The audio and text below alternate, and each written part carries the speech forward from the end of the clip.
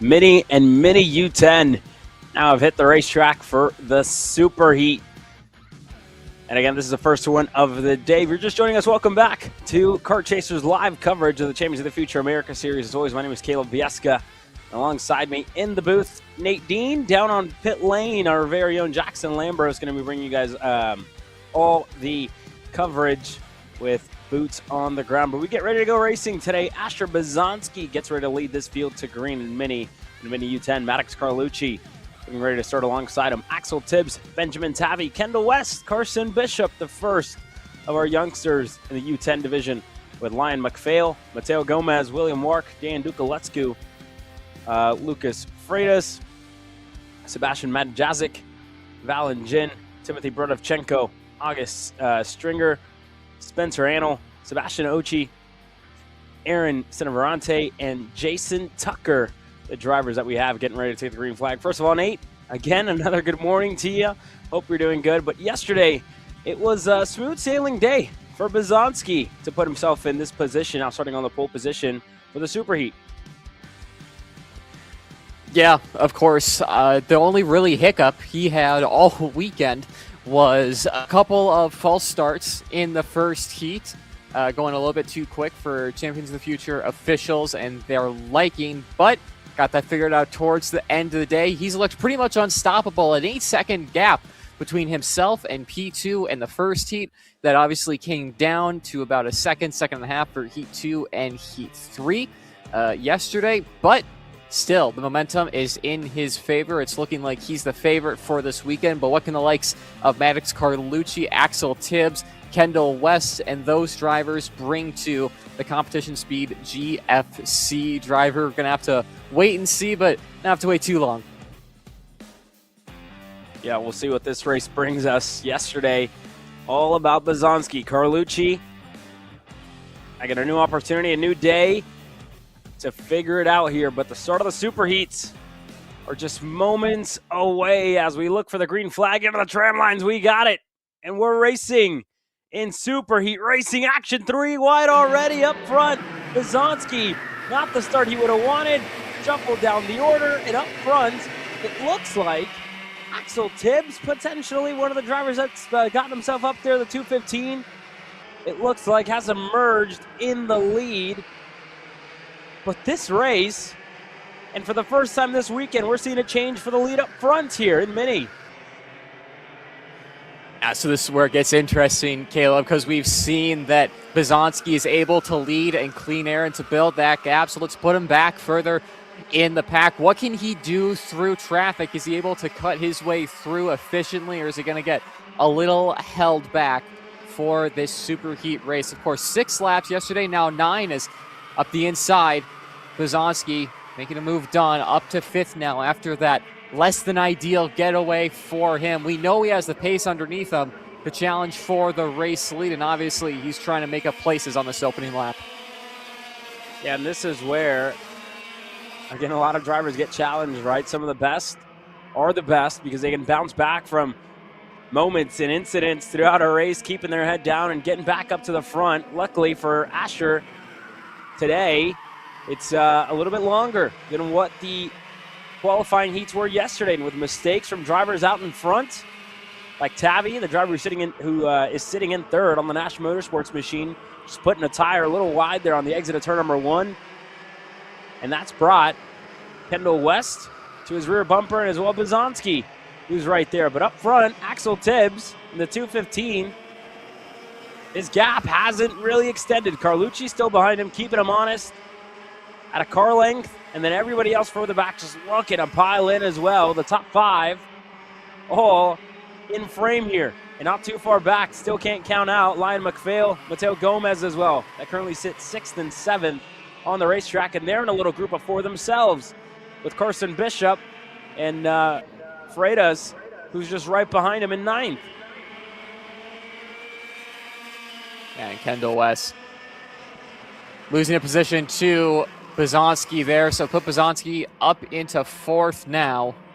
Charging his way through the field, Axel Tibbs just checking over his shoulder to see where the rest of the field is, and he's going to see Max Carlucci going for the lead in turn 1 as Bazanski tries a move for third. They're unable to. That's going to allow Kendall West to get brought back into it. Still Tibbs holding on and getting by Carlucci yet again. Bazanski, though, going purple. So these guys and girls got to be careful at this stage because Bazanski starting to show the pace that we saw from him yesterday. He just has a couple more karts to go to try and get some clean air and that race lead. Still early days here, Caleb, but you have to say that the front three drivers and driver in fifth, Kendall West, looking a lot more strong today. Yeah, that's right. As now first move inside of the top three. Tavi on the inside, turn number 9. He's able to get himself clear. So Tavi now, the driver who is going to have the task to try and go ahead of Axel Tibbs, who's done a good job out in front. Hasn't really put a foot wrong this race, kept everybody else at bay, and hasn't allowed them to get close enough to make a move. This time, Bazanski looking to make moves himself. Out of line, going to the bottom of the racetrack. Carlucci looking to go right back on Tavi. He's clear.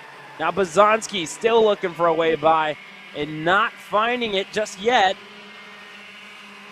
And still a good amount of time left. But as we've seen and as we saw throughout the day yesterday, it was quite easy for drivers up at the front to kind of pull away from the field.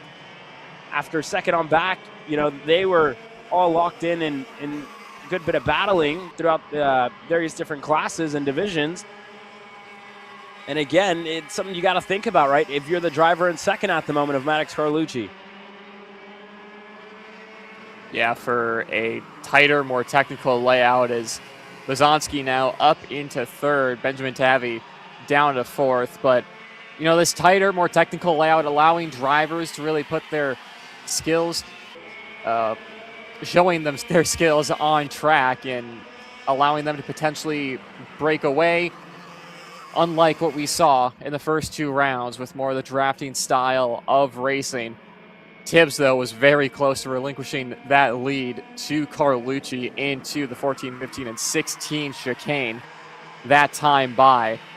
But still, the GFC out in front, leading the way, checking over his shoulder again. Carlucci seems like he's the faster driver of those two at the moment, but Bazanski there as well now. He's going to be trying to make a move for second. He's going to have that into the hairpin. Thought about a move for the lead, but now Bazanski up into second.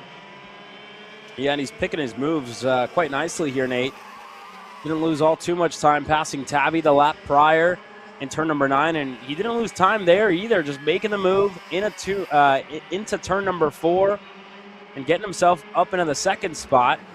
So now it's just picking the right spot to go by on Axel Tibbs, to go by and, again, let everything explode behind him.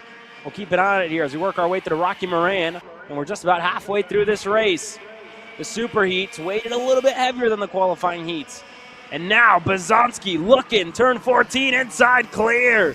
Bazanski threw for the lead and picked the spot perfectly.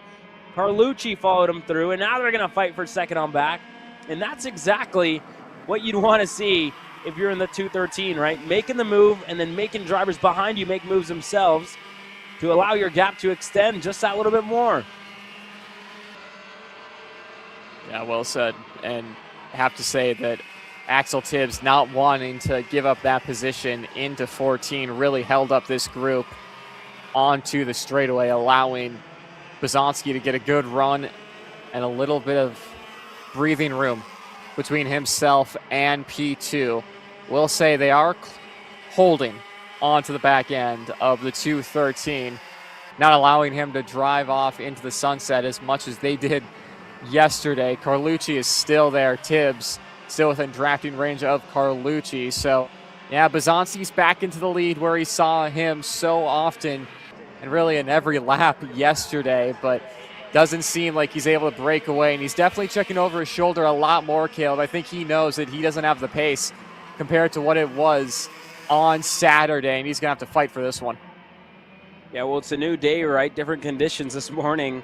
Jackson Lambros was telling us about the ambient temperature on the racetrack, and it's a little bit cooler than what it was yesterday. And again, we're expecting it to get back up to the normal, I guess, if you will, spring and summer California heat that we did see yesterday. But again, it's just a moment of waiting, right? Just waiting for the day to get there, and it's still very early. This is the first race that we've had. We've only had 5 sessions go out there in the morning, or 6, if you will, in the morning for the warm-ups. And now with the superheats, this is the first time that they're really going at full song, and it's not a short session. You're out there for 9 laps, and this is one of the first big tests and real tests that these drivers have faced so far this weekend.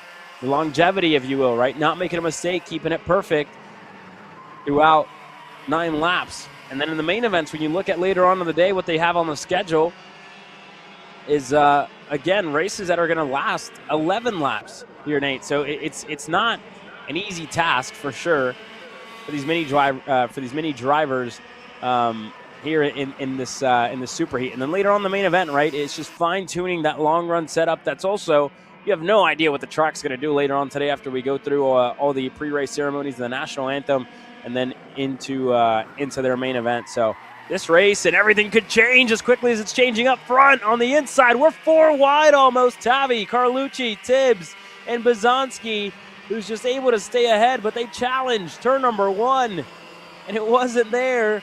Bazanski stays ahead. Yeah, Bazanski somehow staying ahead there. Everyone going for the same piece of real estate in turn 1. But now Tavi will be the driver to bring the challenge to Bazanski, leading the way. White flag next time they come across the timing and scoring line. It's still Bazanski checking over his shoulder, trying to get some sort of idea of who's behind him, where they are in line. Obviously, after following these drivers, he'll know who's quick where their strengths lie. And with just 1 lap to go, we'll have to see if he goes defensive for the first time this weekend, because he's been so far out and away for your qualifying heats 1 through 3. Didn't even have to think about it.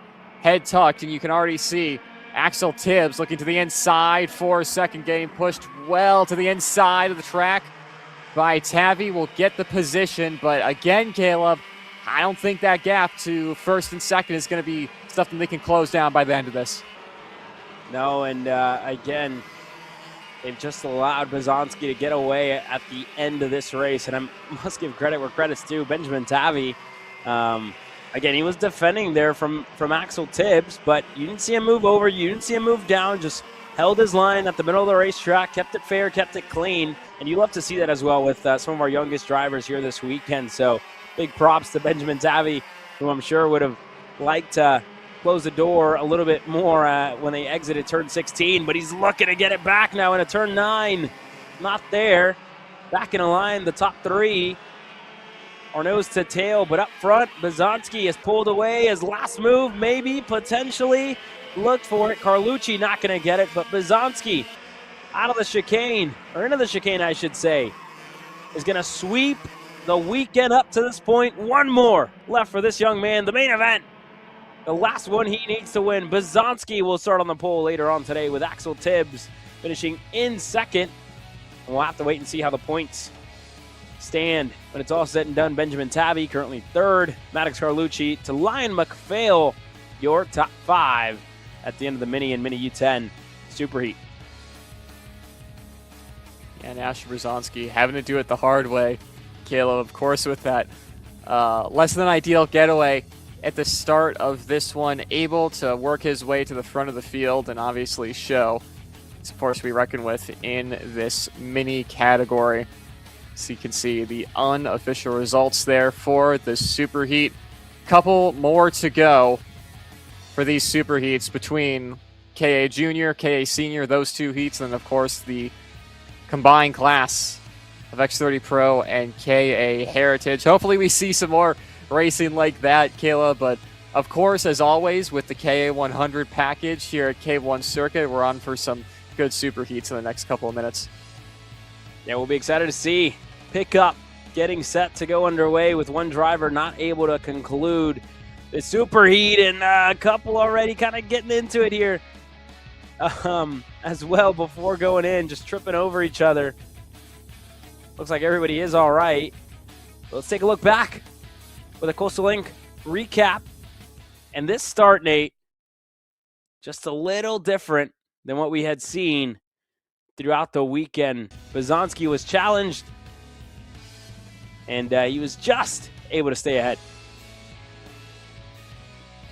Yeah, only just. You can see the start sequence there, just bogging down, not getting the power on the low and the mid-range that he would have wanted on that start sequence, but able to carve his way through the field and show the pace that we saw yesterday that has put him on the top of the list of contenders to win the main event this afternoon.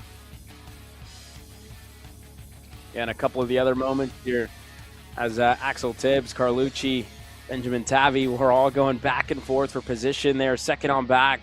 And this is really where Bazanski started to claw his way back and through this field. He struggled a little bit there. Look at him pass along with Maddox Carlucci, but here, turn number 9 was one of the favorite passing zones for these cadet drivers. And there you see it, where Bazanski got the first one. He got the second one and looked to go 2 for 1 special into turn number 4. Wasn't going to get it, but here, turn 14 into the chicane. Bazanski made his presence felt for sure and got himself right back up to where he'd been all throughout this weekend. But it wasn't over just yet. Carlucci, Tibbs, Tavi still kept him honest, still challenged with everything they had. And they sorted out their differences here, and that's where Tavi, Tibbs, side by side, turn 1. And again, Axel Tibbs just able to hold on there up at the front.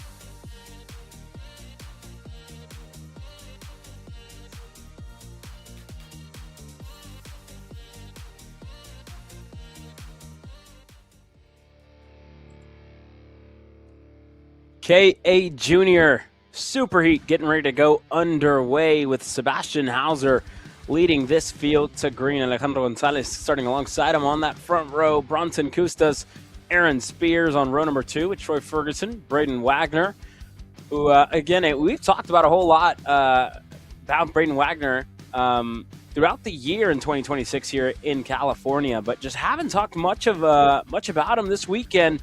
Struggling up and down day yesterday for him, and then today as well, just really looking for a good result to get himself back up to where he was a month ago and then about 2 months ago for rounds 1 and 2. Yeah, it's been weird to see Braden Wagner struggling throughout the qualifying heat, starting a little bit further up the field for the super heat. These KA 100 junior drivers, a little bit of a stack up here happening out of turn 4 into 5 as they all get formed up and ready to go. But the driver who we've been mentioning alongside Braden Wagner for the first 2 rounds, Sebastian Hauser, has been making the most of it for his HRT machine out in front. He'll be leading us to the green. Still looking for that first main event win on the season. It's been looking good for him so far, but that being said, Caleb, it's been the same story in rounds 1 and 2 where Hauser looks like one of the favorites going into the main events, and then for one reason or another just is unable to get that win. Yeah, well, let's take you back to that as well. When you look back at round number 2 qualifying, Sebastian Hauser put it on the pole position, started there for all of his qualifying heats, won the first one. He was able to win the super heat as well, and then in the main event finished 3rd on the podium. And you look back as well to round number 1, and he was able to win a couple of qualifying heats. He won the 2nd and 3rd for him on the day, won his super heat as well, and then you go to the main event, and the same story, right? Exact same podium, 2 rounds in a row here at the Champions of the Future America's Series, and Sebastian Hauser finished 3rd both times. And again, he was one of the drivers that we deemed the favorite that weekend, and this weekend it's been the same story. Luckily for him, this is as good as I think we've seen him all year long, Nate. And again, with the superheat, just getting ready and moments away from going racing, he's certainly looking like a dominant figure in this junior class and like the favorite before this one gets underway. Yeah, absolutely. And in the tram lines, for the first time, looking for it, no green. Looks like the inside line may have gone a little bit early there, Caleb. Outside line lagging behind just a little bit, so you can see the official at the end of the grid there not putting the rolled up yellow flag up, signaling no, he didn't like it, so called off the start. We'll try it again. Sebastian Hauser and the rest of these drivers having to go through those nerves of starting a race yet again. You get into that zone where you're ready, you're locked in, to go to war for these 10 laps in this superheat, and then waved off. You have to go through that cycle all over again. You can see drivers, most of them happy with tire temps, not wanting to put more into it. Of course, hot track temp here today shouldn't be as warm as what we saw yesterday, but not wanting to overheat those press of tires too early in the session, not wanting to overload them. Just taking it nice and easy, putting as little steering angle into those tires as possible as we get ready to go for attempt number 2. Yeah, second attempt getting ready to go underway. And again, these, for the full-size drivers here, will be 10 laps for their superheats. So 10 laps is what we have on the schedule later on today for the pros and the both of the senior groups. They're going to go 13 laps, and their main event's going to 16 as well. The main event's here for the juniors, 14 laps. So that being said, just a little bit different, a little bit shorter, if you will, for these junior drivers. And again, this field has been competitive so far this weekend. So we'll see what they give us before we get this one underway.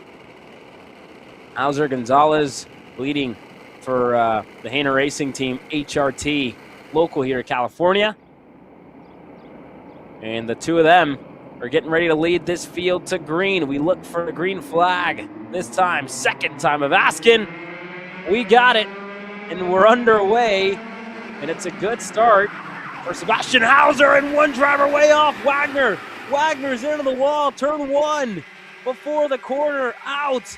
The round 2 winner, and he's going to have a lot of work to do later on in the main event, with that result not helping his points average at all here, Nate.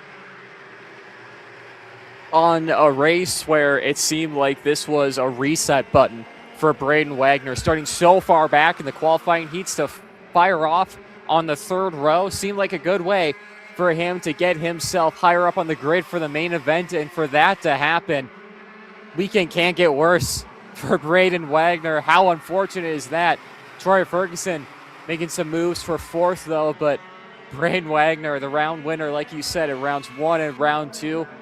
Unfortunate for him. He's going to have a lot of work come the main event this afternoon. Yeah, and again, we'll take a look at it after the race, but what a chaotic way to start this one off. And we'll see how they stack up at the end of lap number 1. It's Hauser to Spears to Custas, Ferguson, Tyron Scott, Gonzalez, who started on the outside. He's down the order as more drivers collected there on the background as they exit turn 16. One was facing the wrong way around just alongside the front stretch, but it looks like we've still kept our top 5. A couple of others buried in this field. Keegan Ellsworth down in 18th, Nixon Ellsworth down in 10th. And we know the two of them had issues yesterday, but movers are ready to start this one off. Daninsky is up to 15th. Bizanski's up to 16th. She's up 4. And yeah, but it looks like one is one that we potentially did lose, and that could have been Diesel Bizanski. Yeah, unfortunate for the Bizanskis, is having a good run in Mini, not so much in KA. The Kartnik drivers are trying to gang up on the National Motorsports of Spears.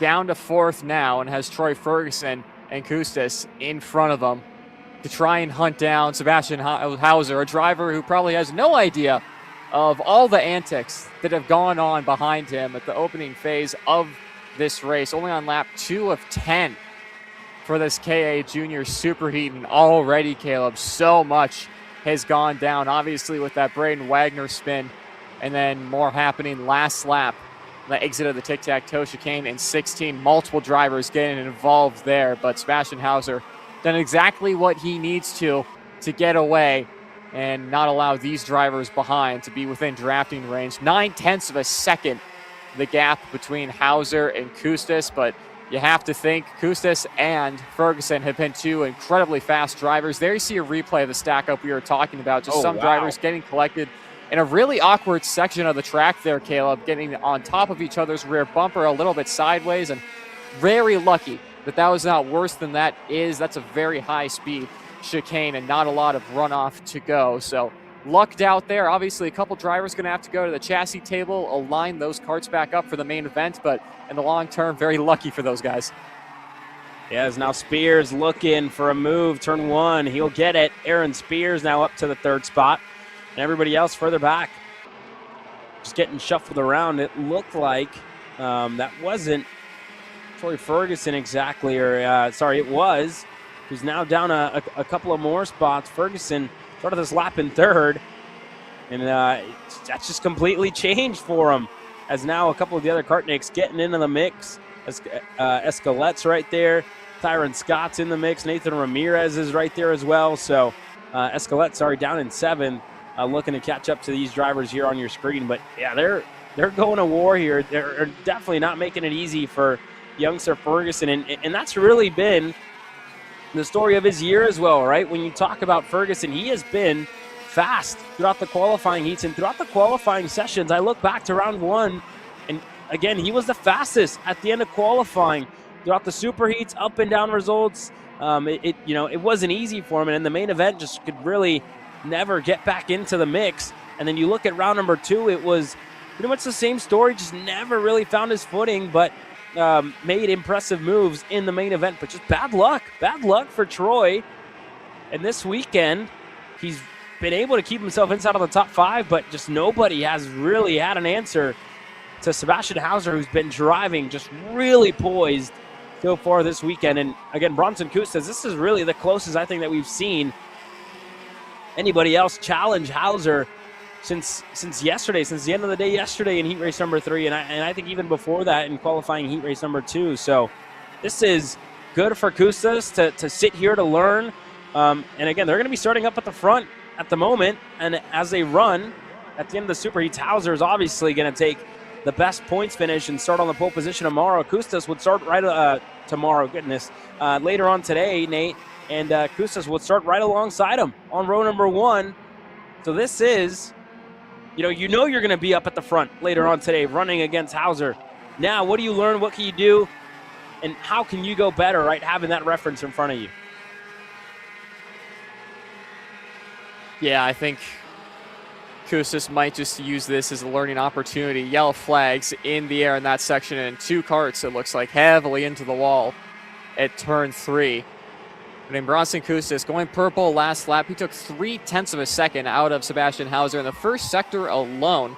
That really allowed him to reel in the HRT driver that you see there. Spears kind of in a no man's land, and you have the 2 Kartniks of Troy Ferguson and Nathan Ramirez in the 4th and 5th spot.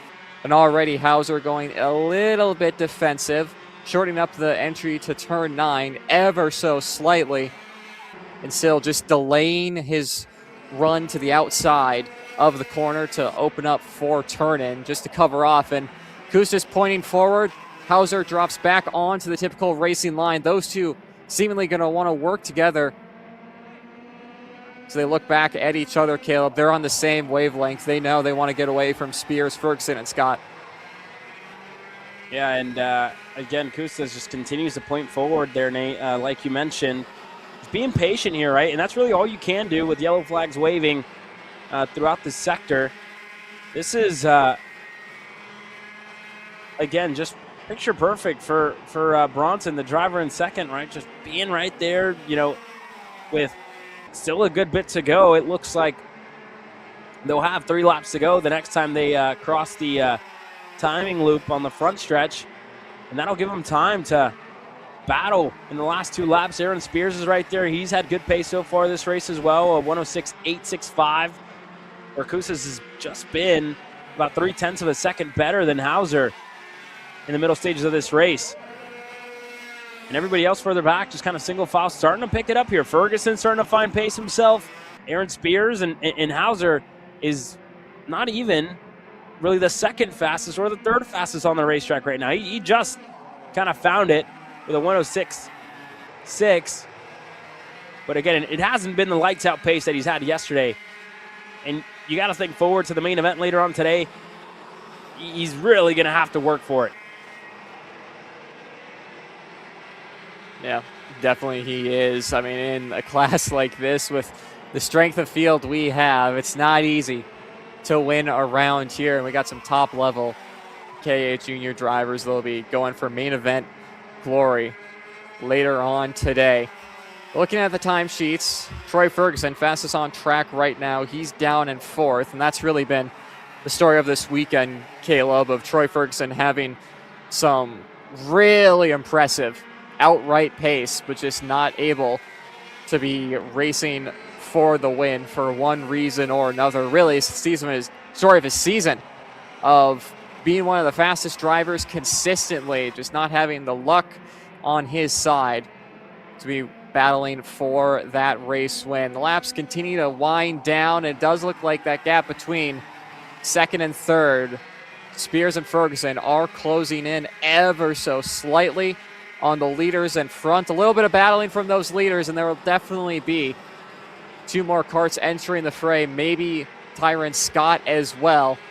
But of course, these 2 on screen need to continue to work together, enable themselves to close up to the front 2 when they start to battle. It's only about 0.6 now, Caleb. That's within drafting distance. Could get interesting. Yeah, we'll see. This next time around, we get closer and closer to the end. Ferguson's there, Spears is there, and they've all shown signs of pace, with Ferguson being the fastest, a 106.260, and he's just coming to life, Nate, just now finding that pace And again, this is best case scenario for him on that Kart Nick Bennett. When you think of later on today in the main event, a little bit longer in distance, and now he's looking to make moves. Turn number 1, Troy Ferguson, side by side with Spears, and Spears able to hold on to it around the outside. Just pinched Ferguson down low. Spears able to hold on a third, and up front, Hauser and Bronson Custas. They haven't traded positions, but yellow flag still wave into the run of turn 3. And Hauser looks like he has enough of a gap right now. He needs a good sequence up this 5, 6, and 7 uphill S's. Looking good for him, and the charge from Spears and Ferguson seems to have diminished at this point. They'll need a late send or something by Custas into 14, 15, and 16 to bring themselves into it. Hauser going a little bit defensive through Rocky Moran, turn 11 there. Custas might have something if he wants it. Going defensive into the final chicane. Spears is here now as well onto the back straightaway. You see the checker flag for the superheat. It's going to go the way of Sebastian Hauser, taking max points throughout the heat races. A perfect run so far, and just one more to go for himself and HRT to put themselves on the top of the podium for KA100 Junior and to stop the streak that Braden Wagner has had in this class. There you can see unofficial results for the KA100 Junior Super Heat. Sebastian Hauser, of course, taking the win. Bronson Custas, Aaron Spears, your top 3. Troy Ferguson, Tyron Scott are now your top 5. And again, got to give credit there to Braden Wagner to get himself back up to 14th. What a recovery from dead last, almost, getting himself all the way down. And look at that. In the wall, in the barriers, hard impact. And for that kid to recover up to 14th, it shows you why he's won already twice on the year. Incidents further back in the field. And again, these drivers just, they would have been clueless as to what transpired right behind him, but more got collected as this race went on. We did lose a couple. We lost Johnson, we lost Mason Moses, and we lost Diesel Bazanski in this one. Hauser challenged by Bronson Custas. Ferguson finding pace late. Fastest lap of the race on almost the final lap, or the final 2 laps, I should say, for Troy Ferguson. But in the end, Sebastian Hauser continuing a great string of results, sweeping the weekend up to this point. But that'll be it from those drivers, and we'll wait to hear from our very own Jackson Lambros and a couple of other drivers in this field.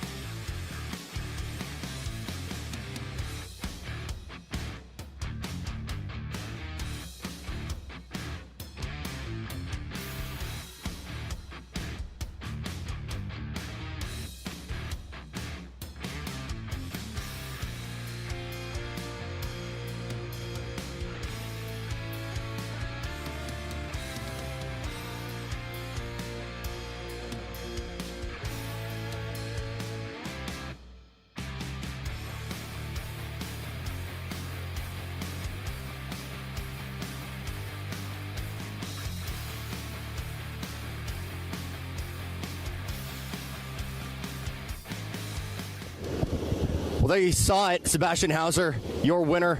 And let's talk about the guy who was there with him the whole time, Bronson Kustis for Team Kart. Nick, talk to me about that battle out in front. Yeah, I caught him quick, and I saw Spears was coming in pretty quick, so I decided to push him, take the good points for the superheat. You'll be on the front row with him here for the main event. Do you feel like you're going to be able to potentially get out in front here? Definitely, yeah. Congrats, Bronson. Thank you. Guys. Yeah, and there you have it from Bronson Kustis, another driver who's been there or thereabouts throughout the main events, but still, Braden Wagner was able to dominate the first 2 weekends. Maybe, maybe not. We'll see 3 in a row from him. We've obviously seen drivers run through the field before, but Bronson Kustis looking like a favorite this weekend. Yeah, we'll take a quick commercial break. We'll step aside when we return. Both of our KA senior divisions get ready to go racing for their super heats. Champions aren't just born on the kart track. At SimShop, we deliver professional-grade simulators with the best performance-to-price ratio in the industry.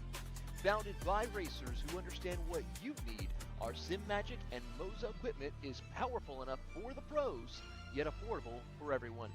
With unmatched customer support and a thriving community, we're your racing partner. Visit simshop.com today. Hey guys, another Kart Chaser Driver Fitness episode with me, Chris G. Today, I'm going to show you how to protect those ribs in the seat. We're doing core. Exercise number 1 is the bench leg raise. Controlled all the way down, full range of motion. Make sure you pick up that tailbone off the pad. Coming down, controlling. Great for the lower abdomen area and obliques. Floor slider mountain climbers, exercise number 2.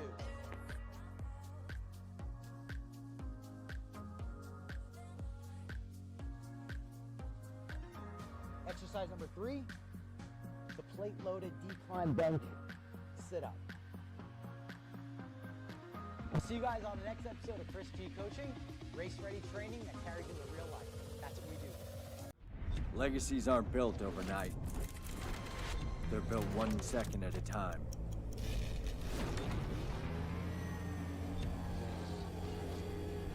Never taking a lap off, and always pushing the limits. K1, helping you build your legacy from the beginning.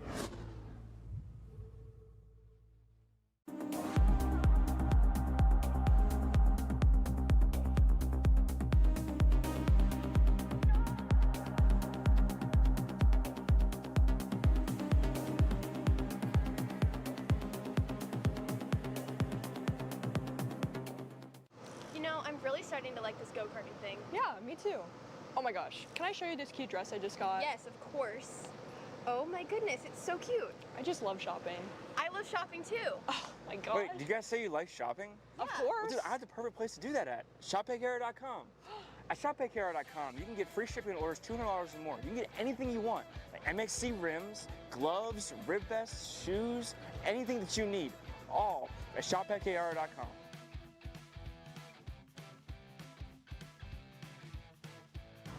Who is he talking to? No idea. But we're gonna have to check it out. Sounds like a great deal. Sure does.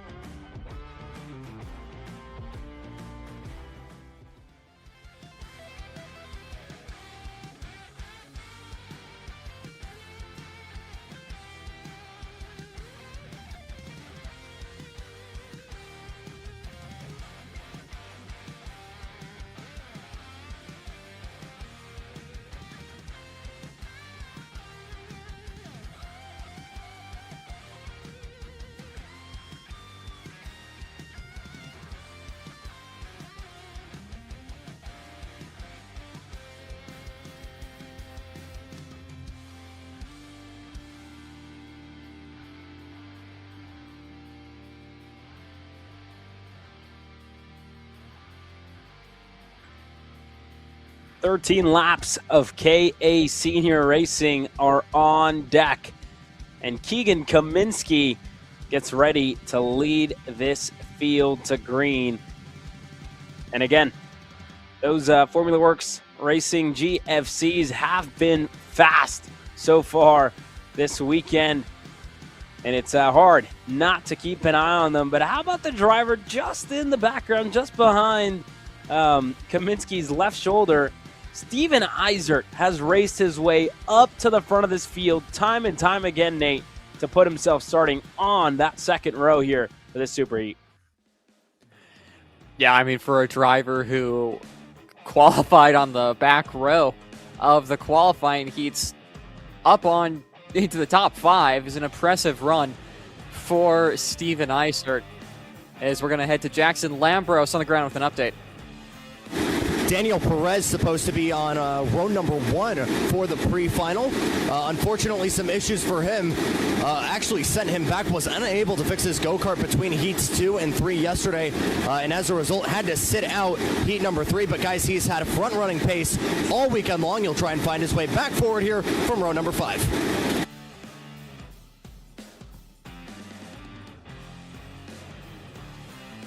Yeah, thank you there, Jackson. And indeed, we'll wait for Perez to try and work his way up this field. And he's starting back on run number 5. You see him there in the Mike Manning, Carlos Sainz machine. That's, again, another driver to keep an eye on. But engines are fired, and we're just moments away from getting this one underway with Kaminsky, Matthew Cagle. They'll share row number 1. And we've talked a lot about Matthew Cagle as well in our time here at the Champions of the Future America Series. And again, Cagle's been one of the drivers that we've kept an eye on, but Josh Leslie as well. Jackson talked about a story yesterday, Nate. From K1 speed to K1 circuit, this kid has progressed a whole lot in the last year and a half. Yeah, I mean, how cool is that? I mean, to be able to have that level of progression from going from the indoor karting to really competing with some of the best 100cc drivers in the nation. It's incredibly impressive to see from him. And of course, now with what could be a breakout weekend for him, could be looking at a top 5, maybe even a podium come the end of the day, will be super exciting for him and his camp.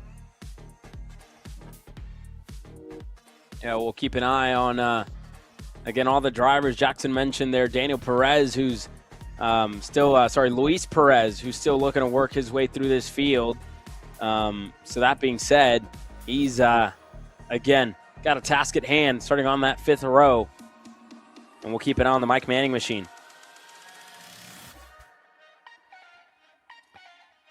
I mean, but talking about the front runners, though, Caleb, Keegan Kaminsky, Matthew Cagle, like we were talking about.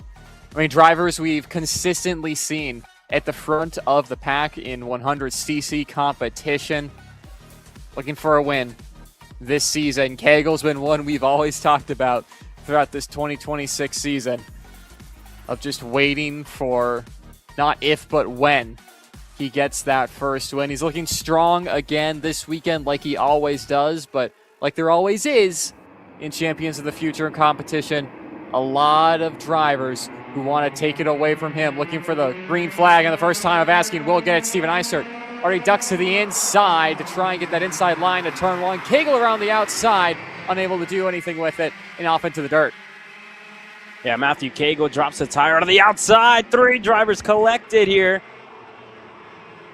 And it looked like a couple drivers at the back of this field just involved in an incident there, but up front, Cagle's away. Kaminsky's away, and it's Josh Leslie now looking to hold that back of the pack, who's being challenged by Eisert. It looked like Steven Searock is in the mix as well there on his Axis Motorsports machine. Akini right behind him. Flavio, that is, in the 421. But Leslie, task at hand, holding everybody back from his teammates, and Searock finding a lane down low. Turn number 9, he's clear. Eisert goes by as well, and there's a replay of the start. You look up front, Kaminsky gets away, Cagle gets away nicely, Leslie looking to get away, and 5, almost 6 drivers, a couple of them plowed into the wall there, Nate. but incident to start off this race. Yeah, a couple drivers going heavy into the barrier like you can see there. And obviously, that's going to be a bent chassis that they're going to have to take back to the table and work on for the main event in not too long. But on track right now, Keegan Kaminsky and Matthew Cagle did that start sequence perfect. Two of the fastest drivers in this field, teammates, and got away. 1.3 seconds, the gap between the leader and Steven Eisert. That is a huge mountain to climb for those drivers. And with the amount of battling happening behind Eisert, it looks like Steven's going to have to do this alone to try and catch up to the two GFCs leading the way out in front. Is more battling happening. That's not going to help their case to try and get more superheat points or get themselves further up the grid to try and battle for a race win here. And you saw it there just on the edge of your screens as Steven Searock, he was rounding turn number 5, went a little wide. That didn't help him out at all and brought him into the pack of wolves. But further back, John Michael Dunnigan, Steven Searock, Flavio Acchini, all going back and forward. It looks like Dunnigan was the one who was able to get clear on the 420 machine to get ahead of Acchini. And Leslie sits down in 7th to Nolan Bishop. Just at the back, and to Perez as well. Sorry, yeah, Perez, the driver, who sits 8th, 4th in line here. The fastest lap of the race, give that to Steven Eisert on the Kartnik. Starting to close in on Cagle and Kaminsky. Really interesting to look at the live timing and to look at the sector gaps right now between Kaminsky, Cagle, and Steven Eisert. Those three are very similar in the first two sectors. Once you get into sector 3 and about this section here, Steven Eisert found 2.5 tenths last time by. I think everyone's pretty even through 11, 12, and 13 this section here, but really sector 3 is about how hard you can send it into this chicane like you see there. And Steven Eisert obviously very quick in that section of the track. He's only 9 tenths away from the race lead, not finding as much time last time by for the Kartnik driver, but still a ton of pace within him. And to do it all by himself is quite impressive indeed as he resets fast time again. Yeah, and again, just very, very fast throughout that last sector, like you mentioned there, Nate. Just able to go about 1.5 tenths better, or to 1 tenth, really, better than the two drivers ahead of him, and they're working together. But this is, one of the biggest things that's been surprising to me is how something like this can happen, right? We're used to this track being very and highly draft dependent, but this weekend it's kind of shown that you can close gaps on your own without having a draft, and that just shows you, and it's a testament to the technicality of the racetrack and to this layout here this weekend. Yeah, I mean, perfectly said as we get to see Steven Eisert go through the chicane that he's finding so much pace on. It doesn't even look like he's too over the top or anything, really getting on curbs or whatnot, just having a very steady wheel through that section and obviously finding a little bit of time. He is chipping away that gap. He's almost at the 8 tenths of a second margin between himself and Kaminsky. But still, the pace is starting to fall off just a little bit here, Caleb. I'm wondering if they set that card up for the start of the race or if they're just in a bit of a lull period right now, cooling off those tires, managing that gap. And then once we get to about the final 5 laps, really putting the hammer back down, and it'll try to close up to Kaminsky and Cagle in front. Yeah, like you mentioned, he hasn't plummeted. He's still setting in personal best times, personal best sectors as well. But again, the two drivers ahead of him are doing the exact same. So with that being said, this is, again, still a long race to go for these drivers. We're not even halfway here, Nate. We have just completed 5 laps. As we take a look back in the middle of this field, Josh Leslie's right there, John Michael Dunnigan, Flavio Acchino, and a couple of others. Flavio Acchini, sorry, just in that mid-pack. And there's Leslie, there's Acchini. The two of them have gone back and forth throughout this race time and time again. Leslie looking, turn forward, Leslie. You see him just counter-steering, able to go through, and Acchini just not at all happy with the battling, if you will.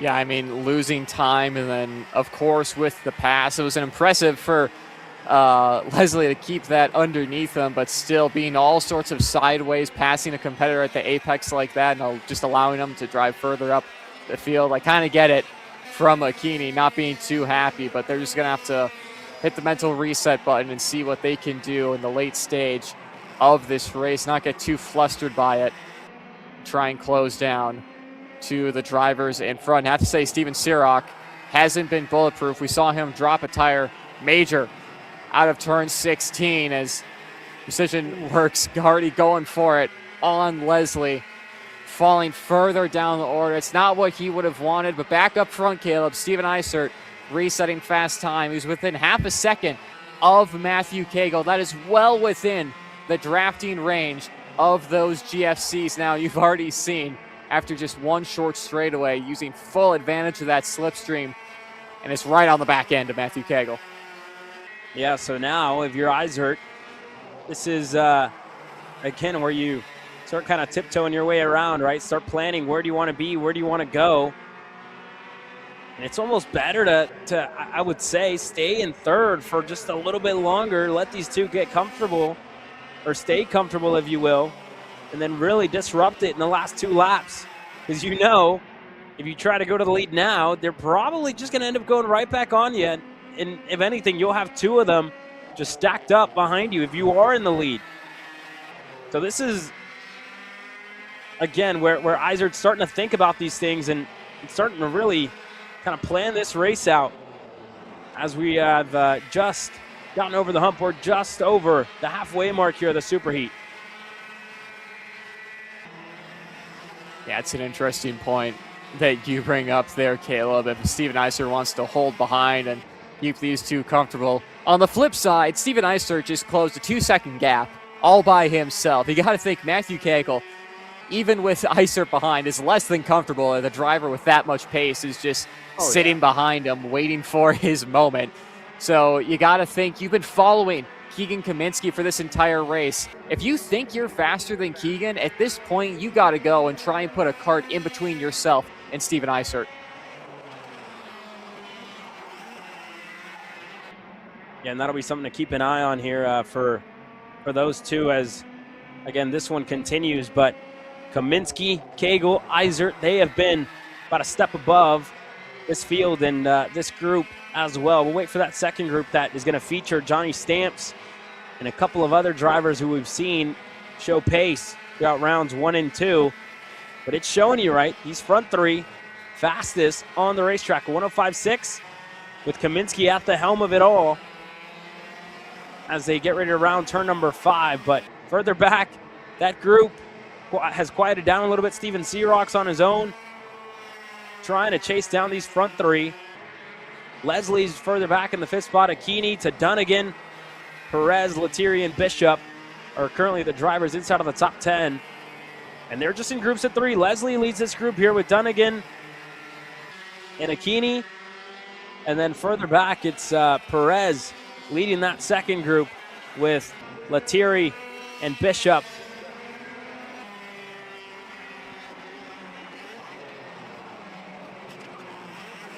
See there, more passing. You mentioned Cash Lettieri. Quick shout out to him. Up 10 positions into 9th. What a run it has been for him. But there you see Leslie in the 5th spot at the moment, having to hold off some drivers that obviously wish they could have held with the front pack. I have to say that Leslie's Kart, that GFC just looks very loose in the rear end, just like it's not wanting to stick in some of the higher speed stuff. Leslie having to be very clinical with that wheel to make sure the rear end of that GFC doesn't get too upset and step out on him. So having to manage a little bit of a setup issue, it looks like, is Josh Leslie. But as we know, Caleb, some of the Formula Works GFC team under that tent, very knowledgeable about their product, about their chassis, and will know exactly what to do to get to work and get Josh Leslie up into race-winning contention. Yeah, we'll see. And again, it was really the start of the race, right? Just couldn't get himself out of the battles that kind of transpired early on. And this is a look at that second group. Like we were talking about, it's Dunnigan now, one driver off, one of the Axis machines, but Leslie going to get passed now by Dunnigan on the inside. And Leslie was looking to go right back. And he's not going to get the move, but that being said, just a little change. A switcheroo, if you will, with Dunnigan now leading the second pack. So Dunnigan, the driver, in fifth now. Yeah, Dunnigan will lead the way. I think they're fully aware that this is probably the best they're going to get out of this pack. Just not having the pace to even catch up to Steven Sirach in the fourth spot, especially with all the back and forths that they've had in their time on track. Have to mention, though, Matthew Cagle went purple last time by, still holding behind Keegan Kaminsky's Formula Works teammate. There you can see 2 laps to go. Whenever you see those 2 sticks in the air, Caleb, it's essentially game on, especially with the gap that they have to the drivers behind. You can see Steven Eisert going to work, trying to get by. Kaminsky tries the crossover into 3. He'll get that done at the apex, but goes a little bit wide. He'll have the help of Matthew Cagle on the inside of turn 4. Contact at the apex, and that's going to allow Cagle to go through. Yeah, and Kaminsky just wanted to close the door there. He was on the outside, Eisert on the inside. The two of them just banging wheels, banging doors. And now Cagle just able to cross both of them up, able to get through, able to get himself to the lead. But not for long. Steven Eisert is looking to cross him up. As we exit turn number 9, Cagle just has to hold on here. Not going to be easy for him. Into Rocky Moran. Eisert looking to set up a send into the chicane. We've seen a lot of moves there. We saw one out of Eisert, and Cagle knows it. Defends perfectly. Down to the bottom. Turn 14. Stays in the lead, but Kaminsky has found himself right back into the mix here. Steven Sirach looking to close in, but with a lot to go. Not sure if he'll have enough time, but Eisert around the outside. We saw it at round number 1, round number 2, and now round number 3. Steven Eisert, turn number 1, around the outside, puts himself to the front and to the lead of this superheat. Smart play for Matthew Cagle there to allow Keegan Kaminsky to go by. He looked over at his teammate out of turn 1. You could see him lift off the throttle just a little bit to allow the GFCs some sort of chance at winning this superheat. And we'll see here now, Kaminsky has put himself right there in second. And again, those two, a lap ago, they bang doors, and Kaminsky's going to find the inside of turn number 9. Cagle looks to go right back by on him. And they're side by side for a second, but Kaminsky gets alongside Eisert, puts himself to the front, and catches him by surprise, and I think everybody else by surprise, as Eisert now going to defend from Cagle. But Keegan Kaminsky into this superheat, best average. It should be good enough to take the pole later on today in the main event. Kaminsky wins the superheat. Keegan Kaminsky had the move that Steven Eisert had on him in turn 4 in the back of his mind, the late send that put him a little bit further back. Did the same to him, and what a move it was. Keegan Kaminsky with the win with 240 points. It'll be a tough point tally for the second Superheat KA senior drivers to try and overturn. Steven Eisert up there as well, currently sits 3rd. Matthew Cagle currently sits 2nd on Superheat points. Of course, Leslie and Sirach, your top 5, but that's going to change around a little bit once this second group of Superheats for KA Senior gets underway. Well, let's take a look back to the Coastal Link Custom Printing recap. And again, this race was definitely not an easy one for Kaminsky to win. The start of the race saw a couple get collected into the wall. We took a look back at this moment as well throughout the start of the race, but man, these drivers gave us some great racing action. The mid-pack, they delivered with Dunnigan and Akini going back and forth. Josh Leslie, Luis Perez right there as well. So nonetheless, great battles in the midfield, and you saw Kaminsky happy with Cagle, but Eisert rolled up and looked to play spoiler there, Nate. Yeah, and there's a white flag flew. Matthew Cagle thought he might have had that, went defensive, and Icer around the outside. What a move that was. And there's the move from Kagel to just lift off a little bit and allow Kaminsky to go by. It was the right move in the end because Keegan Kaminsky with a send and a half in turn 9 had enough of a buffer between himself and Icer at the end to take both the race win and potentially pole position for the main event.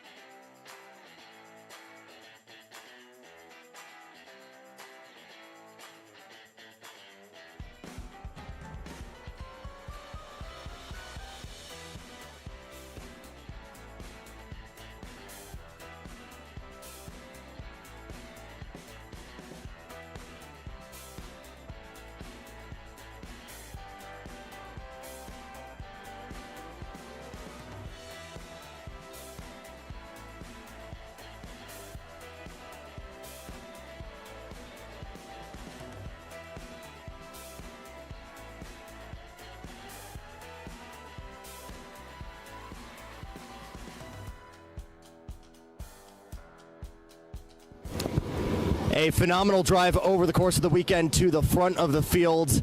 And Steven Icer, I still see a little bit of frustration underneath you here. Talk to me about where that's coming from. I should have won. I didn't block when I should have. And he was pretty far back when I looked back before the corner, and he sent it and he got me pretty good. So, well, at least I know for the final that I need to cover that off a bit better, but I think I played that race pretty good. And yeah, we have a good piece on us thanks to Kart, Nick, and Jo. And yeah, we're ready for the final. We talked about it yesterday after Heat 3. This Kartnik machine is rolling for you. What's this confidence level still for you going into the main? I mean, it's pretty high. You know, I've passed basically every single person that I'm racing this weekend. So it's going to be a bit easier this time starting from the front rather than last place. So, yeah, I'm pretty excited. Good stuff. Thanks, Steven. Yeah, thank you. Steven Icer, guys, doing everything he can to get back to the front.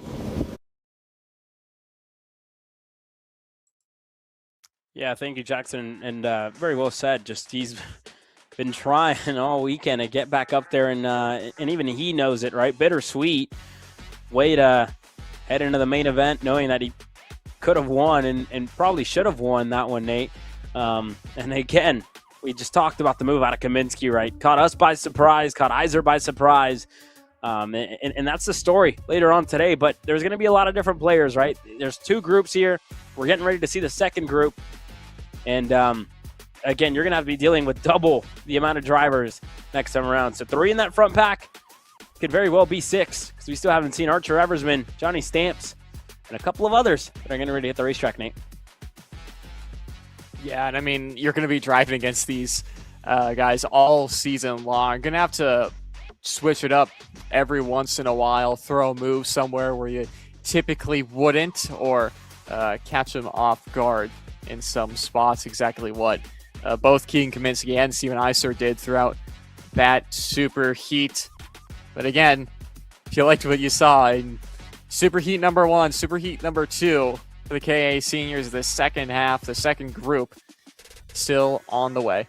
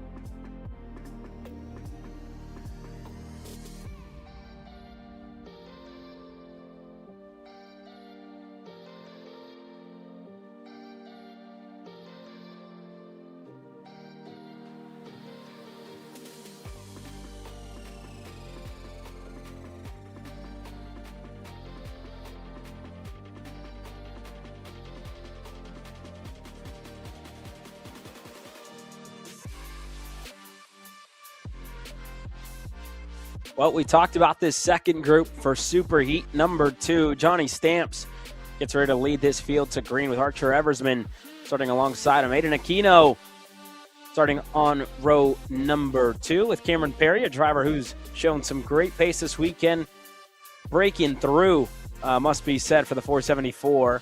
Nonetheless, Grayson Schobert starts alongside Gavin McCune, who's also put himself up and into the conversation throughout the day yesterday, Nate, putting himself pretty much on the radar, if you want, as National Motors First Machine. Lewis Dilley, Nathaniel Pryor, and more getting ready to go racing.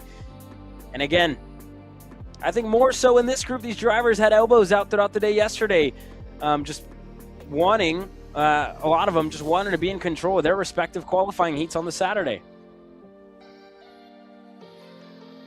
Yeah, of course. And, you know, keeping an eye on Johnny Stamps and Archer Eversman in this group, of course. We have a lot of drivers that showed themselves for the first time this season of how much pace they have underneath them. But, I mean, Johnny Stamps and Archer Eversman are two drivers we've been talking about since qualifying Heat 1 at round 1, and fitting. They'll be leading us to the green flag. Stamps right now sitting 9th in points, even with one less race than the rest of the first group that just went. So worst case scenario for Johnny Stamps, he's starting inside the top 10. Of course, you've seen Steven Isert win this from the back of the grid in the qualifying heats. All to play for in Superheat number 2. Well, here we go. Into the tram line. Stamps is on the inside on the GFC. The Axis Red Speed on the outside. We're green. We're underway. And already side by side throughout this field is up front. Eversman looking to go. And he's just having a check-up contact with one driver. Has sent him now down to 3rd with Nathaniel Pryor right behind him. Looking to make some moves and a couple off into the dirt. And those are some great saves, Nate. But those tires, you know they're going to be filled with dust and everything that definitely won't help him out in this opening lap. Yeah, less than ideal, I think, for that one, of having to get all that dust and debris off your tire while trying to fight for position. Not a fun spot to be in, that's for sure. But Johnny Stamps doing what he had to, leading this field as they head on to the front straight once again. Johnny, I don't know if he has the raw pace to be able to break away like we've seen in other classes throughout the day, Caleb, but I mean, with Archer Eversman right there too, I think top 5 or so are fairly equal on pace as more drivers off in the chicane. Yeah, more drivers just wide throughout that chicane. We've seen them, just hasn't been easy going for some of them. That being said, you have some updates here and a couple of drivers that are working their way through this field. Dylan Noble, Dylan Hallmark as well. Both of them up 7 spots, and Hallmark is up 5 spots. But the two of them on a new set of tires, on a sticker set of Pressed tires, and we've talked about it this weekend. And again, speaking with Jackson as well, he was just reporting this, right, to us, Nate, that those two drivers opting to go on that set of tires. And as we mentioned at round number 2, you are given 2 sets of tires. How you use them and when you allocate them, that is completely up to you. But as we know, that's for drivers looking to race their way and make up some moves and make up some points as well throughout the Superheat. The ideal strategy is to put on that sticker set, that new set of tires in the main event later on today. But like those two drivers that were starting at the back of the field, back of the pack, needing points, needing to get themselves into the mix when the main event comes around, they opted to go on that new set of tires. Purely strategical, purely tactical as well for those two. And it's working. Yeah, of course it is. I mean, you have to get yourself in a good position for that main event, and especially with how warm and how scorching hot that track temp was yesterday, almost reaching 130 degrees Fahrenheit. That's going to rip apart any tire compound that touches that surface. So to be able to put on a fresh set will obviously be catapulting them through the field.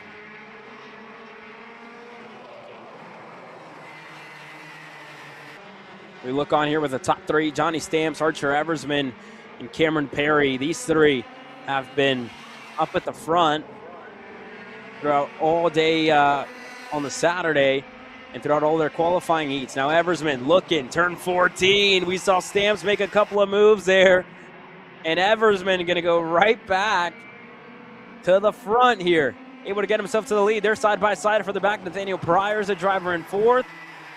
And everybody else just kind of piling through on those NRC machines. But that being said, at the front looking a little different as one is off. That's the 445 going around in front of the field in turn number 1 of Grayson Hall, who was running in 11th. Yeah, good run for Grayson Hall. He was up 6 spots and now losing all of that momentum. Back out in front, though, like you can see, Archer Eversman leading the way. A driver who's been there or thereabouts throughout the first 2 rounds of the season, who, you know, for one reason or another, wasn't able to pick up wins, maybe didn't have the raw pace that the leaders had throughout those rounds, as Johnny Stamps up the inside will take away that spot and put him up into the lead. But we're seeing not a new Archer Eversman. He's always been there. He's always been a contender, but one that seems a bit more refined and have a little bit more pace this weekend. Yeah, Eversman, again, he's a winner here at K1 Circuit. Not on our platform, but the week prior to round number 2, he was able to take a win here at the Challenge of the Americas series, and again, looked like one of the favorites as well for round number 2. The race didn't go his way because Frankie Mossman was lights out on his Kartnik machine. But that being said, Eversman has really kind of solidified himself up here at the front end. This superheat, he has been patient about the way that he's gotten up there, and at no point has he really looked pressured or rushed to get back up to the front after losing the lead a couple of laps ago, Nate. Yeah, I mean, you don't have to. I mean, I think him and the Axis Kart Sport team will have gone over points like all the other teams. Currently sitting 4th right now, so really, 4th in points, excuse me. So really, it's a good starting spot for that main event. 2nd row, outside line. You can do a little bit of trickery on the start there, holding it around the outside and gaining some position. So a good spot for him right now. You don't really need to risk that chassis or anything going for a 2nd place or a win in this race. Yeah, it would look good on the Instagram story with a heat win, but really in the long term, as he goes for that 2nd spot, a nice, clean, calculated move for Archer Eversman, put him up another spot and right behind race leader Johnny Stamps. We're watching it here, and again, Stamps really able to just keep that separation that sits at about 2 car lengths. Eversman and Cameron Perry, they've gone back and forth so far throughout this race, but the rest of the drivers coming in. Grayson Schobert, the first of what looks to be an NRC. Nathaniel Pryor also showing some great pace, and he's fallen down to 8th in the past couple laps, but that's because of all the fighting they've gone through. Matthias Browerk and Gavin McCune, they're going back and forth just behind this pack of leaders. But yeah, they've definitely not been easy for a couple of them further back in this field to work their way through. There's that group of McCune, of Pryor, as well of Talon Brown, who's right behind him. But Matthias Browerkin just right ahead of him. And just that pass attempt by McCune at the start of this lap in turn number 1 has extended and opened up their gap here halfway through this race. Indeed, they have. It's still a bit too far out to be in this pack for the race win. It seems to be heating up just a little bit. Eversman going slightly defensive on turn-in, just of course delaying him getting to the very outside of the track to not allow a driver to sneak up his inside like Johnny Stamps, like Cameron Perry. And already going heavily defensive, almost into the inside tram lane for Archer Eversman. A good defense in turn 1, but maybe not the exit he would have wanted. Johnny Stamps is looking to send it into turn 2. He'll back out of that. A smart move to back out. The top 5 are all right on top of each other as things stand. Another late send from Johnny Stamps gets it done. Perry getting all sorts of sideways there at the apex. He's going to lose a couple positions as Eversman back up the inside into turn 5. And, you know, for lap 7 of 13, Caleb, they're going at it very hard for a superheat of all things. And I was about to say, just had to look up at how much time we had left, Nate. And again, we still have a good bit left to go for all these drivers. And as you know, as the moves continue to go on, this race is about to be anybody's game. McCune's brought right back into the mix and up to second. Schobert now puts himself in the conversation. The first of the NRCs now arriving on the scene. Cameron Perry back in third to Eversman. Then back to Aquino, your top 5, and moves for second. Perry with a full head of steam, able to go by in turn number 1 with the help of Archer Eversman. Johnny Stamps tapping the back of his helmet on the front straight there, trying to get someone to work with them. Hate to break it to you, Johnny, but at this stage of the race, when we've already gone defensive once or twice, down some straightaways, there's no going back to just working with each other and getting away. The second they get up to Johnny Stamps, that being Perry and Eversman, second and third, the battle will continue. Just Johnny Stamps getting a little bit of luck in the past lap of not being too caught up in that battle. Archer Eversman, though, at this point, 1 lap ago, had the race lead. He might have got fed a little bit of a bumper going into Rocky Moran because he went way wide into what is turn 11. And now having to work with Cameron Perry on that GFC. Back onto the straightaway once again. It was half a second last time they went across the timing and scoring loop. It's now 0.4 of a second, still well within that drafting window, Caleb. And you have to think the next half a lap or so, they're going to be right on the 412 of Johnny Stamps. Yeah, and we've seen it, right? I really think it was hard to find the words there, Nate, when everything was kind of going on in between all these drivers just a lap or two ago. But again, when you see all that this early, it's almost a little preview to, I think, what we're going to see later on in the main event and to what we're going to see potentially here in the final couple laps as we get ready to complete lap number 10. And we'll have just 3 laps to go. But that being said, Johnny Stamps has Cameron Perry right behind him, Archer Eversman, Grayson Schobert, who is up at the front as well, and Aiden Aquino, 4 drivers, I should say, that, you know, could very well lead themselves, and they're going to want to lead as soon as Perry gets himself up there. So that second group, they just have to be patient with each other, have to stay in line for about a lap longer, half a lap, if you will. All they need to get back up to Johnny Stamps. That being said, out of turn number 1, everybody getting a good exit, and they bring that gap down to about 2 car lengths with 3 laps to go here, Nate. Yeah, and Johnny Stamps has proven that he has a lot of pace in the late race under his GFC. They're struggling to, get to his rear bumper and close in to the race leader. Like I was saying a lap ago, they are well within the slipstream that GFC out front is producing. I will say Perry and Eversman, they're not going full battle right now. They are going slightly defensive in certain spots. That's obviously going to compromise their time. So is this. Eversman up the inside. He's had enough of looking at the back bumper of Perry. He wants a shot to try and close in to Johnny Stamps. Should be the 2 to go signal. This time by, Stamps looks over his shoulder, sees a gap, and indeed sticks in the air. 2 laps to go. This time, 1.1 seconds to the leader. Yeah, McCune right there starting to mix things up as well. But Cameron Perry defending with 3 laps to go. And you can see the frustration out of Archer Eversman, right? Still feeling they have a chance to get up there to Johnny Stamps. And again, don't really blame Archer, but now he's going to have to just play the game, right? He's going to have to defend himself because Stamps is just too far away for them at this point. And with the gap sitting about 1.5 seconds here, Nate,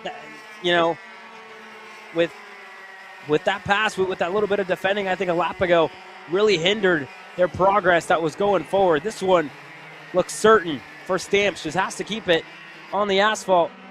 But for everybody else, they just have to battle for position, have to battle for the leftovers here. And you're seeing that. This group goes all the way back to 9th with Nathaniel Pryor on the 464 for NRC. And white flag in the air. Johnny Stamps surely has it at this point. Perry looking for second on Eversman. Gets it done at the apex of turn 1. So it's GFC 1-2 now for the time being. The 1 in that is going to stay the same. The 2 is highly contested as Archer Eversman thought about it into turn 3. Maybe a lunge into 4. Thought about it. Not close enough here, Caleb. As Perry continues to go on the defense and the rest of this field is getting brought into it. And you see the gap. Stamps just gone from this field, just already into turn number 8, battle around turn number 9. And this group still battling with everything they've got is to the outside. Browerkin looking to rip the high side. Eversman now looking to get by on Perry. He's clear, side by side for third now. Browerkin's through. McHugh now looking to Rocky Moran. And Cameron Perry is getting swallowed by the pack for second on back. But up front, Johnny Stamps makes it a GFC 2 for 2 in Superheat. Stamps wins his Superheat. And further back, Archer Eversman gonna close it out in second to Browerkin, to McCune, to Cameron Perry, who falls back to 5th at the end of it. And Johnny Stamps had it easy in those final couple of laps to close it out. What was a 1.2 second gap after about a lap and a half of battling, 4.1 seconds just shows how much time is in it. Once you start to go door to door, side pod to side pod. Here's a Coastal Link recap of what we just saw in that Superheat number 2. Johnny Stamps getting a good getaway from that inside line. Eversman on the outside, the two protagonists of this one. And really, it all started off with the chaos here. A couple of drivers going way wide into the dirt in turn 2 and off into the chicane. A trouble spot that we've seen today. Yeah, those two, that definitely wasn't an easy spot to make moves. Some drivers were able to get it done, but when you have about 5 others right in line looking to go by, that's exactly what can happen. Up front, we looked and followed along with this battle a whole lot. McCune was up there. Pryor got himself into the mix. But in the end, Johnny Stamps able to make the moves when they mattered, and he was able to keep himself up at the front. Eversman, though, kept him honest, kept his elbows out, and you saw some sense. Rocky Moran was a gutsy move out of Stamps to get himself clear. And the same can be said for everybody else. As Cameron Perry, you saw it here. This was where he really just wanted to hold on a position, and everybody else didn't want to wait. Eversman worked his way by. The same for Schobert and Browerkin, who shuffled Perry back on this final lap, and we'll take a look at it here. Stamps, you see him, this is really where he started to extend his gap, and Perry, Eversman, McCune was right there, Schobert, Browerkin not too far back, and you saw it there. This corner right here is really where Perry lost a good number of spots. McCune able to catch him by surprise, and Rocky Moran, but Johnny Stamps able to evade everything when it was all said and done.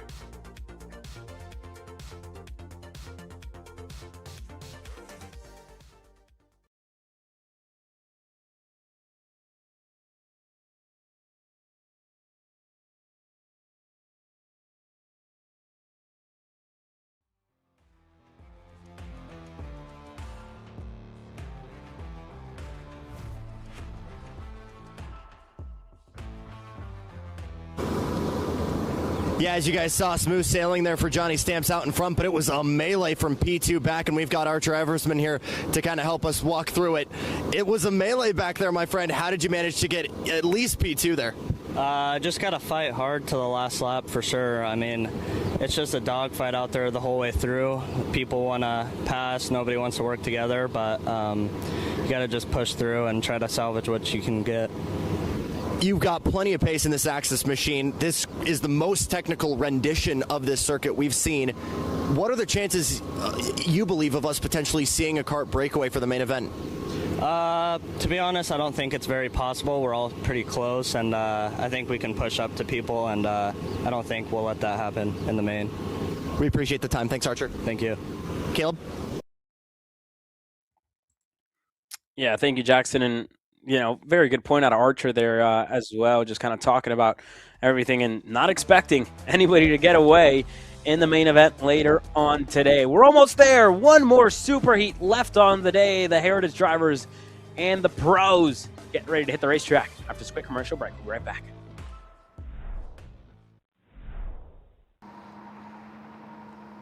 Cat food marketing. $9.99 a month. Dude, Caleb, wake up. Dude, we're live in 5 minutes. Let's go. Come on. What are you doing? Dude, I'm so sorry. Xander had me in a cat food marketing meeting till like 2 a.m. last night. Come on, man. Do you have anything I can drink? Dude, I got the perfect thing for you. Perico. It's a healthy energy drink alternative. Perico, non-GMO, gluten-free, kosher, magnesium, B12, B6, Yeah, it's good. B5, biotin, and zero sugar? Pericazo! Try Perico, made with natural ingredients, organic caffeine, and supports your metabolism. Try the new official energy drink of Kart Chaser.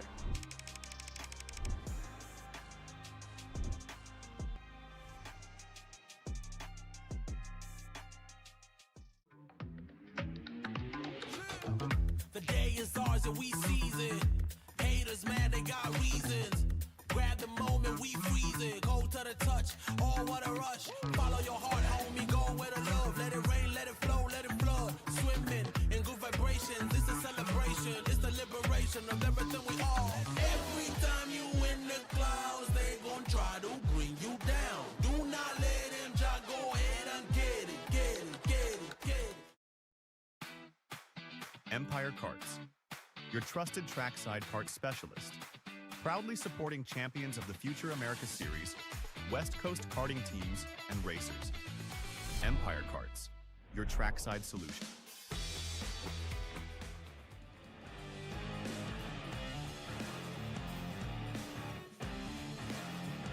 Wow, Super Heat getting ready to kick off.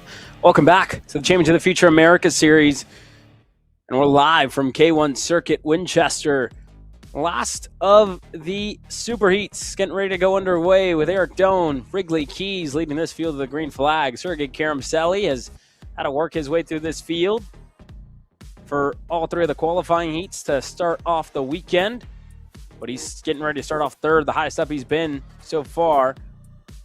Kurt Harnish going to start alongside him on that second row. Blake Lawrence, first of the Heritage drivers, with Tony Gomez, Diego Pelosi, Craig Vasquez, and Andre Isaac, the drivers that we have. 9 total. Getting ready to go green for the last super heat of the day here, Nate.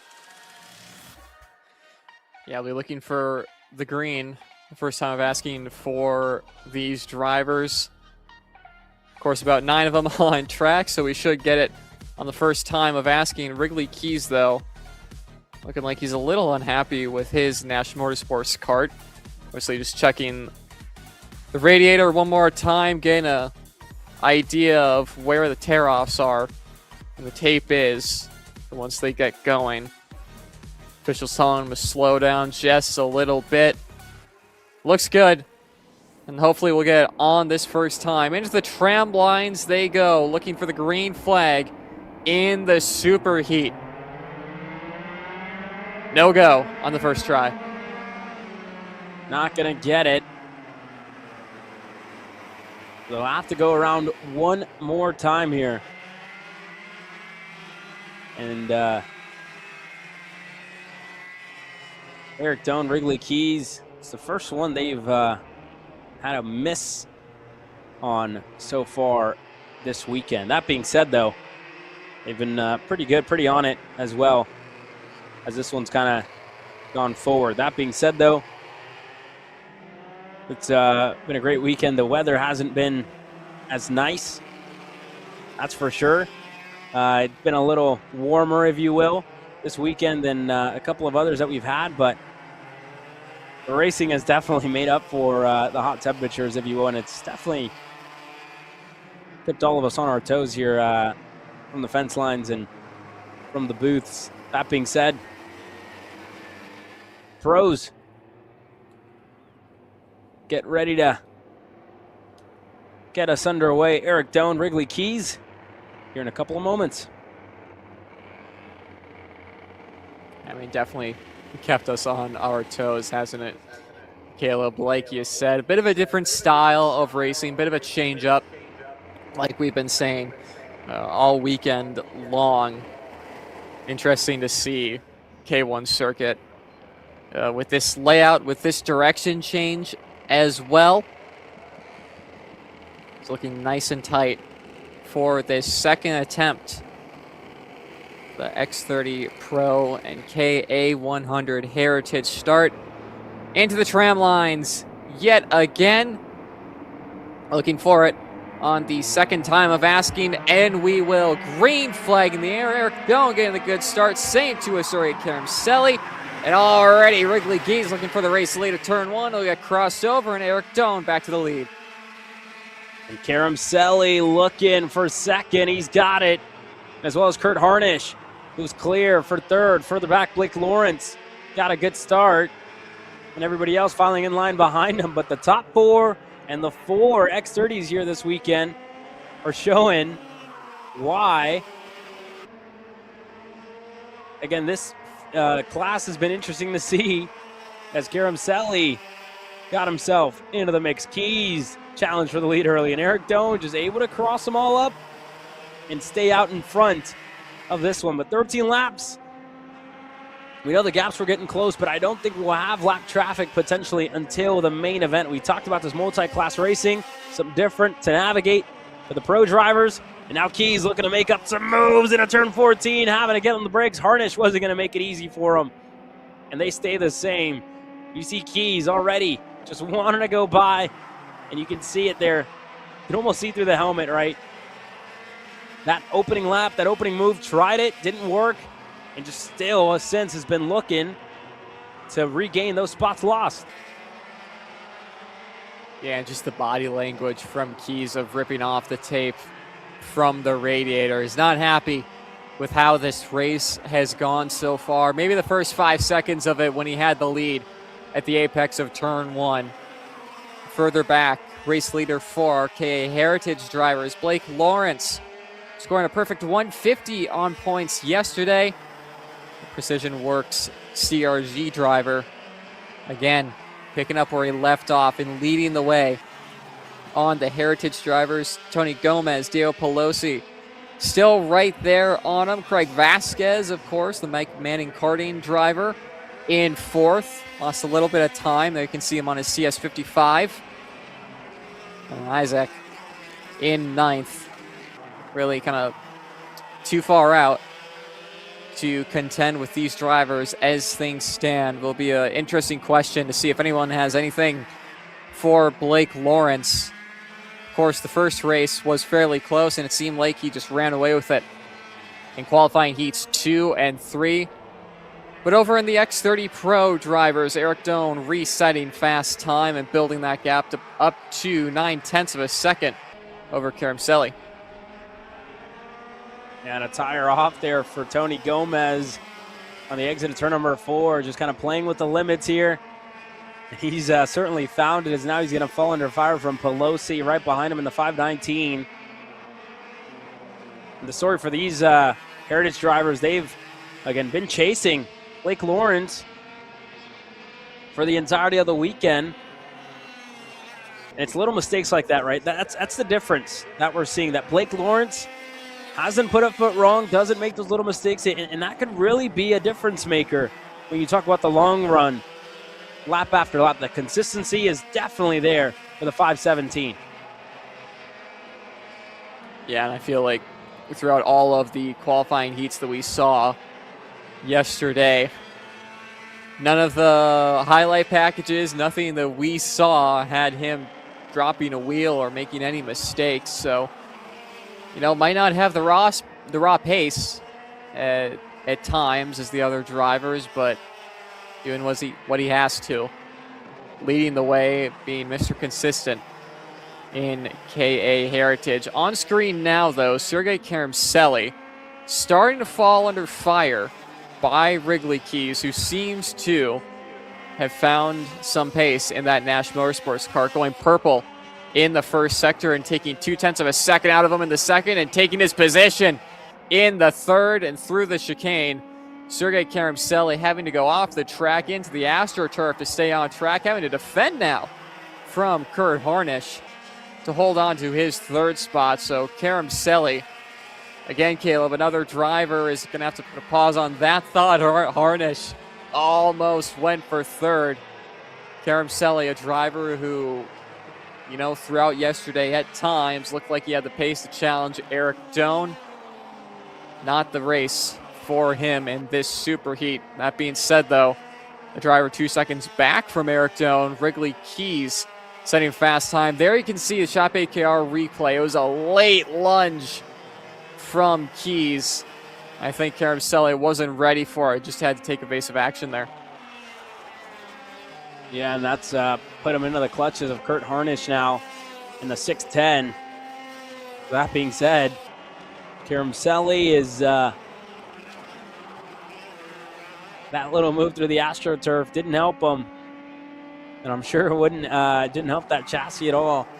But that being said, we'll see the majority of these drivers next week when we head to Tucson, Arizona for the SKUSA Pro Tour. Karamsely will be a different look for him. This is his last race on the GFC program. He'll join Joe Turney next week at the Pro Tour. That being said, though, up front, Eric Doan just really looking and finding pace that, you know, yesterday we saw Keys able to hold with them. And again, the start of this race hasn't gone the way maybe of Karamsely or Keys, but Eric Doan just showing, right, the advantage of being out in front, of staying out in front, and the pace has backed it up. He's been a 10th better everywhere almost, lap after lap. Able to do a 2:04.9 in that first sector, able to go almost 0.4 of a second better than Wrigley Keys there on that in sector 2, and then now just showing the pace again, a 1:03.5 compared to the 1:03.9 of Wrigley Keys. So just lap after lap, Doan continuing to improve, and Keys, again, this one, we'll need a Hail Mary here to close this one off. But that being said, it shows you, right, and he'll think maybe a little differently at the start, looking to stay there with Doan like he did for the majority of the day yesterday, right? He led laps, put himself out in front. Doan was able to go that little bit better. But that being said, it'll be exciting to see this main event and how it plays out. But it shows you the opening lap, I think more so in Pro X30, is just that little bit more important. Yeah, absolutely. As Harnisch now looking to the inside of Karamsely. Sergei's not having a good run of it today, Caleb, and obviously still have a lot of this super heat to go. To have to think in warmer temperatures and a longer race, Karamsely might be struggling with the pace that he is showing so far. Back to our KA100 Heritage drivers. You can see there the bright green Kart of Blake Lawrence leading the way on his CRG by about a second or so over the rest of the pack. Still Gomez and Pelosi, the two drivers, in second and third there on screen. So no changes have happened since we've been covering the Pro X30 drivers. And that race, again, Wrigley Keys, 103.504, fastest lap on the track so far, taking about a 10th out of Eric Doan last time by.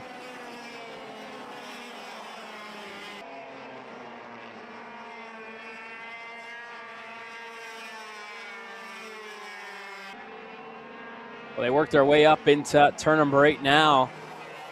And as we keep an eye on the gaps, Gomez and Pelosi able to improve. Gomez, that last time out, was actually 0.3 better than Blake Lawrence. But again, one lap, good, but need to really set in about 8 or 9 of those consistently back-to-back to challenge against Blake Lawrence. And that's been the biggest difference, Nate. We've talked about it. Just the consistency is where second and third just need to improve a little bit more to put themselves in the conversation with Blake Lawrence. An update up at the front of X30. Eric Doan, a 103.426. With Wrigley Keys running a 103.7. So Doan, in the latter half of this race, later stages, still showing the paces there and improving. Long run, I don't think it'll be an issue of Eric Doan on these worn-out Pressa tires. It'll be a sticker set for him later on today in the main event.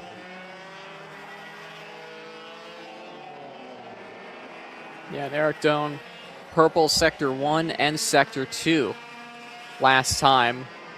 And overall, fastest lap yet again. So you got to think, Caleb, that, I mean, with Eric Doan seemingly, that kart is peaking right now in performance, and it's only getting faster as the race goes on. So when you think about the main event later on today with a little bit hotter temperatures and a longer run, that West Coast Motorsports barrel art is looking like it's set up perfectly for the conditions we're going to see in the final.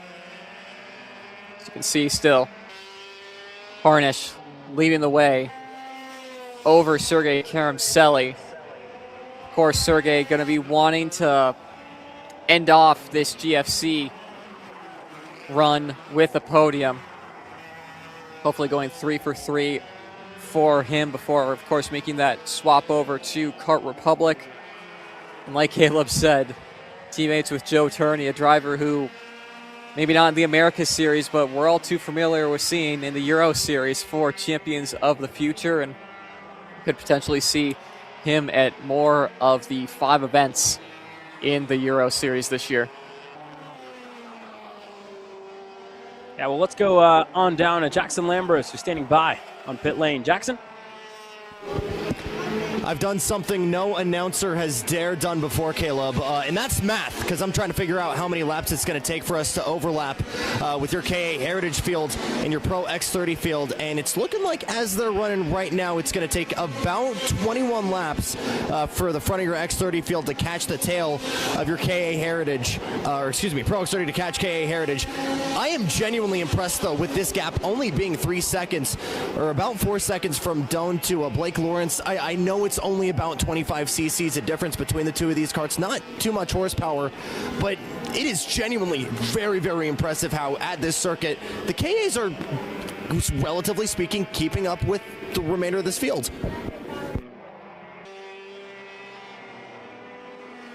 Yeah, thank you there, Jackson. And again, very good point, right? The difference is, again, the 100 cc's of the Heritage drivers compared to the 125 cc's. So naturally, the pro drivers are going to go that little bit quicker. But just, again, like you said, the gap, and it looks like later on today we shouldn't expect to see anybody kind of getting in the way, right, of Eric Doan in the main event. That being said, though, the difference in the power band should make it easy for these drivers to get by. But good point there out of Jackson, right? Only kind of 3 second difference. The lap time's a 103 for Eric Doan, and he's the fastest lap.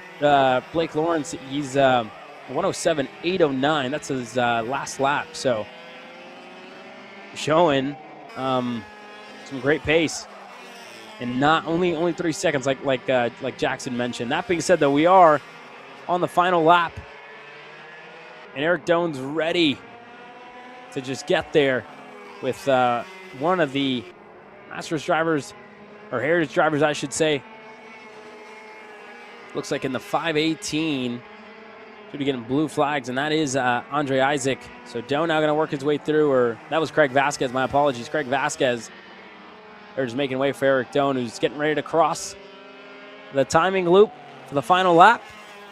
And again, this kid looking for his first win in the pro ranks. He's been close 2 rounds in a row, and he's swept up to this point. Just the main event, all that's left, as Eric Doan wins the Superheat in pro. Further back, 3.2 seconds back, Wrigley Keys. Again, Caleb, a driver who yesterday had some pace to be able to show and to keep up with Eric Doan. But all that will be answered in the main event. There you can see unofficial results from the Superheat for our pros and our KA 100 heritage drivers. Super heats are done. Qualifying heats are done, Caleb, which only means main events are on their way. Quick commercial break. When we return, main events are getting ready to go green.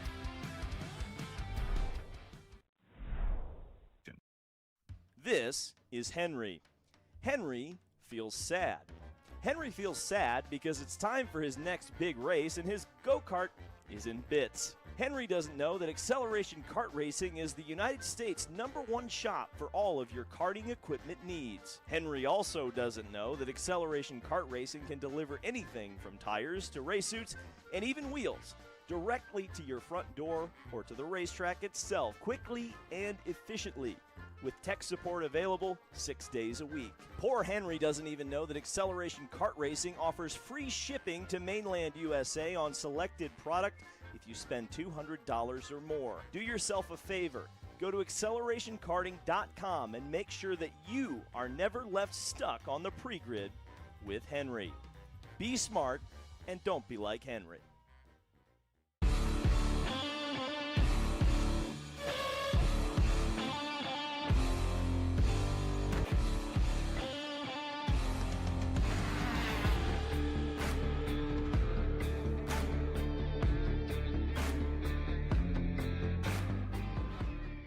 Join the grid for the next exciting round of Champions of the Future America Series, April 18th through the 19th on an all-new track layout at K1 Circuit in Winchester, California.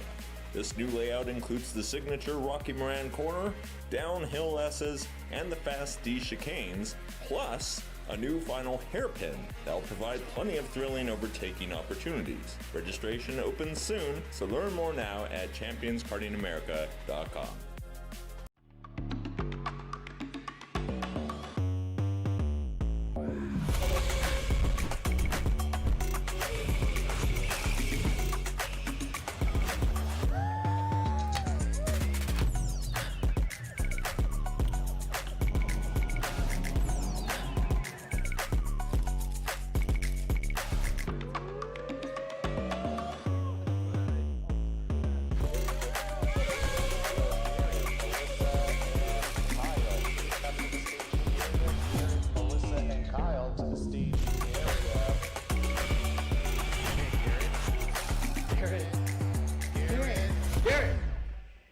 Let's go race. Come on, man. K1 Circuit, the world's greatest outdoor karting facility, is now open. Open karting and rental session schedules are available online. Rentals will resume today after the race event at 5 p.m. Thanks to Kart Chaser for live streaming the event at K1 Circuit, your coverage will resume shortly.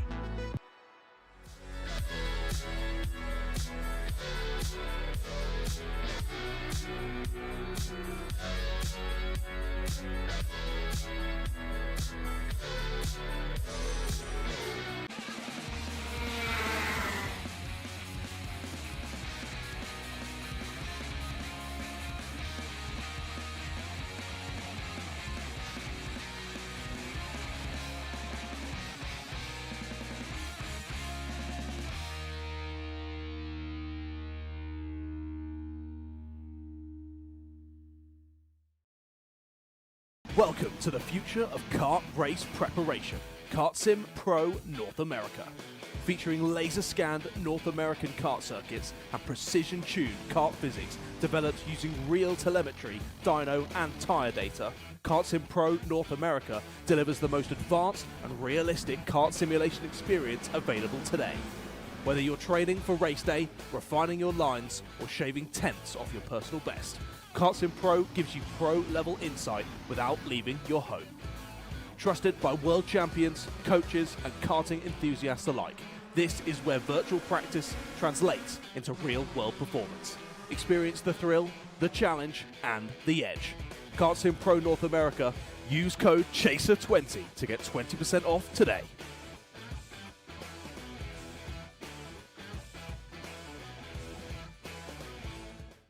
The K1 Circuit Semi-Pro League. This is a competitive race series with two classes. Junior Series for those who are under the age of 18, and the Senior Series for those who are 18 or older. If you think you have what it takes, come out and prove your skills on League Night. Both schedules are live on the K1 Circuit website. Your Kart Chaser live feed will resume shortly.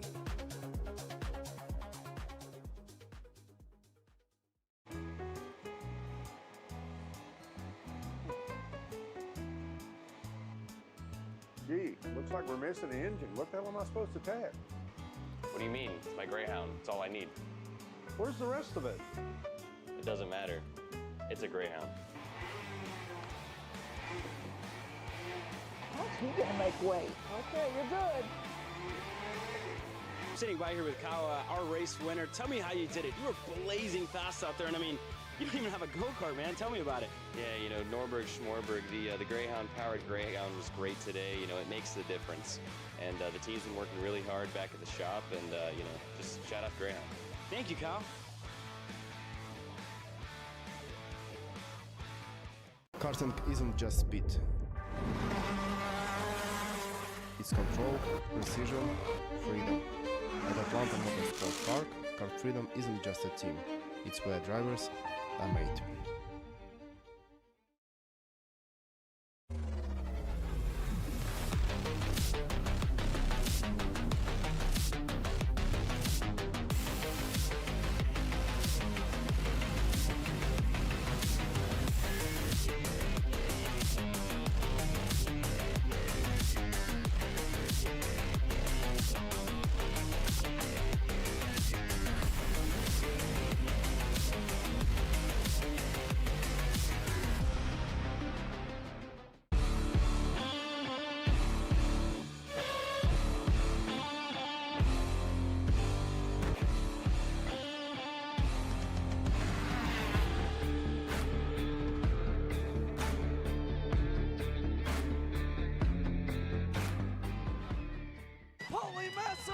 Wins the Wisconsin Grand Prix! James Overbeck on start number 2 gets win number 1 in OKN Stars!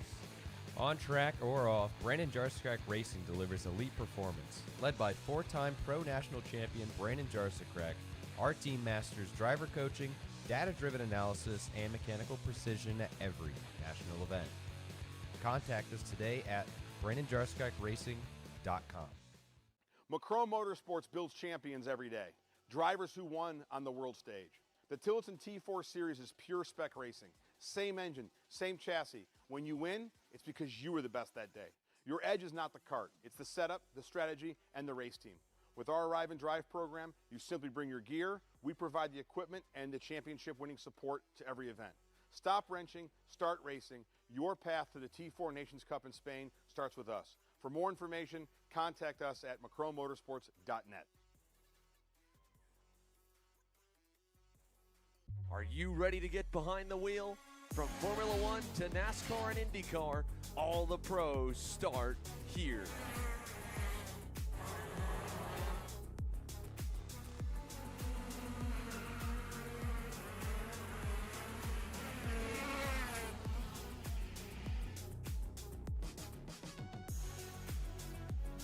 For more information, check us out online at mcckarting.com or call us and go racing today. The K1 Circuit Semi-Pro League. This is a competitive race series with 2 classes. Junior Series for those who are under the age of 18, and the Senior Series for those who are 18 or older. If you think you have what it takes, come out and prove your skills on League Night. Both schedules are live on the K1 Circuit website. Your Kart Chaser live feed will resume shortly.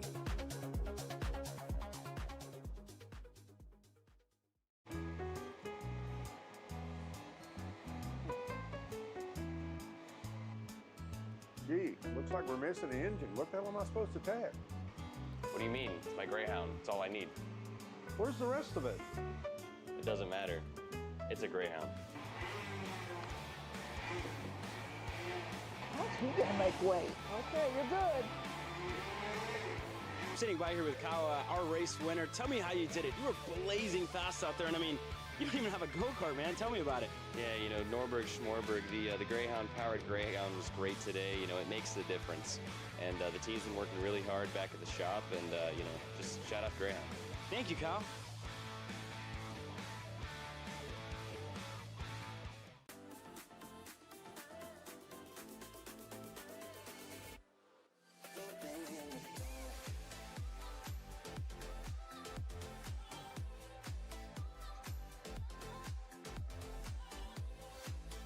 Are you looking to take the next step in your racing journey?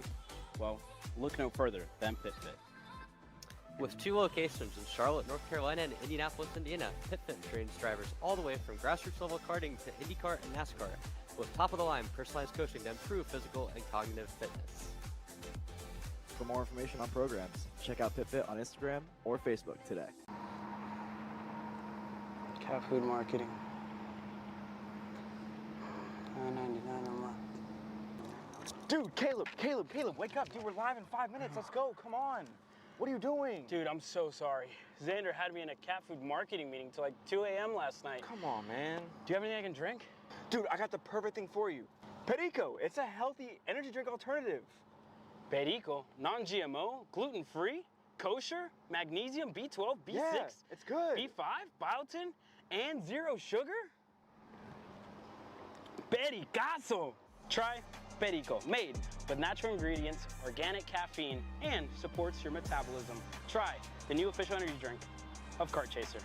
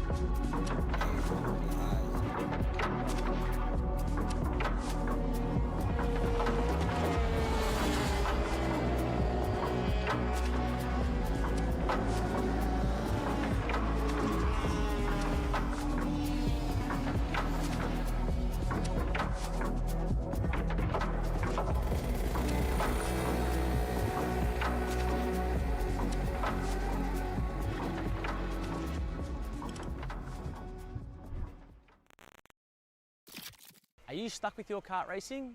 Not sure the ideal kart setup? Or going to a track for the first time? Well, Kart Class has the answers for you. Our online portal has a wealth of experience and knowledge to help your kart racing. From kart setup advice to track guides that are targeted specifically to your circuit, or the driver coaching aspect with mindset, racecraft and driving techniques. If you want to take your karting to the next level, visit us at kartclass.com.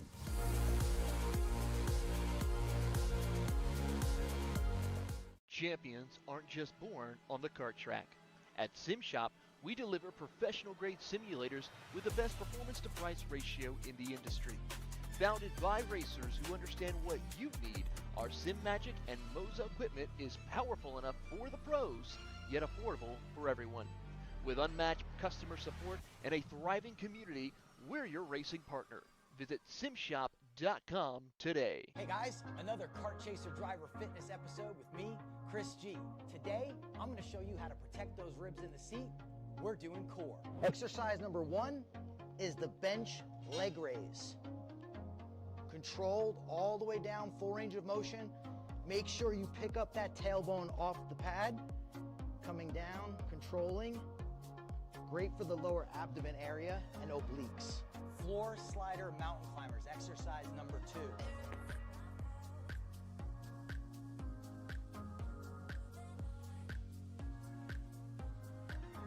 Exercise number 3, the plate loaded decline bench sit up.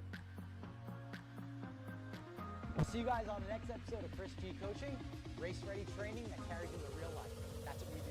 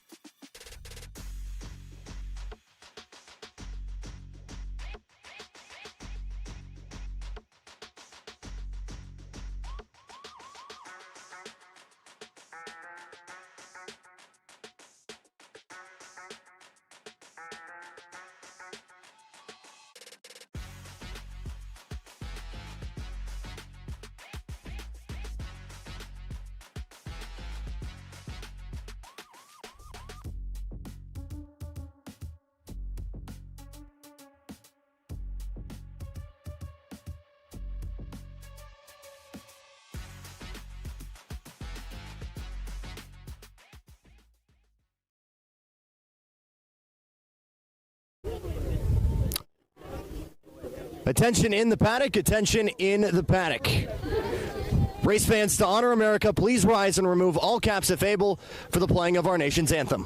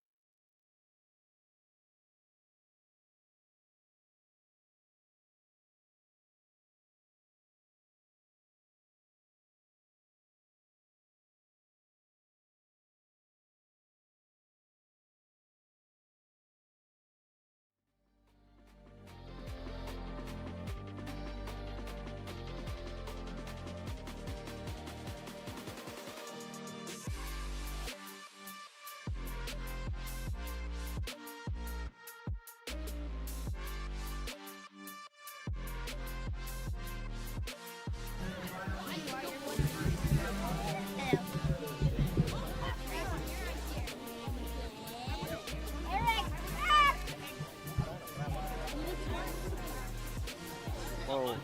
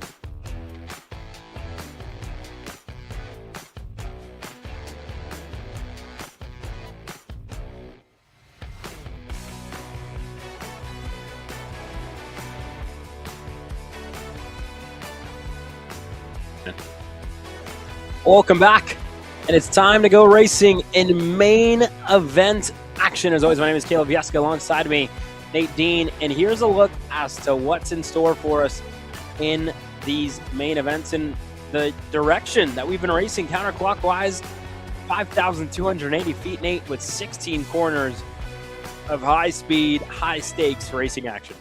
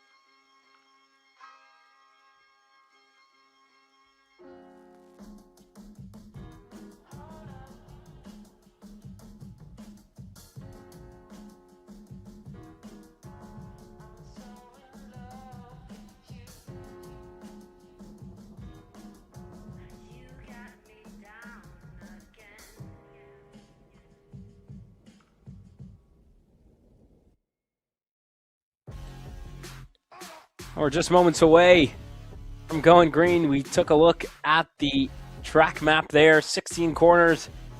A lot of passing opportunities here at K1 Circuit Winchester. And these young guns getting ready to go racing. Asher Bazanski is going to lead the field to green on what's been a picture-perfect weekend for them up to this point.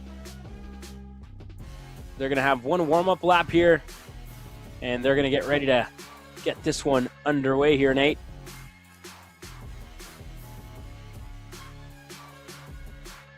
And we'll go down to Jackson Lambros first, who's standing by with a quick report. Looking at home at the 116, Bishop Motorsports machine of Carson Bishop, looking to add a little bit of cushion in that championship lead. Again, the fastest kid in the first two rounds in Mini U10, but out in front, the question remains, because it's been a repeat of these podiums. Kendall West, Forrest Blair, Maddox Carlucci, all on the podium. Is this the weekend this changes? Well, yeah, Caleb. Forrest Blair not here this weekend, but in his place, a very fast GFC in the form of Axel Tibbs, and he has been on the heels of another new driver on the sharp end. It's Asher Bazanski in the 213 GFC for competition speed, and this young gun, the Mexican-American driver, looking to get his first ever win on the national level. Yeah, well, thank you very much there, Jackson, and indeed.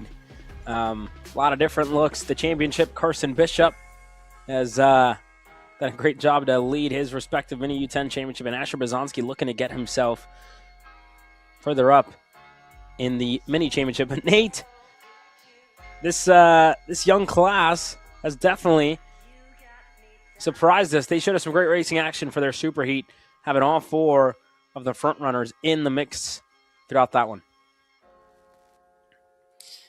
Yeah, of course, a lot closer than what we saw in the opening three races of the weekend for our Mini and Mini U10s. A lot closer still, though, led to pole sitter Asher Bazanski taking the win, getting a perfect score throughout the heat races, and being rewarded with that pole position for this main event on what has been a tricky 1 mile long K1 circuit this weekend. A lot more technical, a lot harder for that drafting style of racing to occur. Here you can see the entire grid, the Mini and Mini U10s, 19 drivers on the grid, ready and set to take the green flag for round 3.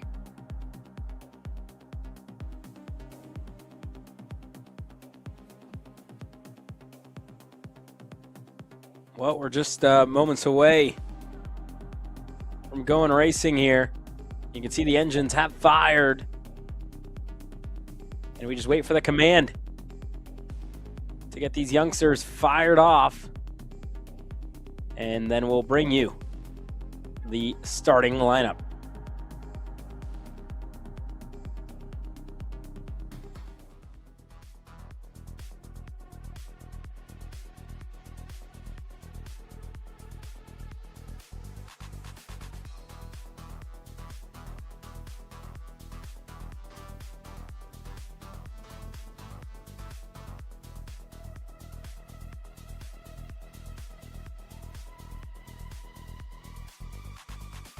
Well, here we go. We're getting ready to go underway with the minis. Asher Bazanski and Axel Tibbs getting ready to lead this field to green with Benjamin Tavy and Kendall West on row number 2.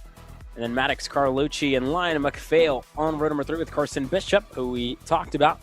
Starts alongside Lucas Freitas, just right behind him. Mateo Gomez, Dan Dukalescu, William Wark, Sebastian Mitjazik, Timothy Brodovchenko, Sebastian Ochi, August Stringer, Valengin, Spencer Antle, Aaron Cineverante, and Jason Tucker, the drivers that are getting ready to take the green flag. And we're just at about 20 entries for these youngsters. 19 getting ready to go green, but everybody chasing one driver in the 2-1-3 of Asher Bazanski. Yeah, the rabbit has been set for this mini U10 race. Bazanski has been so close the first 2 weekends to standing on the top step of the podium, but has come up short. And of course, Forrest Blair has been the driver that we watched in those opening couple of rounds. Not here this weekend. In his place, Axel Tibbs alongside Bazanski on the front row. Same chassis of a GFC, same Lando Norris helmet, same blue visor, so tripping us up a little bit at the start of the weekend. But of course, seeing that Kart, that helmet at the front of the grid has become accustomed to us, even if it is 2 different drivers. Caleb Bazanski wanted to slow this field down a little bit. He's controlling the pace as we head into the turn lines. Should be a different race winner here this weekend with Forrest Blair absent. Bazanski has looked like the favorite up to this point. Everybody else looking to challenge him, but we're into the tram lines a little fast and we're good. We're green. First main event of the day. First main event of round 3 is underway, and already up at the front, Bazanski holds on. Everybody else piling through side by side, wheel to wheel, door to door. Contact in between a couple, but Bazanski able to get out to the lead early. Yeah, Bazanski with a good opening phase of that start. And what a gap it is so far between himself and the challenging pack. Carlucci still in that as well, but it's going to be difficult, Caleb, for these guys and girls to be able to close up to the back end of Bazanski.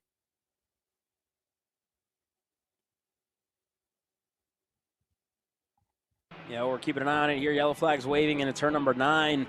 Everybody working their way through. One driver collected. That looks like Benjamin Tavy. Tavy, I think, was collected in turn number 9.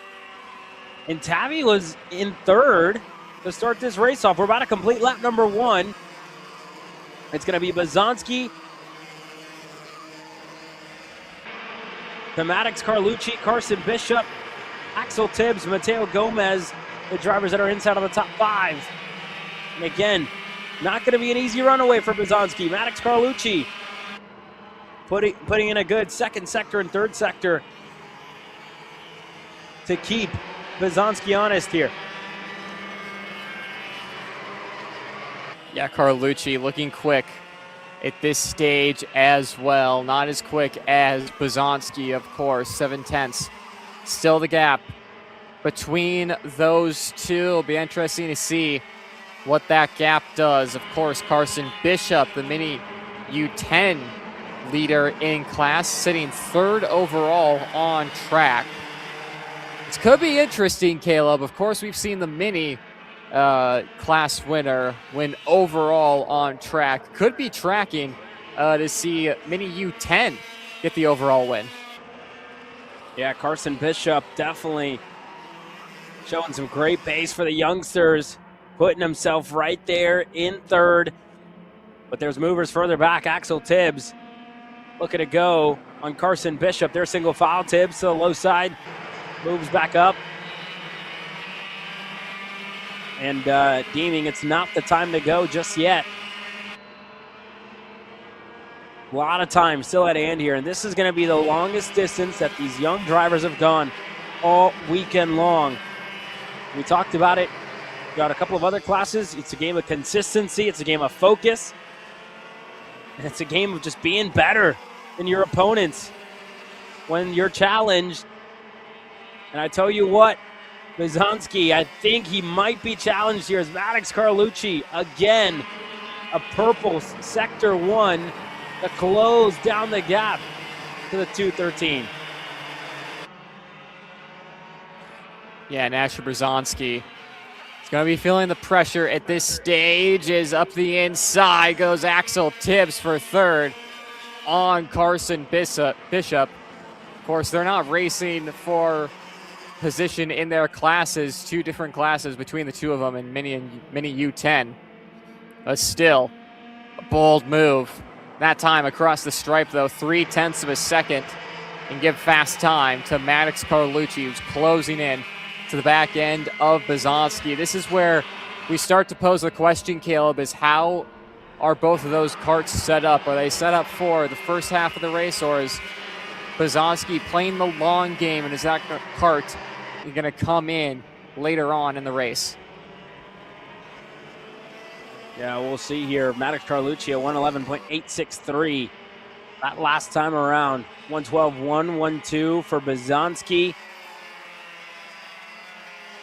So the battle up front looking close. A game of inches, a game of margins, a game of tenths, thousandths even, in between Carlucci and Bizanski as Bizanski looks over the shoulder, sees that Carlucci is starting to close in here, starting to reel him in, starting to close down that gap, looking to put himself at an arm's length away, a core length. All that separates these two young drivers. You can't count out Axel Tibbs. That GFC machine for Formula Works has proven to be a fast package, a winning package already in the Mini division. And Carlucci right there on Bizanski at this stage.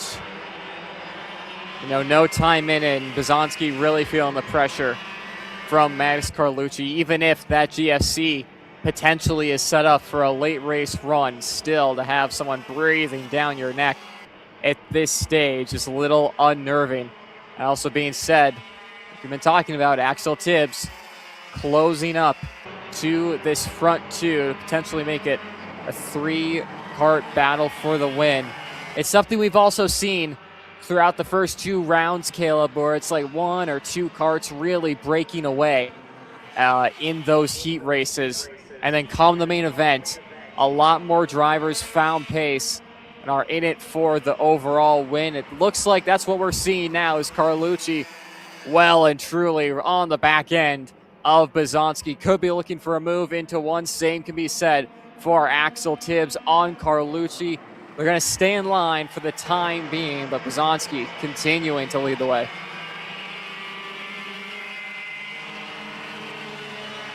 The top 3 keeping it close. Carson Bishop further back. He's locked in a battle of his own with Mateo Gomez. Down in 4th and 5th, Austin Stringer, who's currently 6th. Ryan McPhail at a 7th. Kendall West, 8th.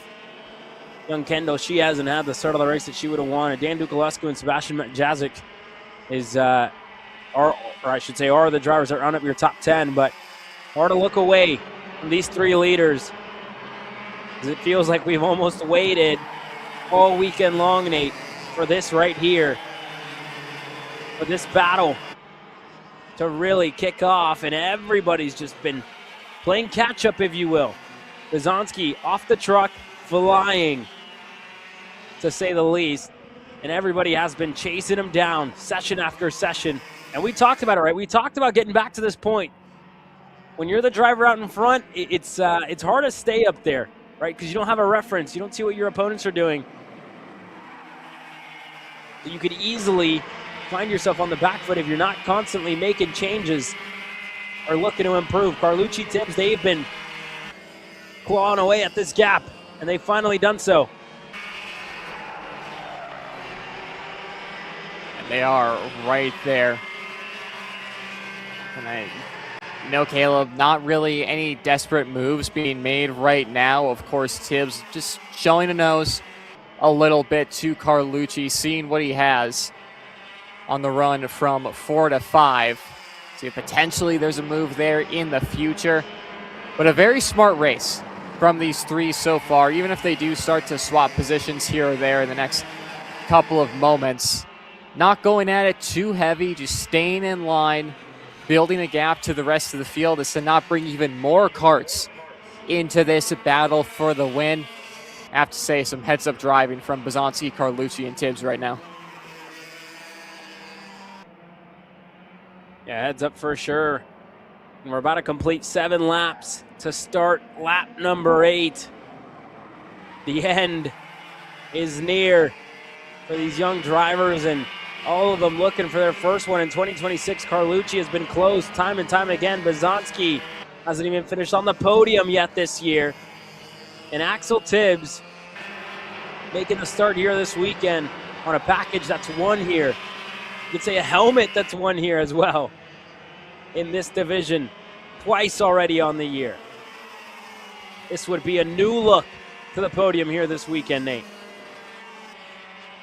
Yeah, it would be a bit of a shakeup here as well. You mentioned the helmet. Maybe it's a good luck thing here at K1 Circuit because, of course, Braden Wagner has the same lid, and there's about 4 wins between them, the first 2 rounds of the season. So putting the theory to the test this weekend, and there you can see the crew supporting Maddox Carlucci, the Nash Motorsports, is they're already signaling to their driver, smooth hands on that fence line. They seem pretty chill, Caleb. They're not, waving their hands saying push, push, push. For a young driver like that, not to overwhelm them with that information, just to give them a, hey, look, you're doing good, keep doing what you're doing, giving them the confidence to battle for that race win. And they're just keeping them relaxed as well. More than anything, I really think that's the important part of those hand signals, right? Just keep it smooth, keep it consistent, keep doing what you're doing, and then, sooner or later it's going to pay off. And here, Axel Tibbs is going to go. But it's also a matter of just not feeling pressured when you're in this situation, right? All right, we'll see what Axel can do now in second. See if he can take the fight up to Asher. I've been patient. If you want to be in second, that's fine. And just giving himself a moment to reset, that's perfect here, right? You still shouldn't feel pressured, even being 1 spot back. You're right there, right? Asher's not going anywhere, as we've seen so far and as we've heard from some of the other drivers throughout the class. I heard from Archer Eversman saying that it was going to be really hard to get away. Mindset changes in the main event because you're not racing for points, you're racing for trophies, and everybody's here for that #1 trophy. That being said, Axel Tibbs now in second, and we're getting close here. The battle, as long as we've waited, we're getting ready to get this one underway. 2 laps to go. Carlucci looking on the inside for second. He's not going to get it. Tibbs now going to have Asher Bazanski all to himself for about half a lap, or maybe even this lap, until Carlucci gets himself back up into the mix. Yeah, and Carlucci, championship leader as things stand right now. I mean, it was a half look there, Caleb. Bazanski, though, up front, tapping the back of his helmet. I hate to break it to you, Asher, but racing for a trophy with 2 laps to go, he ain't going to work with you. Tibbs is right there, looking any spot that he can, showing a nose to Bazanski, already going way wide in turn 9 to try and open up that corner as they head into the chicane of turn 10.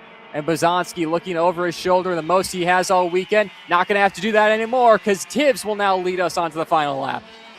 Axel Tibbs makes the move in a Rocky Moran now. Asher Bazanski is going to be in second with Carlucci looking to close back in.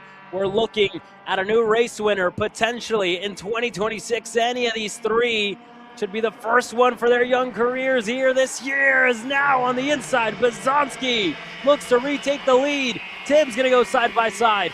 And here comes Maddox Carlucci for Nash Motorsports, pushing Tibbs alongside and clear for the lead. Carlucci's up to second. Bizanski with a task now to down to third. They still have to catch up to Tibbs as things stand. There's a couple of tenths there. Carlucci grenading the back of his helmet to try and signal to Bizanski to close up to Tibbs. He'll know the task at hand here, Caleb. A couple more passing opportunities. Turn 9, the favorite. Here we go. Tibbs did it. And Rocky Moran now. He's going to defend to the low side. Out of turn number 9.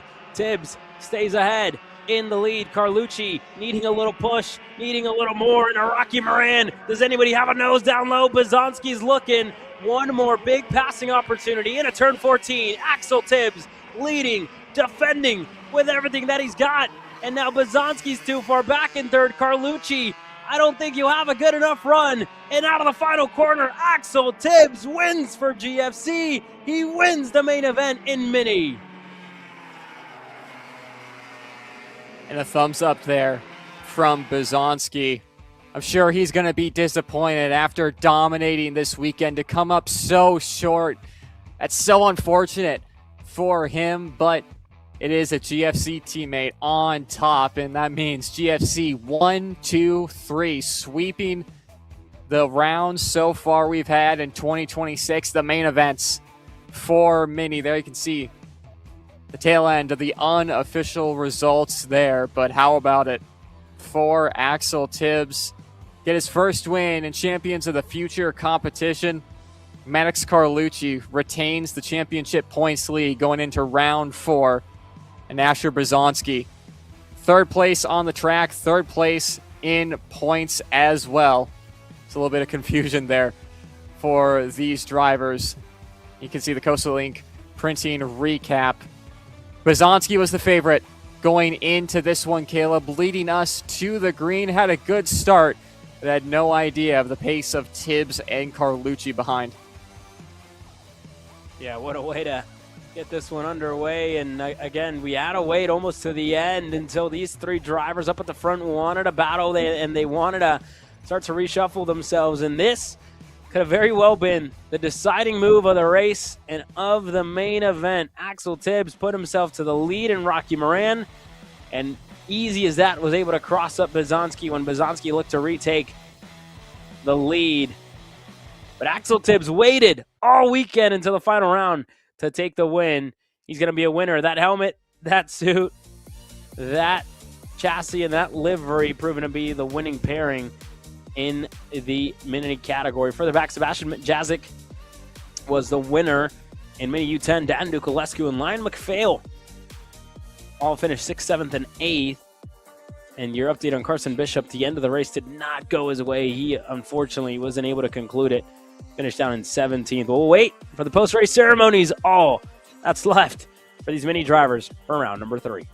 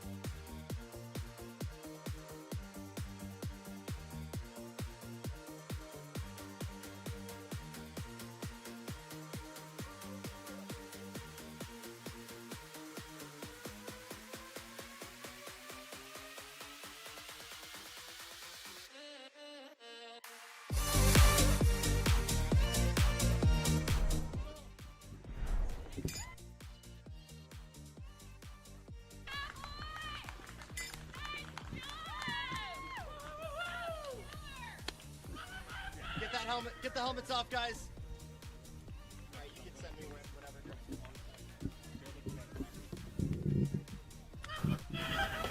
And it is shades of deja vu here in Mini as another GFC kid rocking a lid of Lando Norris getting victory, but this time It is Axel Tibbs, and it was a phenomenal pair of moves there in the last couple of laps. How'd you get it done? At the last second, when I saw that I was faster than Asher and Maddox. And then when I saw a pass open up, I just went for it and hope for the best. One of your biggest wins today, who do you want to thank for making this possible? My mom, my dad, Sony, my mechanic, Sonny, my coach. Yeah. Congratulations, Axel. Thanks. We'll keep it going over here to the best finish to date yet for young Maddox Carlucci. Only a couple positions short, but you were making some big moves at the end there. Talk to me about this drive. Well, the last time when I got passed and I got third, my team helped me, and I got second. Who do you want to thank for this podium? My team and my dad and my teammate for working with me for the practice days. Good stuff. We appreciate it, Maddox. You're welcome. Last but certainly not least, the first podium in Champions of the Future for Asher Brzezinski. It was just a couple positions short, but this thing was rolling all weekend long. What are the emotions like here after 12 laps? I'm just really excited. I'm really emotional, and I'm really happy. Who do you want to thank here for your first podium? I want to thank my mom, my dad for helping me reach my goals, and Maxima, Boca Bearings, and BRS. Congratulations, Asher. Thank you. Caleb? Yeah, thank you there, Jackson, for that. And again, these young drivers excited. They're pumped up. And as well, this is it. The first main event already done and dusted. We'll be right back after this quick commercial break. Legacies aren't built overnight. They're built 1 second at a time.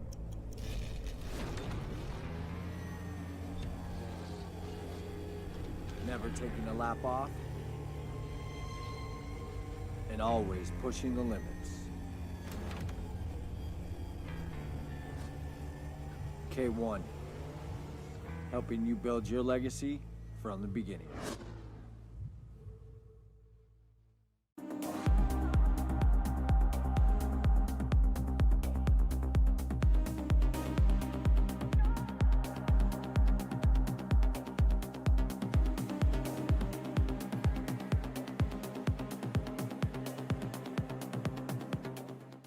You know, I'm really starting to like this go-karting thing. Yeah, me too.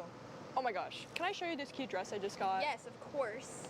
Oh my goodness, it's so cute. I just love shopping.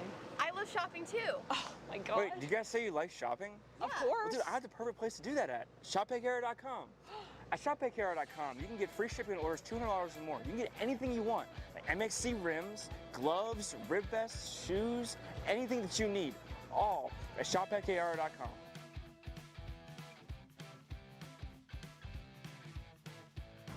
Who is he talking to? No idea. But we're gonna have to check it out. Sounds like a great deal. Sure does. Cat food marketing. $9.99 a month. Dude, Caleb, wake up. Dude, we're live in 5 minutes. Let's go. Come on. What are you doing? Dude, I'm so sorry. Xander had me in a cat food marketing meeting till like 2 a.m. last night. Come on, man. Do you have anything I can drink? Dude, I got the perfect thing for you. Perico, it's a healthy energy drink alternative. Perico, non-GMO, gluten-free, kosher, magnesium, B12, B6, Yeah, it's good. B5, biotin, and zero sugar? Pericazo! Try Perico, made with natural ingredients, organic caffeine, and supports your metabolism. Try the new official energy drink of Kart Chaser.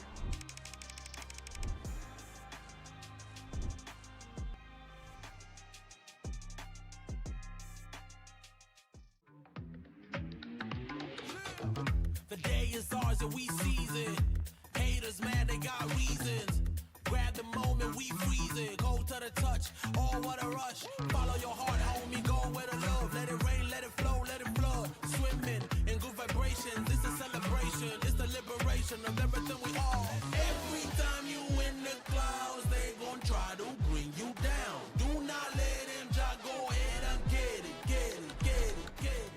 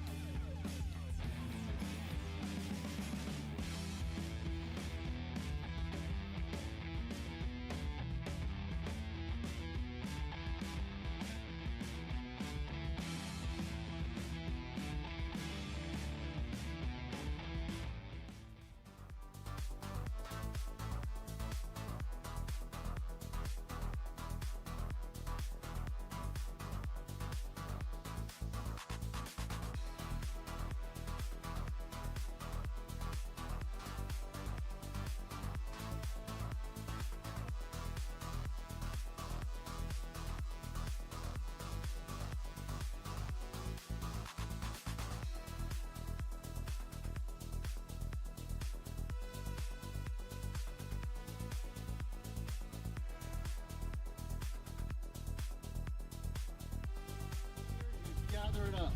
We're going to go green the first time by if it looks good. If you are lucky enough to win this race or be second or third, you will stop up there by the tower. You know where I stand? Where I often point the black flag at you guys? You're going to, instead of going around the chicane, you're going to go straight and stop. Somebody will be there to stop you. The rest of the pack's going to go by and come into the pit and go to the scales. The top three will sit there until it's safe, and then you'll come around. We're going to put our Formula One stuff, and you're going to do your interview, you know what I mean, for TV. Remember, you guys are live all around the world. Every K1 facility is live. So let's make it look good. Let's be safe and respectful, okay? Champions on 3. 1, 2, 3. Come on, come on. 1, 2, 3. Okay, let's go. Let's have some enthusiasm here, guys. You guys are on the 5-minute clock, okay? 5 minutes. 5-minute clock.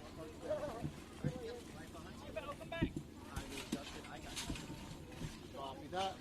5-minute clock, guys. 5 minutes.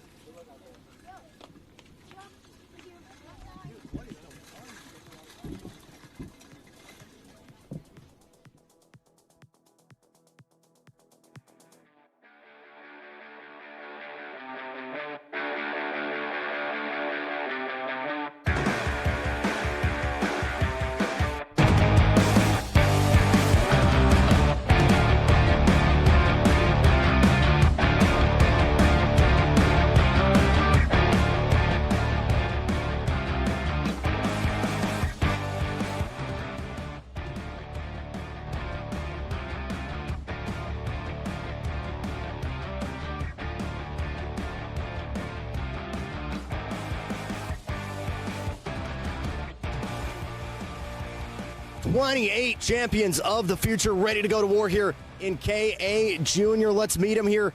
Looking a little bit further back, Kawasaido P27 in that Formula Works GFC. Look a little bit further forward. You've got Diesel Bazanski again overnight on Friday fixing that go-kart. He's got plenty of pace. He's got to find it, though, from P24. You roll a little bit further back here. Twin sister Danya a little bit further up the grid. Could be an opportunity for them to work together as well. Sebastian Johnson, you see as well, one of the lower down Axis Kart Sport teams has been sharing a lot of data with Archer Eversman, and that entire Red Speed team will have to fight his way in from outside of the top 10. Clear the grid, please. Plenty of Nash Motorsports drivers in this field as well. You see Sheldon Atkins right there coming from over the Atlantic, his debut. The Brit going to be P12, trying to make his first start. Big swarm of Team Kartniks as well. The orange and gold OTK machines plentiful in this KA Junior field, and you'll see them here in pretty much every corner of the starting grid. Plenty of GFCs as well. Another pair of twins here, both Keegan and Nixon Ellsworth. You just see Keegan there. He'll be starting just on the bubble of the top 10. Then some more familiar names starting to come into view. Just to the left, Tieran Scott, the San Diego kid, was first to the line in round number 2. Penalties kept him from doing it, but yet that HRT team has been fueled for this, guys. They're using that as motivation to get one of their drivers back to the front. Continue to look further back. Bronson Kustis as well will be on the front row. Another new name, though, Aaron Spears to the right for Nash Motorsports, the Scottish-American. Was out front for most of Saturday, will be just a row behind here in row number 2. Just to the left of him, brand new kart. That's a Bennick for Troy Ferguson. Some new machinery for him. About a 2-week-old chassis rolled over from Chase Gassey at Lee. That entire program in Florida. He will be in P number 4. And then on the front row, pair of OTKs, the Cosmic of Sebastian Hauser. Been on the podium for the first 2 rounds. He's trying to be on the top step today. And Bronson Kustis, we talked about it in round number 2, guys. He's been a dark horse no matter how you look at it. And the back of that helmet, create your luck. He's trying to find it here for round number 3.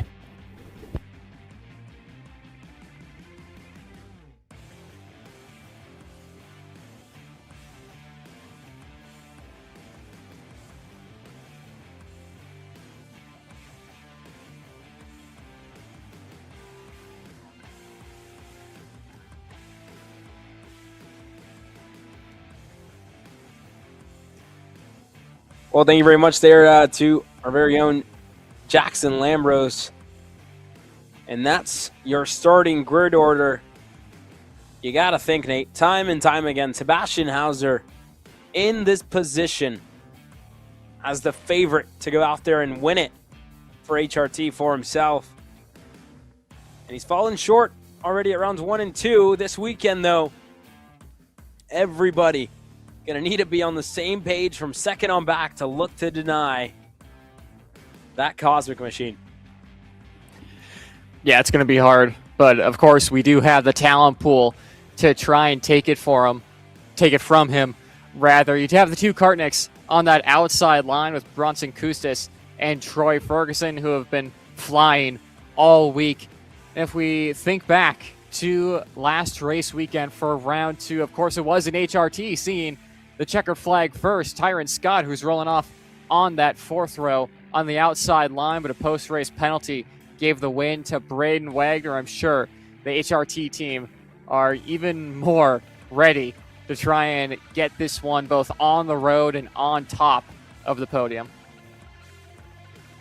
Well, there's a look at what the rows are going to look like here. Sebastian Hauser, Bronson Kustas, Aaron Spears, Troy Ferguson, Alejandro Gonzalez, Nathan Ramirez, and more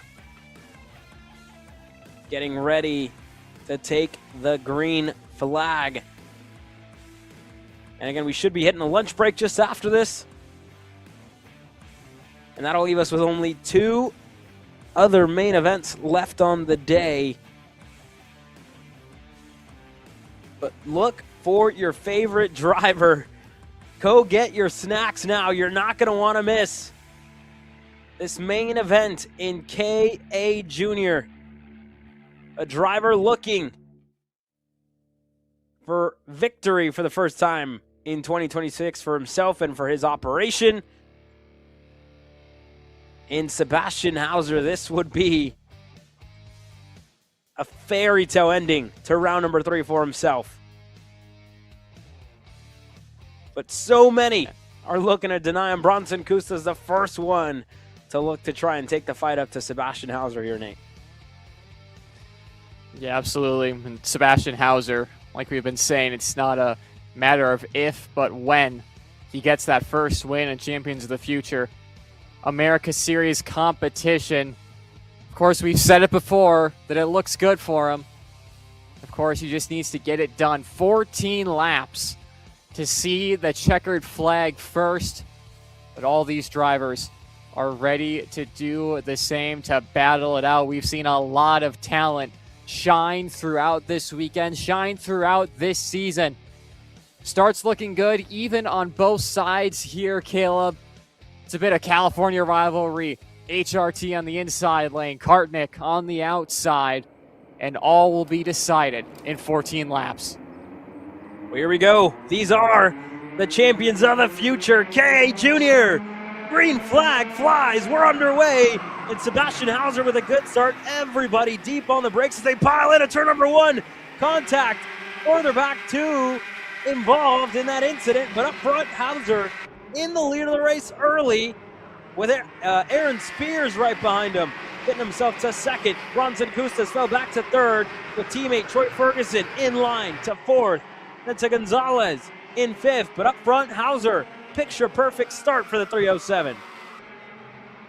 Exactly what he needed to do to hold that lead. Spears, too, with a good jump off the line and to make it through what was a chaotic turn 1, lap 1, is already defensive.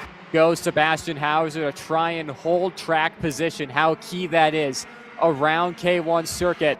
A little bit of a defense as well going into Rocky Moran corner, a very tricky section. And now you can see the replay here. The Kartniks going side by side, and one driver, I believe was one of the GFCs in that mid-pack, going up and over another.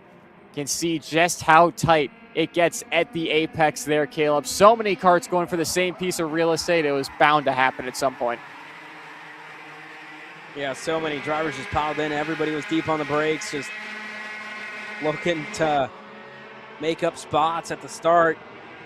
And again, old saying in racing, Nate, can't win the race on lap number 1 and in corner number 1, but you can certainly lose it. That's always certain. Yeah, for sure. And Sebastian Hauser leading the way, doing the opposite of that, not losing it on lap 1, but putting himself in a very good position. Of course, Braden Wagner not out of this as well. Caleb, have to say, within the top 10, needs a little bit of luck. He's in that second pack, but with the amount of defensive maneuvers we've been seeing from this front pack, you can't count anyone within about a 5-second margin. Right now, still a long race ahead, 14 miles for these KA junior drivers, and already Nash Motorsports with Spears looking up the inside. New race leader with the help of both of the Kartniks. So from first to fourth goes Sebastian Hauser, tries the crossover on Ferguson, unable to get that done. Yeah, and just a swarm of Kartnik machines already looking to work their way through. Ferguson was clear, Kustas was clear, and now Ramirez, the next one, looking to go and make up more positions. But this group, a lot different than what we've seen, and for the first time in the main event, Aaron Spears is going to lead them away. We saw Spears in the qualifying heats lead laps, had pace to be out in front, stayed out in front the majority of it. And now Sebastian Hauser is going to start to make up some spots. Turn number 9 was where he was able to go, where he was able to get clear. Now further back, more movers. Braden Wagner, how about round 1 and round 2 winner? Welcome to the party. Welcome into the conversation, getting himself up to 6th, it looks like. Yeah, not surprised to see Braden Wagner up here. It's where he belongs, at the front of the pack. Speaking of the front of the pack, Bronson Kustas wants to spearhead that. Spears tries to over-under him, unable to get it done. Maybe into turn 2, not quite. And down into 3 they go. Bronson Kustas, new leader, and how about it? Fastest on track. The Formula Works Racing PFC of Braden Wagner. You cannot count him out yet, Caleb. Yeah, no, definitely not. They've definitely given this race and let it play back into the hands of that driver who we've seen is definitely a factor, always dangerous when he's out there on the racetrack, puts himself in the right place at the right time. And if you're out there at the same time as him, some way, somehow, he'll manage to win this one if you give him the opportunity to. And I tell you what, they're giving him that opportunity right now.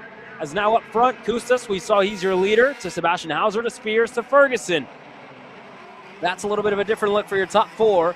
And the group of Wagner sits in line. He sits right behind Tyron Scott. They've gone back and forth for the 6th position. And now up front, a change as Hauser and Spears go for the lead. They're clear. And now Kustas back to 3rd. Ferguson in line to 4th. And that second group has got to get on with it. They got to keep pushing, got to keep working. Because these top 4, they're giving you a chance. They're giving you an opportunity to put yourself in their positions. And even with all the passing we've been seeing up front for the race lead, it's all been done in some very smart places of the racetrack as to not lose too much time. And as well, you have to have the driver you're passing cooperating with you to not try and hold an outside of your cart or anything. So they've been smart. They've been clinical so far, Caleb. No real steam to the head or letting the anger get to you. But once we get to the final stages of the race, that might start to creep in just a little bit once it really starts to settle in for these drivers that you're in the final stages of battling for hardware here for round 3. And you can already see back the 2 drivers that were battling for a race win last race weekend, Tyron Scott and Braden Wagner, starting to fall off of this front 4. They're going to need these guys to battle even more, like you were mentioning, Caleb, but as things stand, these top 4 are being very smart at the head of this pack. Yeah, we've talked a lot about these youngsters as they've raced their way up to the front here. It'd be the first time we've seen Bronson Kustas win on our platform. The same for Aaron Spears and Troy Ferguson, a driver who has been so successful last year, moving over to the junior ranks. Haven't seen him much on the national scene and throughout our platform in recent memory, but you think of his cadet days where he was just so successful with that Bennick team. And now, this weekend, kind of picking up that same pace, right? Being up there, and it finally seems like he finally has an opportunity to get that stress and that extra added pressure weekend after weekend off his back here for round number 3, because he's in position for a great and probably his best finish in Champions of the Future this year. The same for Sebastian Hauser.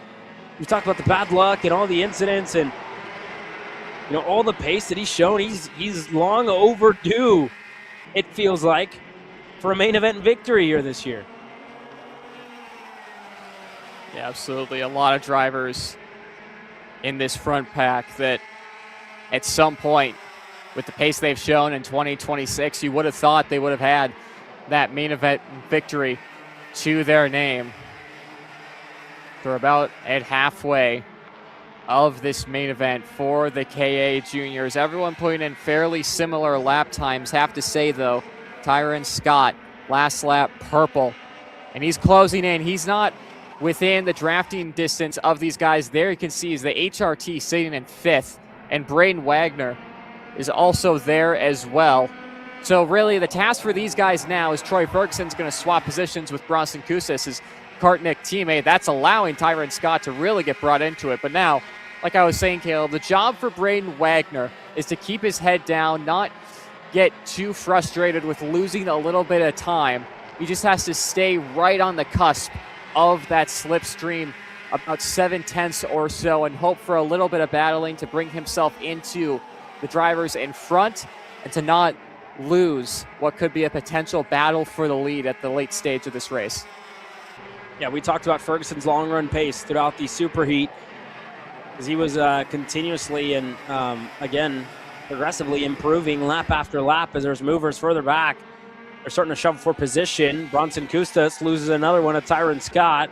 And Kustis, his pace has really, really fallen off throughout this race here. He was fast to start things off, put himself right up there. He was 1-2 with Hauser, and then since then, it hasn't been there. As Spears goes wide, turn 16, and now Ferguson, he won't have to fight this one all too much. He's going to get it into turn number 1. But now, it's the ball in Ferguson's court pretty much. He's going to have work to do on his own.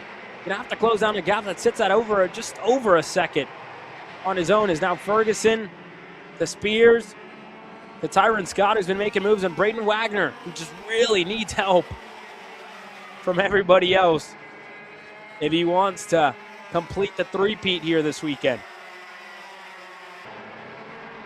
Yeah, it's going to be hard for him.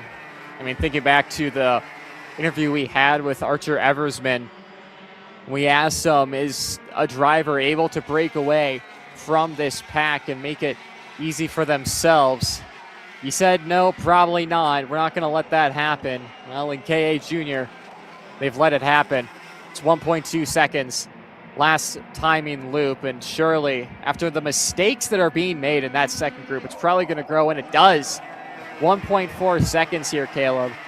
And, of course, Bronson Kustis now going on Braden Wagner. So, really, to me, it's not an issue of raw pace. All of the drivers within that top 6 or so spots have been so close on each other. But especially towards the end of this stint, the amount of tires that have been dropped, the amount of missed apexes for the drivers that aren't Sebastian Hauser have been so high. And it's really what's allowing Hauser to drive off into the sunset, being so clinical out in front. Yeah, and you just can't afford that, right? It's one of the things that we've kind of touched upon week after week. And as well, especially this round, right? This track layout and this place, more importantly, shows you that you need to be consistent, right? And that's a matter of going out there on the racetrack, doing laps, doing them within a tenth or two of themselves, hitting your marks lap after lap, and that's progression. That's seat time. That's all it is, and that's the difference of these drivers that currently sit inside of the top 5 and drivers that are just out of it. So Hauser, he's showing it, right? And Ferguson's put down some good laps too, but it's just marginal, right? Ferguson, in order to close, he needs to put himself at about a tenth or two a lap better, and he's running out of time. Only 4 laps to go left in this race, and Troy is giving it everything he's got, racing his heart out there. But again, it's going to be really hard to deny a driver in the 307 who he's coming this weekend determined, hungry to win this race. Got a chip on his shoulder, if you will, and Sebastian Hauser, who's long overdue, realistically, for a main event victory. And when when they're given a challenge like this, and like this layout has provided, he's shown that he's just been better lap after lap than everybody else.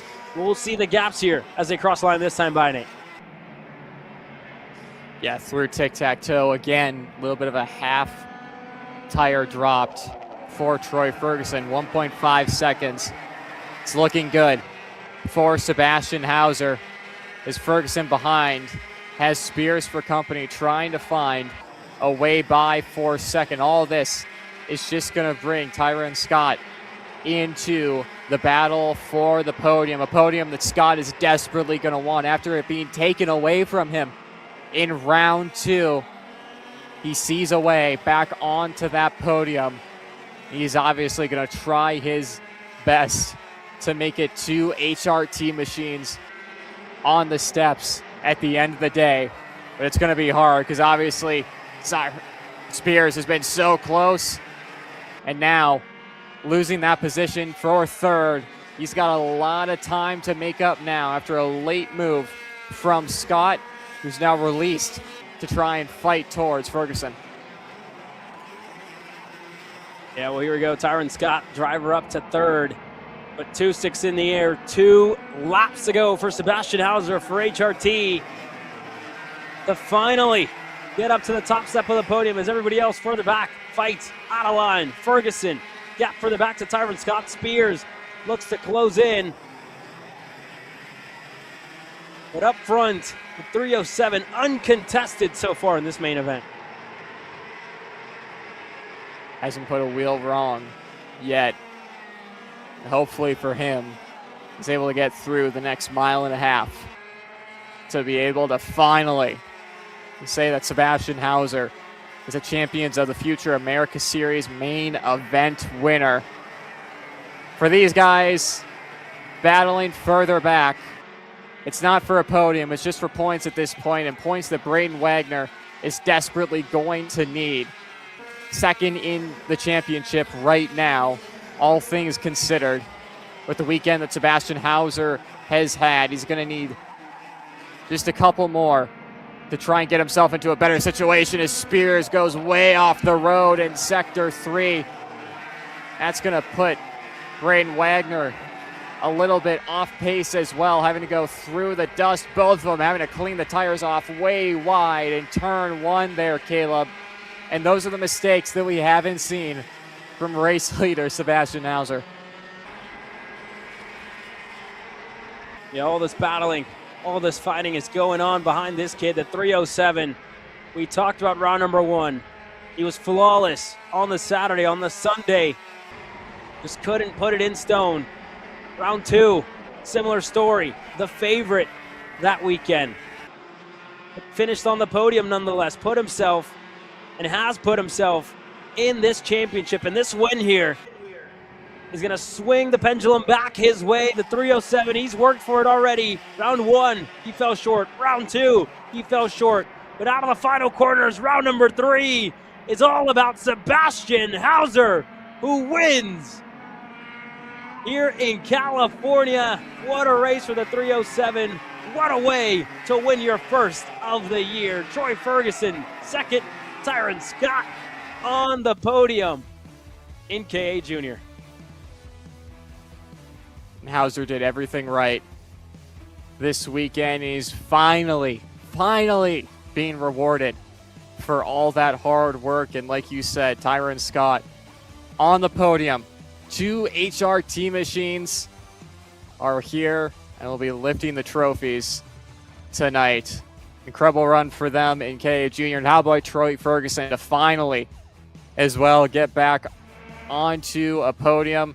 Coastal Link Printing recap, and you can see Sebastian Hauser gained the jump he would have wanted after a chaotic start in turn 1 for the drivers in the mid-pack. You can see another look there. Hauser also gained a fair, decent shove from drivers behind.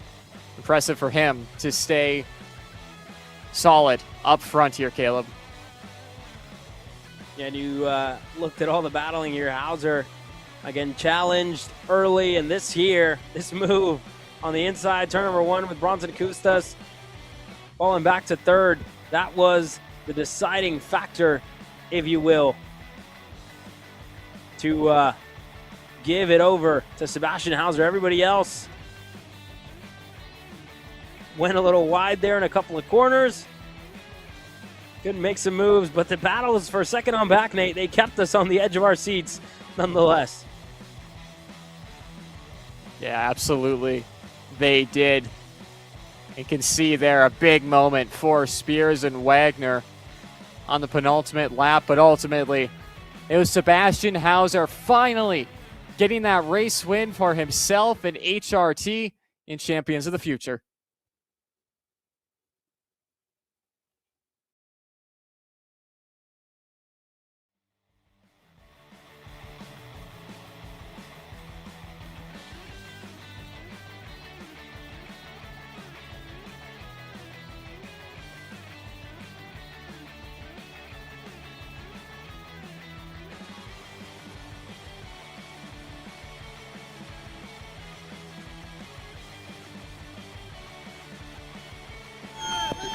And this fence line is exploding as it is Hainer Mania here in KA 100 Junior.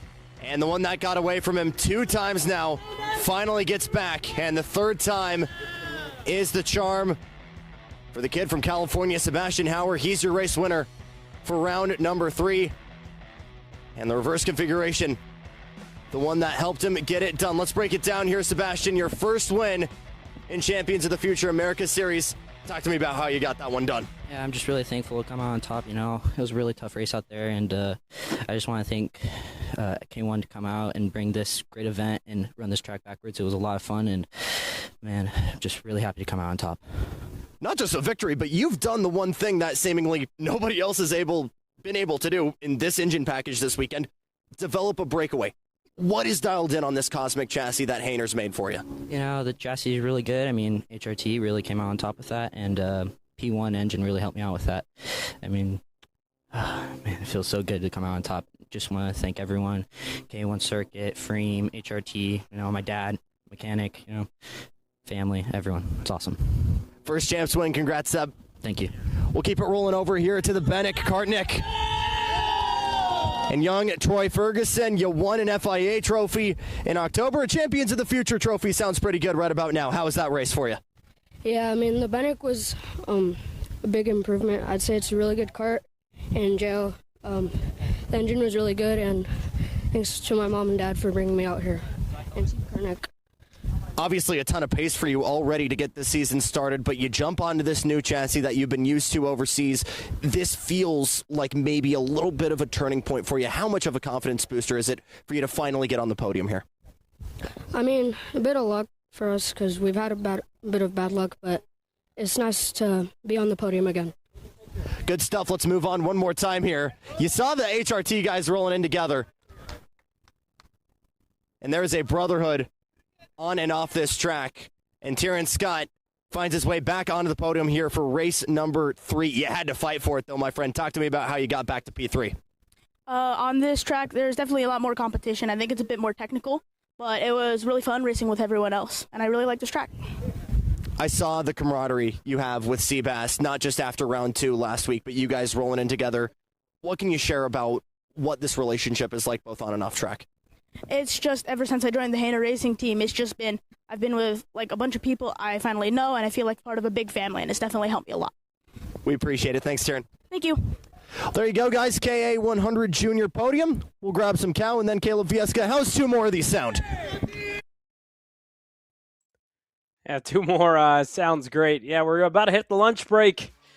And when we return at about 1:40 local time, gives us about an hour until we go racing for our K8 100 seniors. Only 2 main events left on the day. We'll give our hardworking Champions of the Future America Series crew fed, and as well our hardworking camera crew that's out there and our production crew that have been hard at work since this morning. We'll be right back. You're watching Kart Chasers live coverage of round number 3 of Champions of the Future. We'll be right back.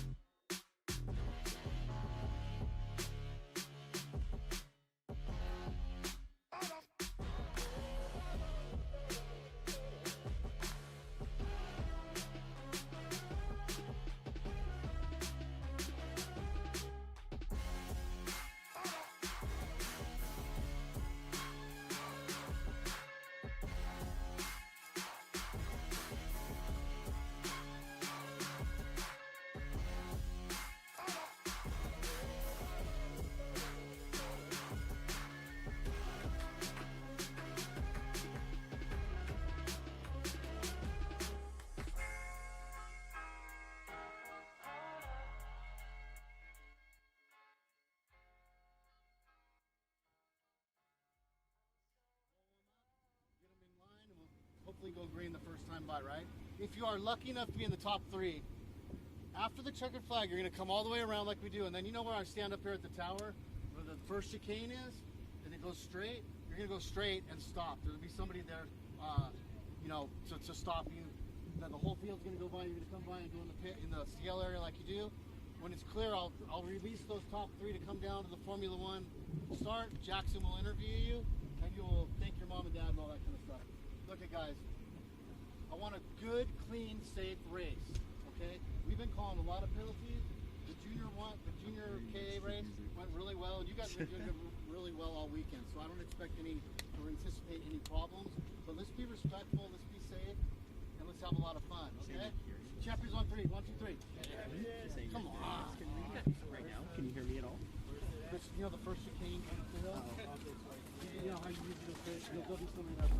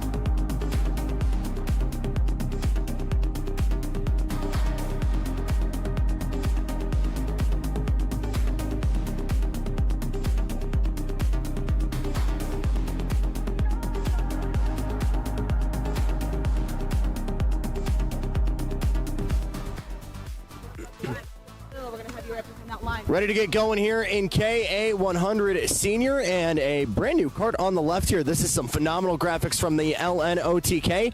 The ink blots to celebrate Lando Norris obviously winning the 2025 Formula One Championship, and a cool driver as well. Phil Giebler, head guy of PGR, former Indy 500 Rookie of the Year, working his way into this senior field. Let's work our way back through the field. Spencer Kempton will be alongside him a little bit further back.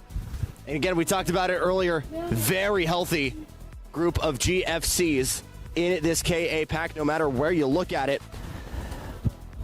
Same with the OTKs, and this VMI Racing on the left, the 449 Nolan Bishop. That was essentially bought this week off of Facebook Marketplace. Older chassis, but obviously Nolan doing a phenomenal job of showing some showing some pace there.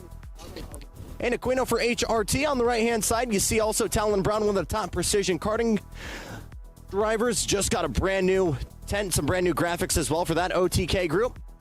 Then on the left in front of him, you got Luis Perez. We don't have Daniel Perez this weekend. Former full-time pro drifter going double duty this year between the karts and his Nissan S15.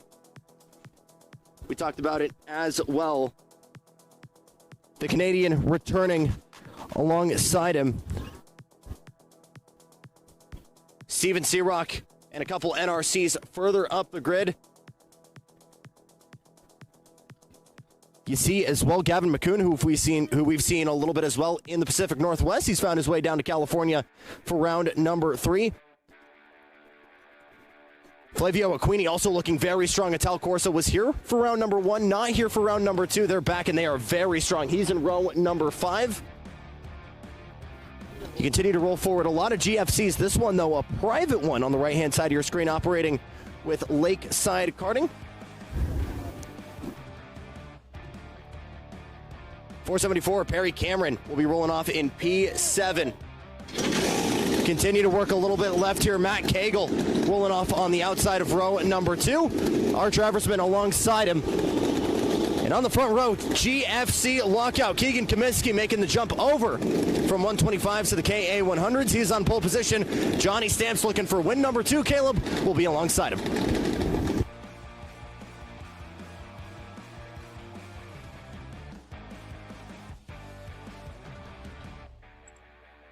Thank you very much there, Jackson. And again, just past the lunch break here. 2 more main events. All that's left here on Sunday for round number 3 of the Champions of the Future America Series. As always, my name is Caleb Vieska. Alongside me in the booth, Nate Dean, Jackson Lambros, bring us all the coverage down on pit lane. And he brought you your starting lineup here as we get ready to go racing. Keegan Kaminsky, Johnny Stamps, Archer Eversman, Matthew Cagle get ready to lead this field to green on the front 2 rows, Nate. Yeah, and Jackson doing a great job of giving us the run order for this grid. And there you can see, once again, you can pick out your favorite drivers. They all go away from their grid slots. A ton of talent, as always, in these KA 100 senior competitions. And, of course, Keegan Kaminsky on the front row, like he was talking about, making the switch from 125 to 100cc competition. And like you've seen throughout the weekend, we're missing Jake Drew in X30. That's because he's on the wrenches for Formula Works, and more specifically, Keegan Kaminsky this weekend. And obviously, it's paying off for him. Caleb, like we've seen, the 2 GFCs will lead us to the green. Cagle is there as well in 4th. So 3 GFCs in that top 4, split up by Archer Eversman, a driver who's looking for his first main event win in Champions of the Future competition. Should be an interesting one. We'll wait and see. And again, this field is packed, which is why we've had them split throughout the qualifying heats. But now we get to see them all go to war here in the main event. 16 laps for 30 of the best in the West Coast as they get ready to go racing. Kaminsky looking for his first in 100cc competition. Johnny Stamps looking for another one to his name here in 2026. He won at round number 1. Hasn't won since. But into the tram lines we go. Round number 3, KA Senior is underway.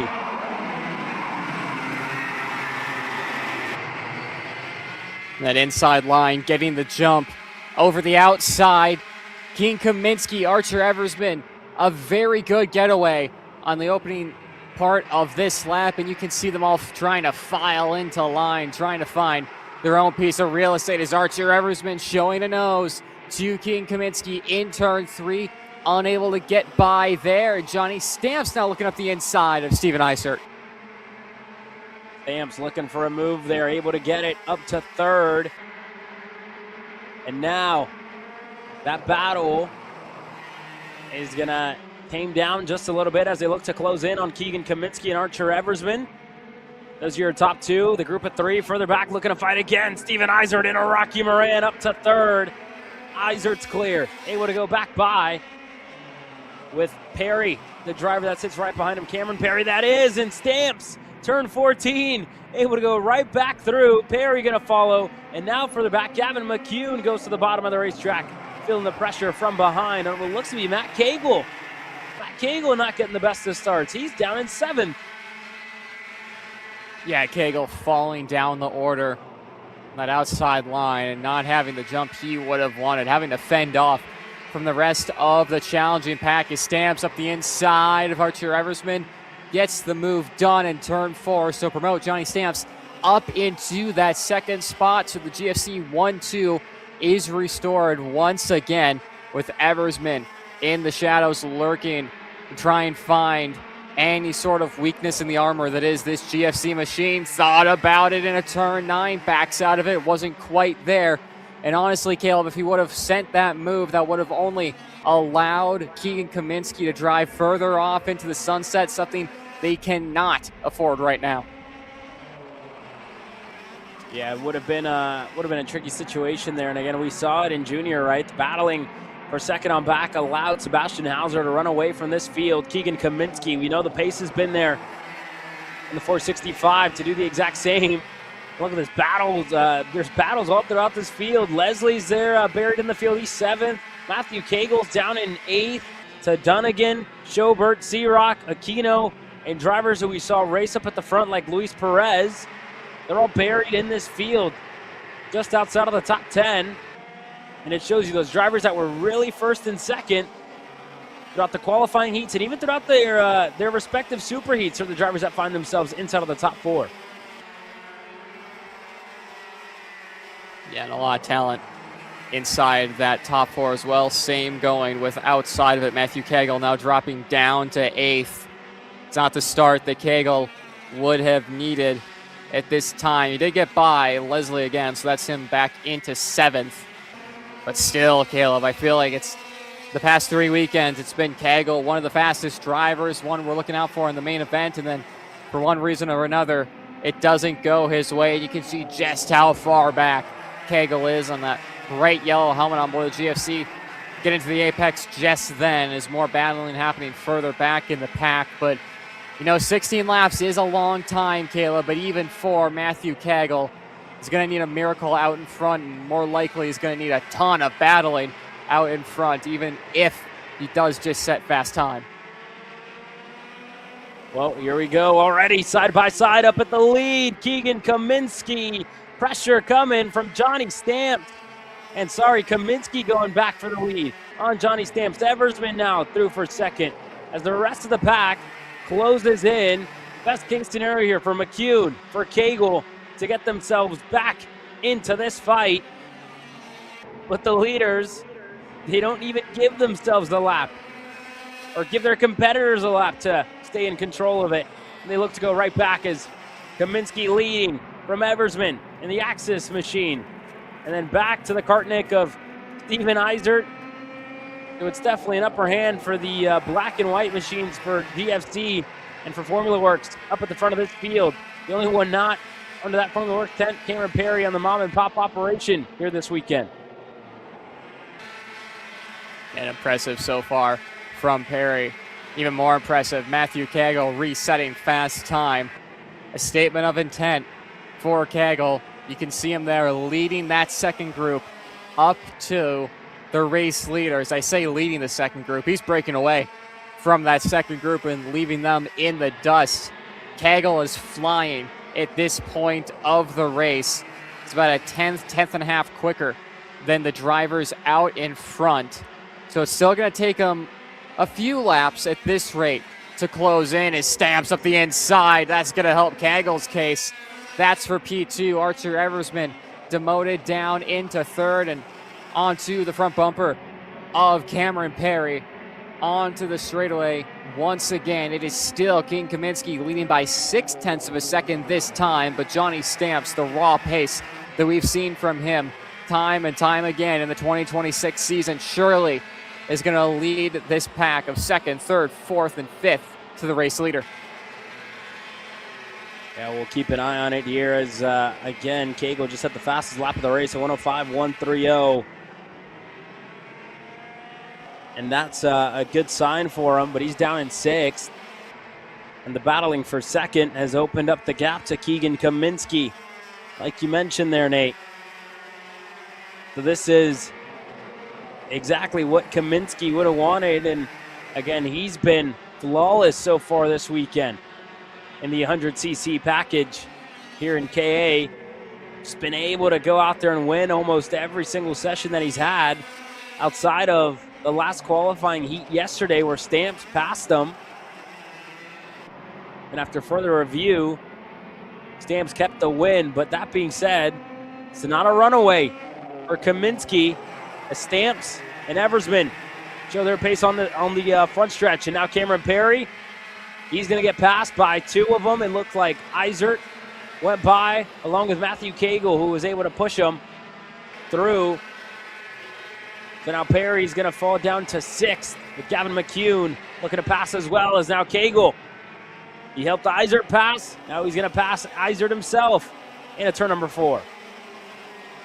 And Cagle's still been maintaining that flying pace that we've seen from the word go. He took 0.6 of a second out of Perry and Eisert last time by, and now you can see getting the rewards from that. And now with a bit of clean air, albeit with a little bit of a dented front nose cone. Hopefully that's not pushed back, but that will be slightly affecting the aerodynamics of that GFC machine. As you can see, it's just dented at the air intake. of the front fairing. Obviously, it's not hindering him too much. He's still holding an incredible amount of pace in his cards. And as the drivers behind continue to go at it, Matthew Cagle reeling himself closer to this race lead.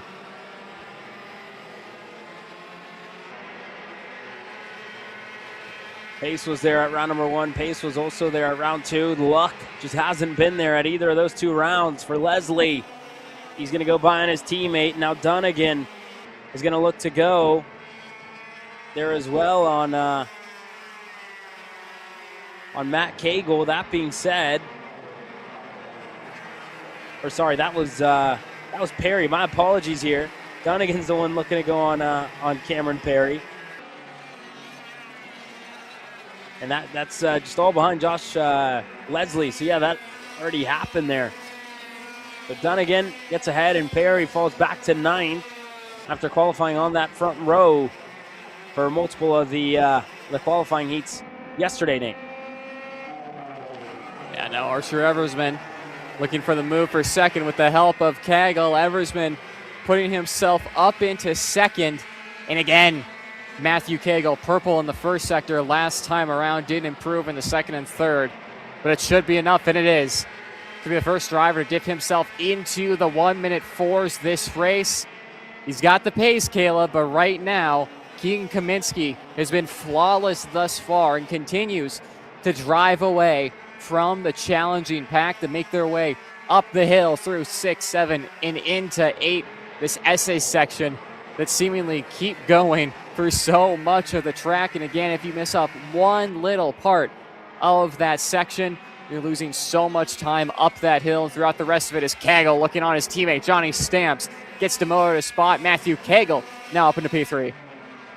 Yeah, good move there out of Matt Cagle. Stamps now looking to defend from Isert.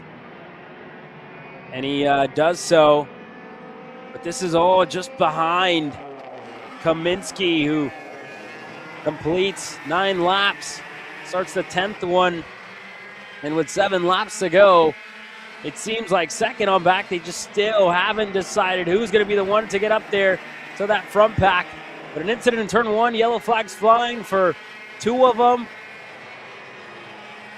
and didn't get to ID them, but looks like we're about to have a big mix-up potentially just on the edge of the top 10. And I think it was Flavio Aquini and Spencer Kempton, the 2 drivers that got collected there as they fall down the order. Yeah, indeed, those 2 out of this race early.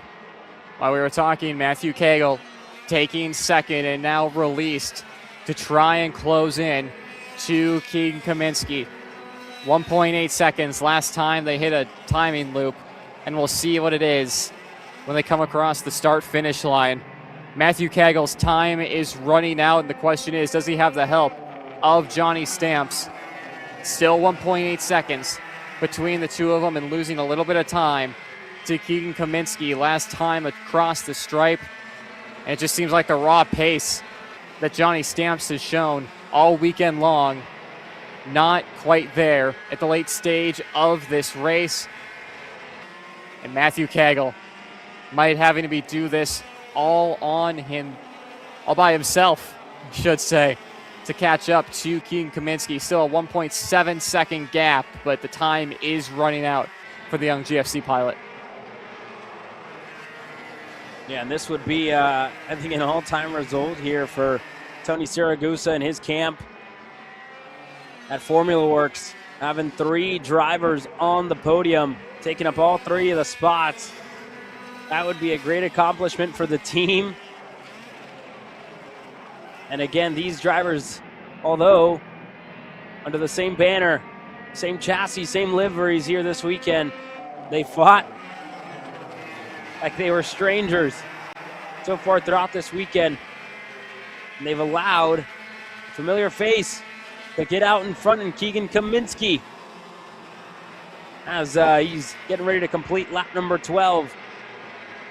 Rounding turn number 4 now, and Matthew Cagle, big task for this rookie in the senior ranks. He showed his pace last year in the junior ranks.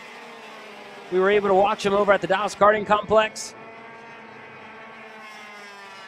And this year has shown some great pace in the senior ranks. He's looking to chase down Keegan Kaminsky here. The gap sits still at about a second. 1.1 is what it's at. The gap's come down by 0.8 of a second.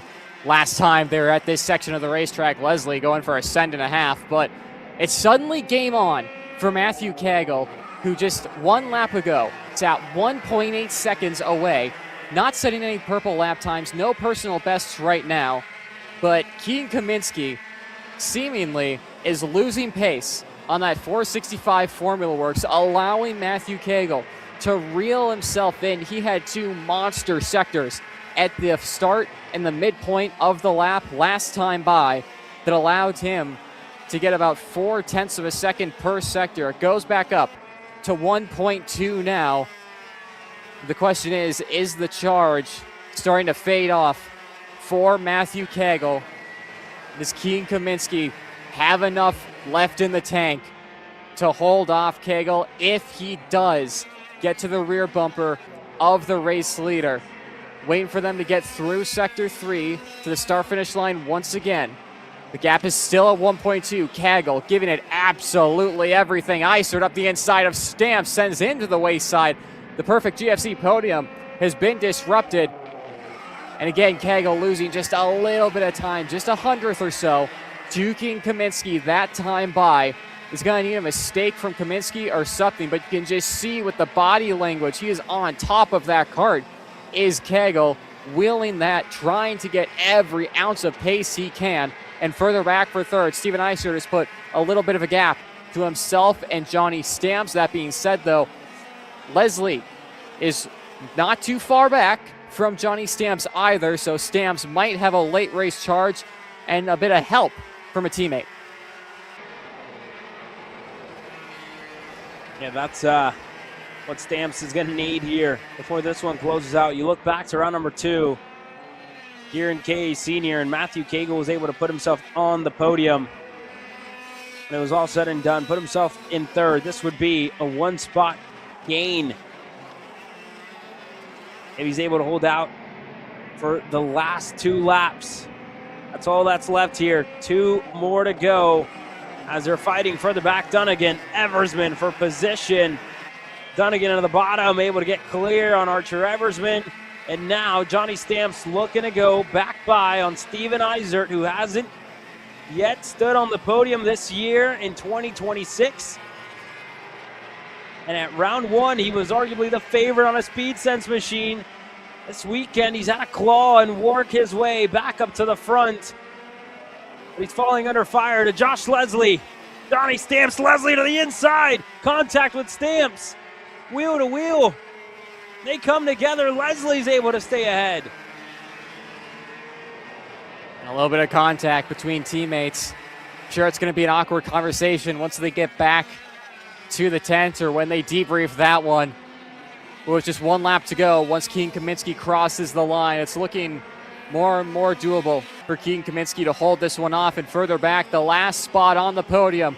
How cool would it be from K1 Speed to K1 Circuit for Josh Leslie to beat Steven Isert, of all people, a driver on the West Coast who has so much talent, going defensive further back from Dunnigan. It's going to make it difficult for himself. He has some time to gain to be able to get to the back end of not the Speed Sense this weekend, the Kartnik driver of Steven Isert. And it looks like Isert might be solidifying his spot there. He has a good gap now to third. Yeah, Leslie not feeling safe there for fourth, but up front, Keegan Kaminsky. This has been a weekend that I'm sure you expected to be fast at. Didn't expect to be this fast, I'm sure. And I got to look back last time Kaminsky was really in this position. He finished second with Jake Drew, who's his mechanic this weekend, who won out in Wisconsin. But this weekend, Kaminsky has led this Formula Works team to the front, has kept it up there on his first start in 2026 at 100cc. A win is added to his name. Kaminsky wins at round number 3 with Matthew Cagle crossing the line in second. and Steven Eisert on the podium here in KA Senior. Johnny Stamps all the way down in 8th. That race, a race-winning contender just inside the top 10, and there you can see unofficial results. Classification from KA 100 Senior, the main event going the way of a Formula Works GFC 1-2 for Keegan Kaminsky, Matthew Cagle, Steven Eisert finally getting on the podium. And the story that would have been so cool from K1 Speed to K1 Circuit for Josh Leslie. We'll have to wait another day. And how about Perez up 10 spots? And Coastal Link printing recap for what was a hectic KA 100 Senior main event as they rolled out onto some scorching conditions. Ready to do battle here, Caleb, for all 16 laps. And what a 16-lap race it was. Yeah, the start. Kaminsky was able to put himself up at the front of the field. Didn't stay that way for long as Johnny Stamps, Cameron Perry making some great moves. Gavin McCune was stuck in that midfield pack as well. But the top 5, they stayed the same pretty much throughout this race. Cagle had to work his way back up to the front after an unfortunate start, and this here was when Kaminsky got himself back to the lead of this race. And side by side further back, Steven Eisert, Matthew Cagle picking them apart one by one. Cameron Perry really was never the same after dropping the tire there on the exit turn number 1. And the battling for second just allowed Keegan Kaminsky to have a leisurely Sunday afternoon drive. Moments like that for Stamps, for Eisert kept us on the edge of our seats. Leslie looked to get himself on the podium. Wasn't enough, but Keegan Kaminsky, first start in 2026 in KA, takes the win with Matthew Cagle joining him in second.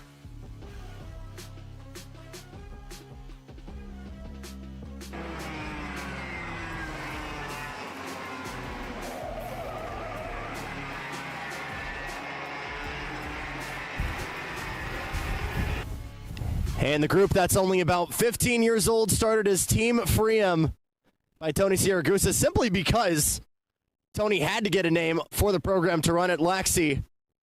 Has now very quickly become one of the top programs. And it's these two paving the way in KA Senior, and Keegan Kaminsky getting his first win on the racing season. I'll let you take off the suit first, my friend. Let's get into it. A boring race for you, but in a good way. I know you had to fight for it early. Talk to me about how you even got that breakaway in the first place. Yeah, to be honest, I don't really know how it happened. I know Johnny passed me in the beginning, and I went back by him and never looked back for a little bit. And then I noticed I started getting no push from behind. And, this GFC Formula Works machine powered by P1 engines has been on rails all weekend. Can't thank them enough for everything they do. Brandon Bell for training me and keeping me strong and making me prepared for these hot conditions and winning races. Just a couple days away from you, Tony, and this whole Formula Works crew going out to Tucson to start your flyaway season. What kind of fire does this opening win for your year ignite for you? Yeah, it's really good for me. It's going to be different out in Pro Tour because it's going to be in the X30 for me next weekend. But super excited to get back in the KA this weekend and win the race. Congrats, Keegan. Thank you. So winner number 3, and only one driver has been on the podium all 3 times, and that's Matt Cagle, the young gun, getting it done, and you're on the steps again, my friend. Talk to me about that race. I mean, it was great. I just got shuffled back on the start a little, and then we started battling for the first 2 laps, and then top 5 got away. Then I had to reel them in, and then by the time I got to them, Keegan was already pulled away and just was running laps by myself at that point. I know you maybe wanted one position more, but you are certainly heading into round 4 as your championship leader in this category. Talk to me about that feeling. I mean, it feels great. I mean, there's still a lot of rounds left and all that. And I just like to thank Formula Works and GFC, Tony, Kyle, and my mechanic, Timmy, for giving the great car and stuff. So stone cold consistency for Matt Cagle. And a weekend that started for this man right here began with a chain clean off of the engine. He finds himself on the bottom step of the podium. Steven Eisert, a hard drive throughout the entirety of this weekend. You find yourself P3. Describe the emotion for me. Yeah, it's a little bittersweet. You know, I wanted a little better, of course. Third isn't the greatest, but still in the box. Haven't done that yet in this series, so I'm pretty proud of that. And I want to thank everyone at Team Kartnik for the last-minute entry and the fast package, Jo. And I also want to thank Austin and Callie, my whole team at Speed Sense, for all the support as they're back at home. We'll be back at the next race, but yeah. We appreciate it. Thanks, Steven. Yeah, thank you. Guys. Well, there you guys have it from your top 3 for round number 3 at the Champions of the Future America Series. One more race, all that's left here on Sunday. We'll take a quick commercial break. I'll be right back with our final main event of the evening.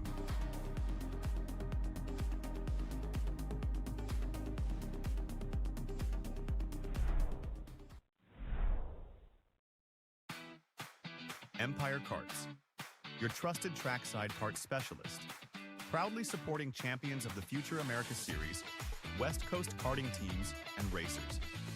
Empire Karts, your trackside solution. This is Henry. Henry feels sad.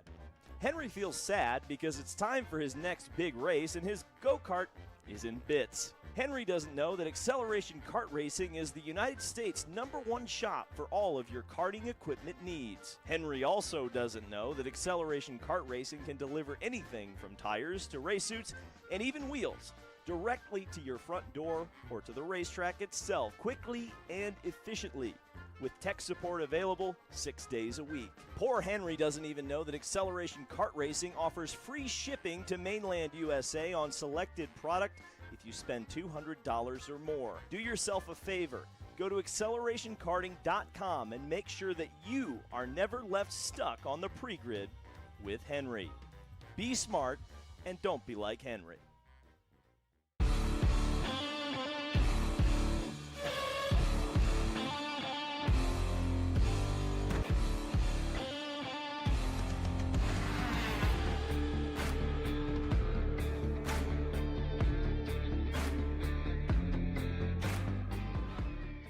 Join the grid for the next exciting round of Champions of the Future America Series, April 18th through the 19th on an all-new track layout at K1 Circuit in Winchester, California.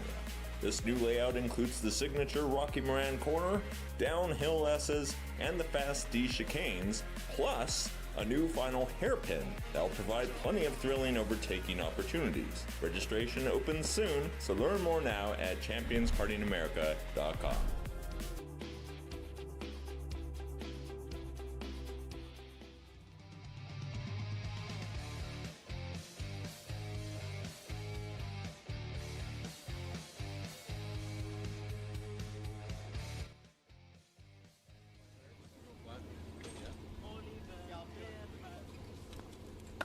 Okay, guys, as usual, we're gonna have top. So top 3 kind of won't be hard to figure out. Please stop up there by the tower where the first chicane is, the straightaway. Somebody will be there to stop you if you're fast enough to win this race, right? Also, let's make it a clean start. Heritage. Be aware that when these guys come by you, we're going to be throwing the blue flag. We'll probably throw it a little bit early. Just know that they're coming, and it's their problem to pass you, but don't make any erratic moves. Just let them by, and there'll probably be 2, 3, or 4 of them coming by at one time or consecutively. Have a nice, safe, clean race. We got to go to work tomorrow. Champions on 3. 1, 2, 3. Champions. Come on, guys. Champion. Hey, I did it. Oh my God, I'm so excited. 5-minute clock, guys.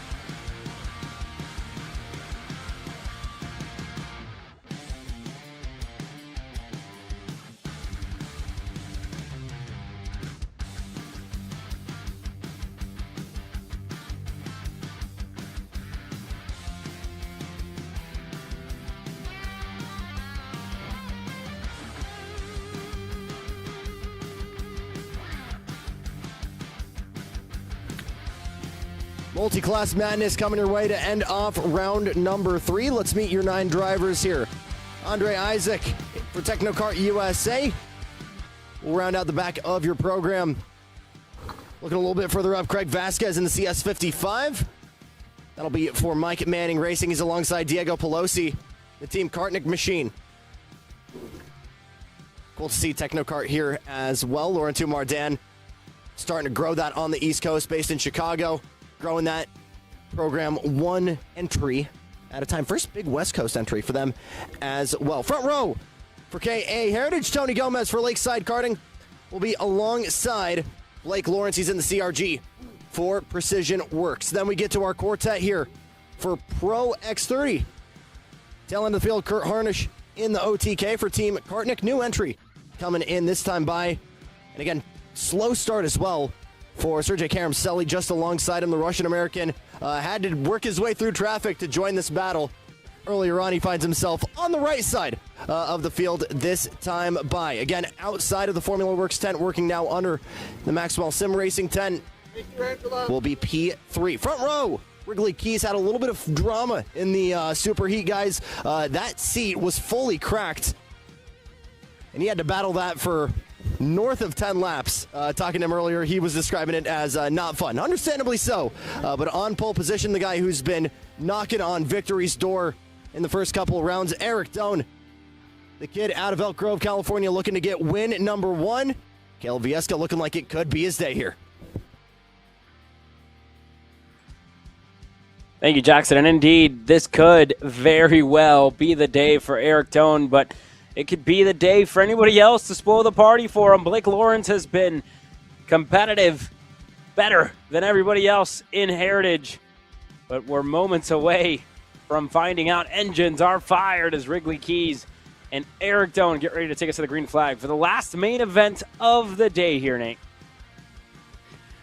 Yeah, one more to wrap off this third weekend of the 2026 Champions of the Future America's Series weekend. Some multi-class racing to end off the day. And Eric Doan, when we were talking about him and potentially it being his day, given a little bit of a nod, he seemed hyped up and ready to be on the top step for the first time in his senior career. Had a lot of success in juniors towards the end of his career. Of course, winning in Vegas at Rock for one of those main event wins. Would love to do it here at Champions of the Future. Yeah, he'd certainly love to get his first in the senior ranks. Everybody else has kept him honest. Wrigley Keys took the battle to him at the start of the Superheat. But here's another look at the starting lineup. Eric Doan, Wrigley Keys, Takira Selly, Harnish. Those are your pros. Then back to the Heritage drivers of Blake Lawrence, Tony Gomez, Pelosi, Vasquez, and Andre Isaac. 9 drivers total, 2 separate classes. And Eric Doan looking to get his first. We're going to have a first-time winner, must be said here, in Pro X30 in 2026. Yeah, of course, Jake Drew taking the first 2 wins of the season in some spectacular fashion in both of those main events for rounds 1 and round 2.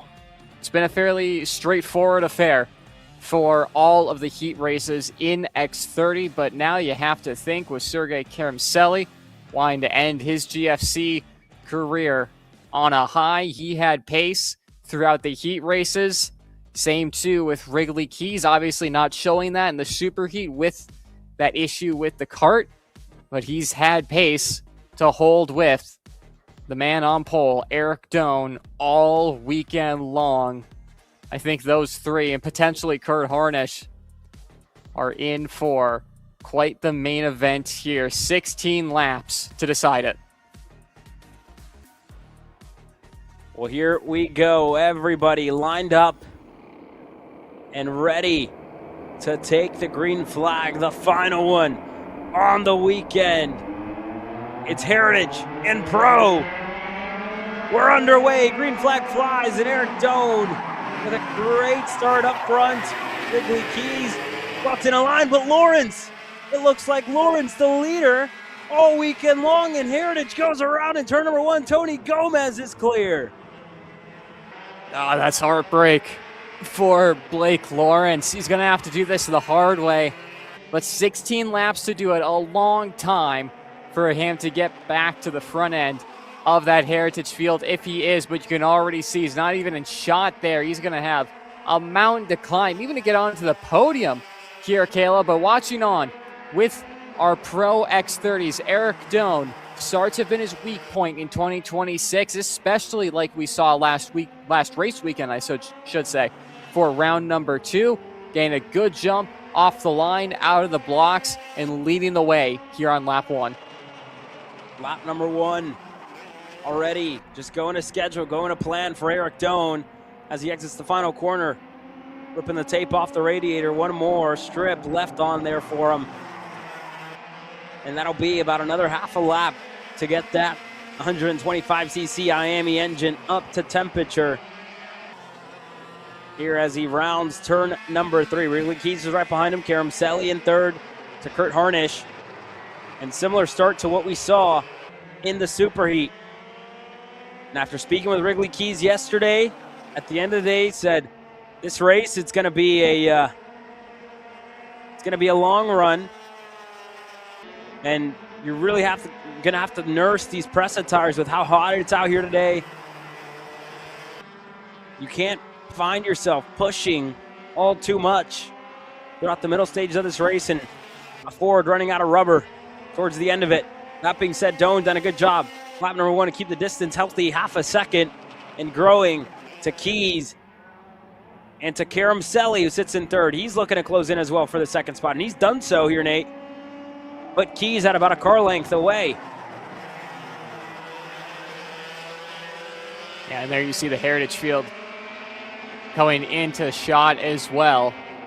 Tony Gomez leading the way after a weekend that's been dominated by that man. Look how far back he is, Caleb. Blake Lawrence is very, very far back indeed. I think about 9 seconds away from the race lead.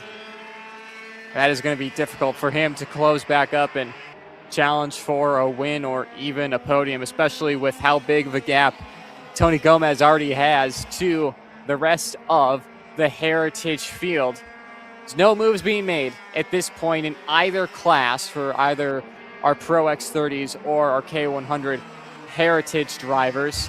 Of course, like you mentioned, Caleb, a very long race. You don't want to overheat the tires too much like the Techno Kart just did there. A little wide in turn 9, but managing, that's the name of the game for this stage of the race. You don't want to get to the final couple of laps after this long 16-lap main event and have no grip left, have overheated Pressa tires. It's the last thing you're going to want when you want to battle for a main event victory.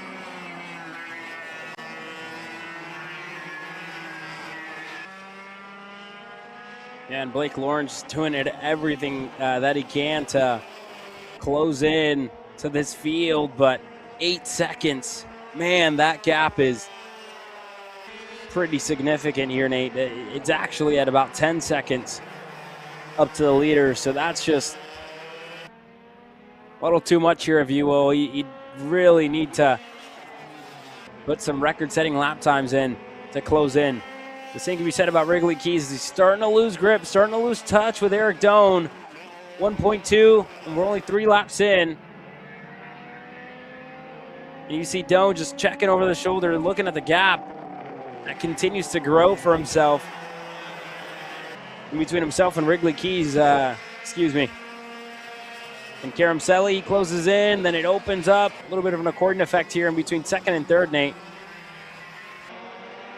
But a 102.928, that's one of the fastest laps that we've seen all weekend long here in Pro. Eric Doan, what a lap. I mean, that's what new tires will do for you as well. I think especially after what we saw last race weekend, where, of course, hotter temperatures than when we saw at weekend number 1, tire management became a huge deal. And Obviously, Eric Doan having to learn a lot from Jake Drew, who managed his tires beautifully throughout the heat races, as Caroselli almost thought about it, almost had it into Rocky Moran Corner in turn 11. But Eric Doan is a driver who, seemingly from what we saw last weekend, is very hard on his tires. When he doesn't have to manage, he has blistering pace, and in 16 laps, where you bolt the tires on and you throw them away, at the end of this 16 laps, he is flying so far. That 1.6 second gap, a testament to that. And again, going purple again, a 102.8. That West Coast Motorsports barrel art flying at the moment.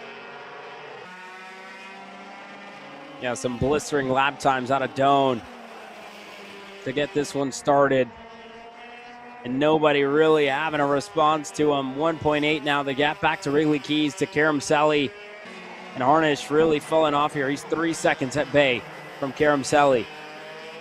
As we look quickly at the Heritage drivers, Gomez is out in front. He's 18 seconds back from Harnish.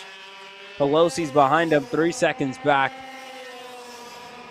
And then Isaac to Vasquez, who've just traded a little bit of time. But Lawrence is starting to close in here a little bit. The gap now sits at 6.8 seconds. So he's definitely making up some time, but it's going to need to be a lot more. And like I mentioned, a second a lap is really what Lawrence is going to need to even fight for a podium here. He's going to need a lot of help from these guys up here at the front. Yeah, just unfortunate, really, for that Precision Works CRG. Yeah, but I mean, he's still having a lot of pace in that CRG as well. The only driver to get into the 1:07 time bracket. So about 10 laps to go, so it's not over yet. Of course, with the KA Heritage division, race of attrition, as always, it's who can be there at the end. And of course, Lawrence has to fight that same battle as well, but he'll be having that in the back of his mind, just fighting through it for these 16 laps, I should say, with about 10, just under 10 to go. But one thing that we brought up earlier in the weekend, Caleb, lap traffic, is we were questioning whether we were going to get it for the main event, and pretty much right as we were getting that report, Eric Doan was having to negotiate some of the last few carts in the KA Heritage field. So we're going to have to wait still a little bit for that, but it's a factor when we're talking about the race win in both Pro X30 and KA 100 Heritage.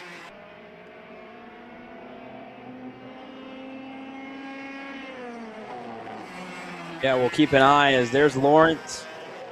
You see him just coming in a frame, and now the battle for second has changed, or has stayed the same, I should say. Caroselli, Wrigley Keys. The two of them swapping positions. And now we'll see what Caroselli could do, looking to chase down Eric Doan. Last time around, 103.5 for Caroselli, 102.9 for Doan. He's just proven to be just one step above here at K1 circuit.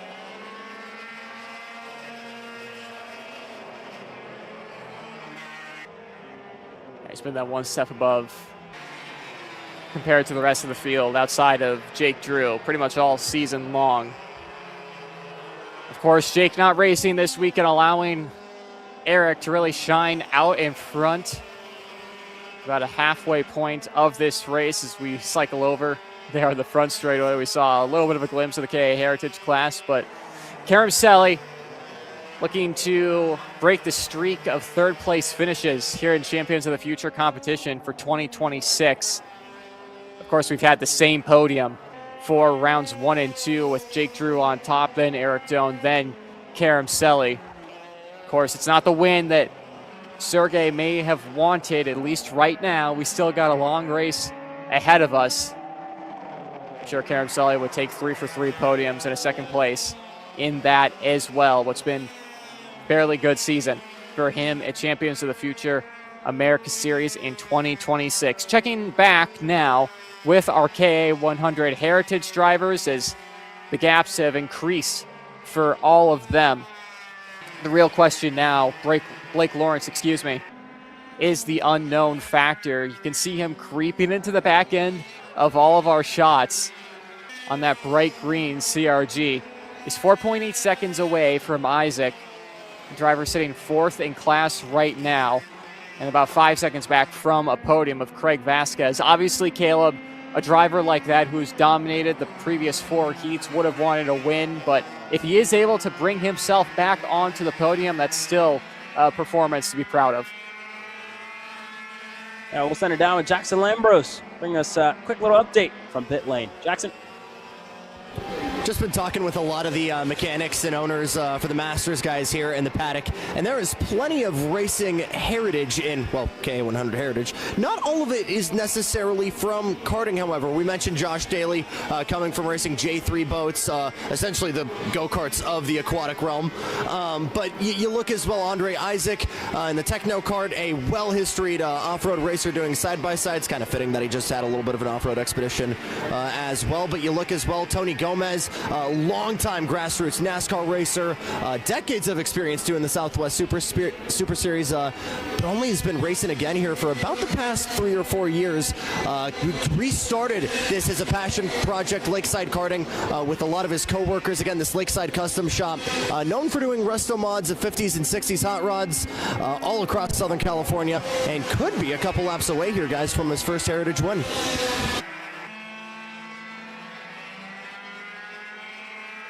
Yeah, thank you there, Jackson. And that's cool to hear, right? Everybody coming from different backgrounds, different places as well. But everybody being here and again, making the most of it, right? And you hear it throughout of Tony Gomez starting this with co-workers, Lakeside Karting. And again, this could be the first win for himself and for the operation here this year. So, like mentioned, just different stories for a lot of these drivers coming in and taking part here this weekend, and we love to hear it from all of them.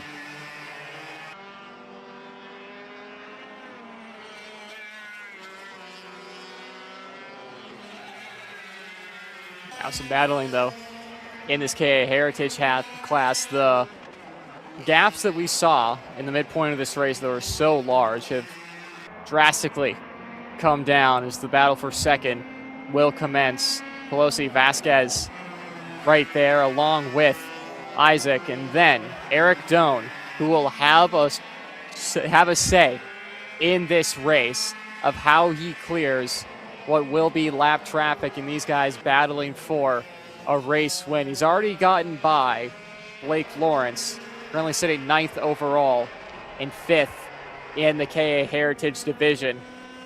In a few moments' time, we'll see that West Coast Motorsports Burl Art there, raining down on the drivers in front of him. Kudos, though, to Blake Lawrence, checking over his shoulder, even when he is desperately trying to get back up to the KA Heritage class, observing those blue flags and making sure he's not holding up the X30 Pro division.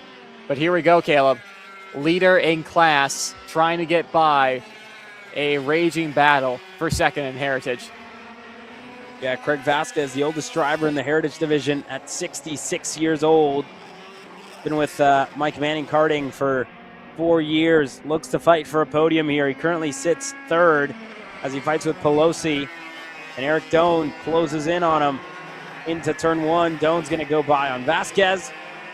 And Vasquez's work that he was looking to go by on Pelosi is now going to get pretty much restarted, resetting the clock for him to try and close down his gap. But only 3 laps to go. I should say 2.5 really at this point, as they get ready to round turn number 5 and into the S's section. Very fast, very momentum based. And Vasquez just looks to reel him back in here.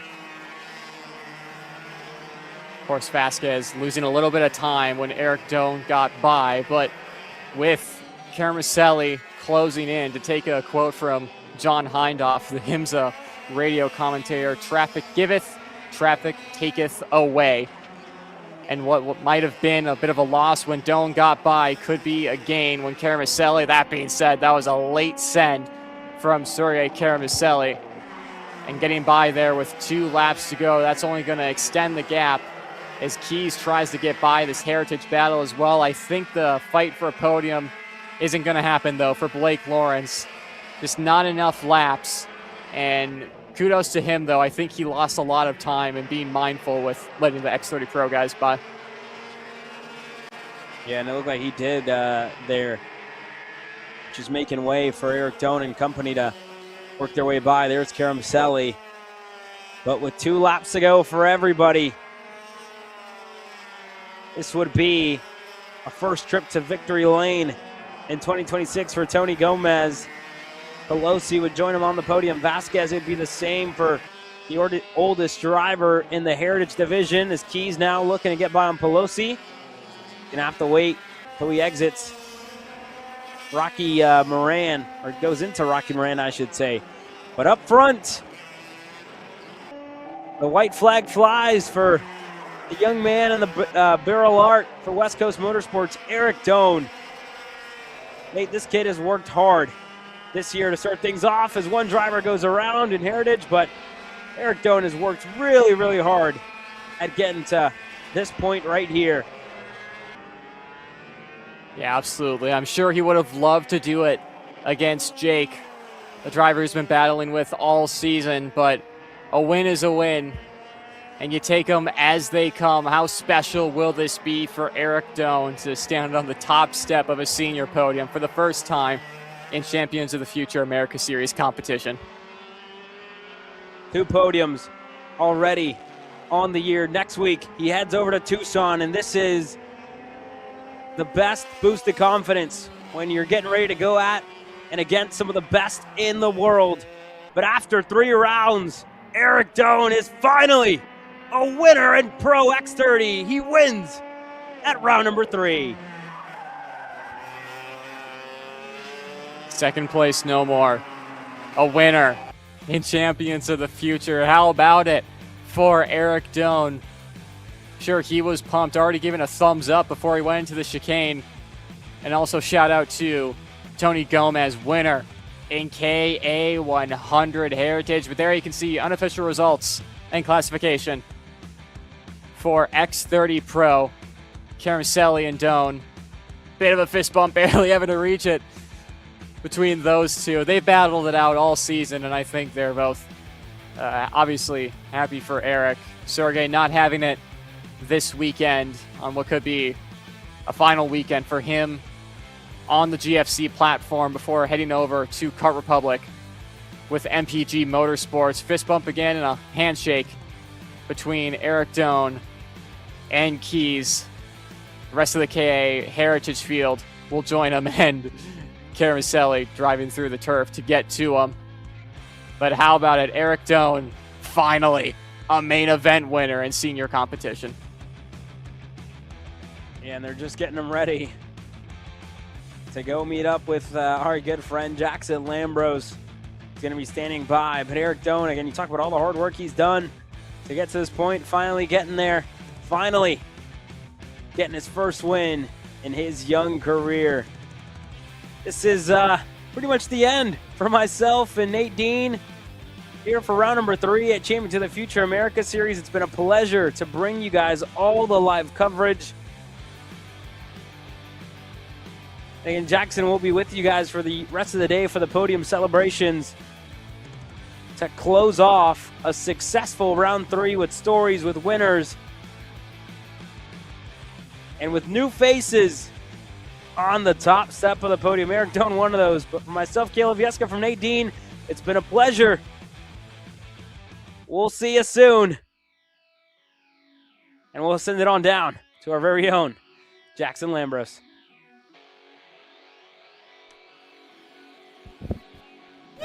Thanks so much, Caleb. And celebrations underway here for your X30 Pro podium. And Eric Doan, the California kid, the endurance racer, gone from endurance runner, goes the distance in round number 3. You had to fight for it. It was a little bit of a roller coaster morning for you, but your first win in Champions of the Future. Describe that emotion for me. It means so much. Like, I've been working towards this for 2 rounds now, so it means a lot to get it right away. especially in the demanding fashion that I did. Lapping the lappers was fun, the Masters. It was definitely a weird experience. Never had to do that before, but yeah, it was fun. Got a little bit close towards the tail end there, but you were able to make it work. Ask this question to Keegan as well, but obviously you're packing up and going over to Tucson here in a couple days' time.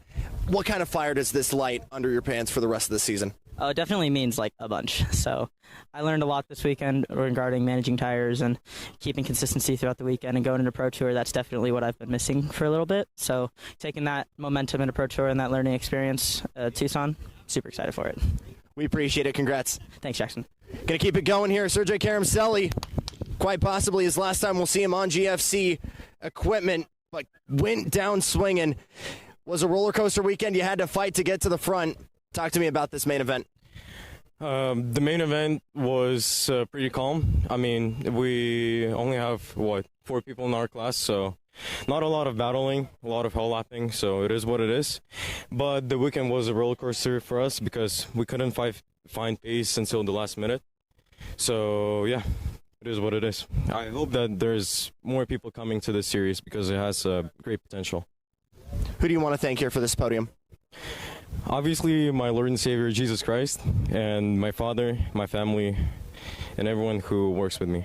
Congrats, Sergey. Thank you. Keep it going really quick here. We've got still this and your KA podium coming up here, but Wrigley Keys, I'm going to pull you from this conversation here. Crack seat this morning, you end your way still up on the podium here, but a roller coaster Sunday, to say the least. Yeah, definitely a wild Sunday for sure. Yeah, I don't know what else to say. Who do you want to thank here for this podium? My team, my family, and just everyone who's made this possible. Yeah. We appreciate it. Thanks, Riggs. Thank you. We'll work our way back here, Gabe, because the old guys have been waiting, but we've got a lot of new faces out here for the first time. Tony Gomez was talking to the Lakeside people, I think maybe 30 years since your first victory in any form of motorsports. 30 years since my last victory in karting, so I took a 30-year break from karting, so it's nice to be back after 30 years. So, where do you even start to put the emotions into words here? Man, we're just waiting for my grandson to get old enough, and we're going to do a third-generation race team here, and just kind of pacing myself and trying to get better. And it's really cool, right? We're seeing you guys grow a little bit more. Obviously, some new people coming in for senior this weekend as well. Is this something you have any intentions of growing over the next couple of years? Yeah, I'm hoping the series grows and trying to support racing in Southern California and trying to pay it forward here. We appreciate it. Thanks, Tony. Appreciate it. On over to Diego Pelosi, another newcomer, and he opens up with a P2 finish. You had to fight to get onto the podium, just missing a little bit from the front there. Talk to me about that main event. Yeah, I mean, in the beginning of the weekend, I was a second and a half off, so I've been trying to catch up since, and, it was a little bit of luck, and just put everything together. You've had a lot of racing experience in and out of the Americas. This is a very interesting track tire combo for a lot of drivers. What's your reception been for this package over the weekend? So far, so good. We played a little bit with the tire pressure. It's a little different than on the tires. But, it's been great. Great package. We appreciate it. Thanks, Diego. Thank you. Last but certainly not least, Craig Vasquez, 66 years young, finds his way onto the podium in Champs of the Future for the first time. Describe the feeling to me, my friend. It's been on the podium a few times, but never here, and it's always great, You work your butt off, and you think, man, well, what do I have to do to get better? And then they rip the track you practice out right out from under you, and then you're like, okay, so now what do we do? And I'm here, I got 8 grandkids. They'll be happy. Who do you want to thank for this? Well, Mike and Michelle have been really good to me, and my family. So whatever. I don't mean to get all teary-eyed here, but yeah, I told Mike, I said, I want to start this at 63 and end up just a joke out there. I want people to respect me, and I don't want to be the GOAT. And, a couple of those times have happened, unfortunately, but, I've raced 3 Supernats now and the Rocks, and, I hope this is going to be just as good as those. So I appreciate everything they've done. This place is amazing. I started racing at K1 with my son, and here we are.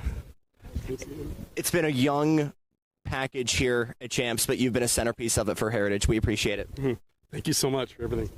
Well, there you go, guys. Podium's wrapped up here, but the celebration is just about to begin here from K1 Circuit. In just a couple moments' time, should be shooting for 3 o'clock. We'll hand out some trophies and spray some champagne. Stay with us here from K1.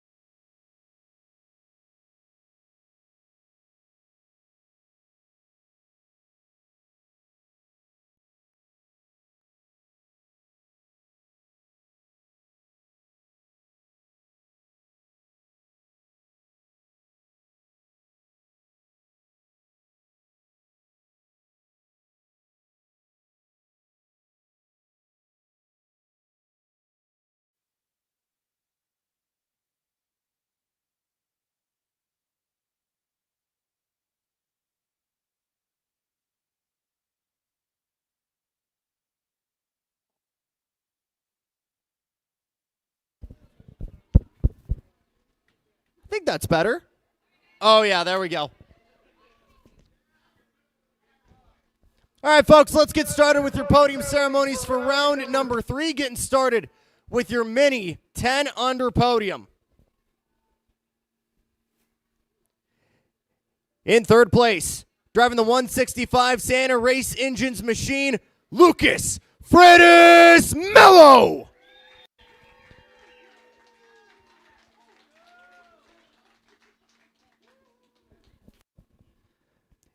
In second, driving the 107 GFC factory machine, Dan Tukulescu.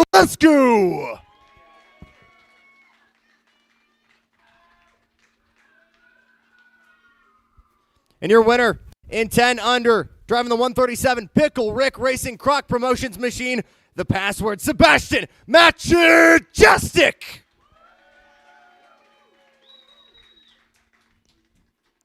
Seb's doing parkour to get to the top. And our first podium, lift those trophies nice and high for me, guys. Big smiles for the Pink Fests down there.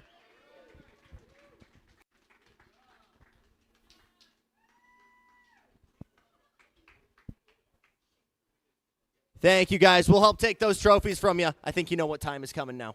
Yep. I was here third last time. Got that.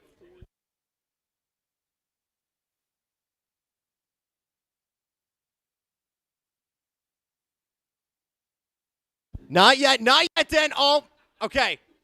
Wait. You guys know how to do this, though. Thumb over, big shakes on the count of 3. Ready? 1, 2, 3. Party time!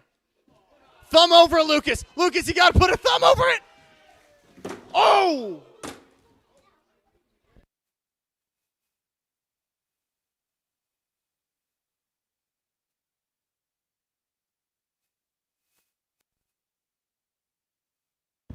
One more time for your mini U10 podium.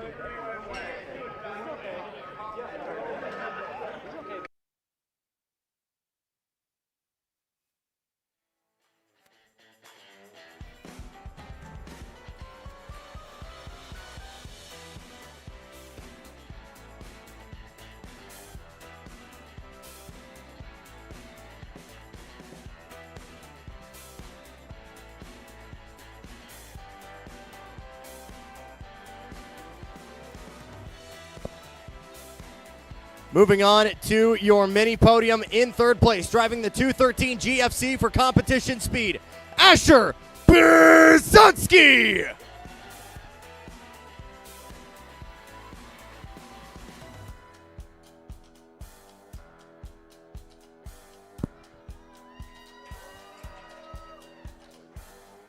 In second place, driving the 205 Energy Corsa for Nash Motorsports, Maddox Carlucci.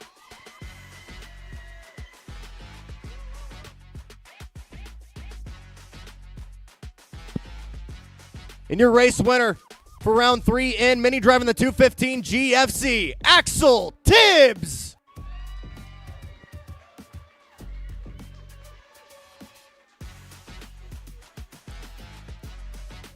Important to note for everybody at home that all current podiums are under technical review and unofficial at this time, but we're still going to party. Lift those trophies nice and high for me, everybody.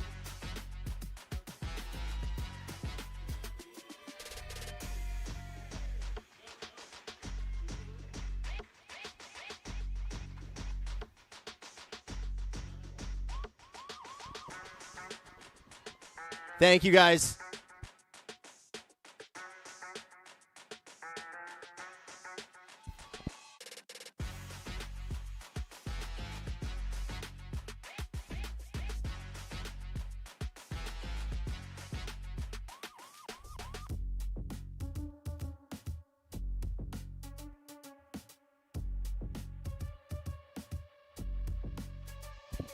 All right, guys, you know the deal. Thumb over the top, shake it, and we're going to party. Ready? 1, 2, grip it and rip it!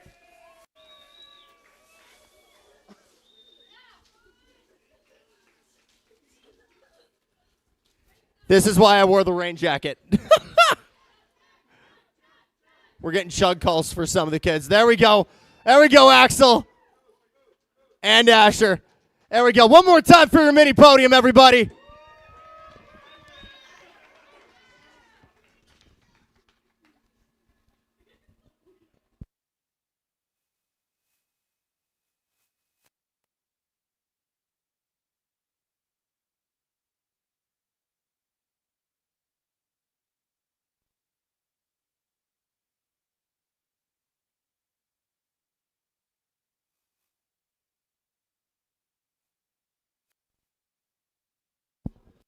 Moving on to your KA100 Junior podium.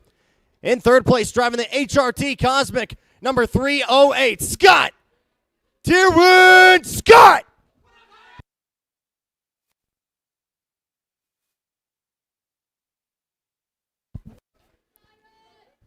In second place, driving a Kart Nick Bennick, number 329, Troy Ferguson.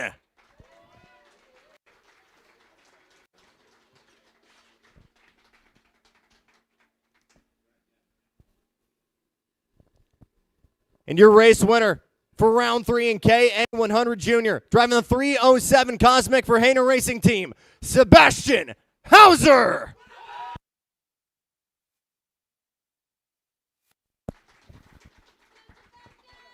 Ferguson gets on the podium for the first time. And the combo of Tyrion and Seb make it a Hainer Racing Team double on the podium. Lift those trophies nice and high for me, guys. Big smiles for the Pink Vests.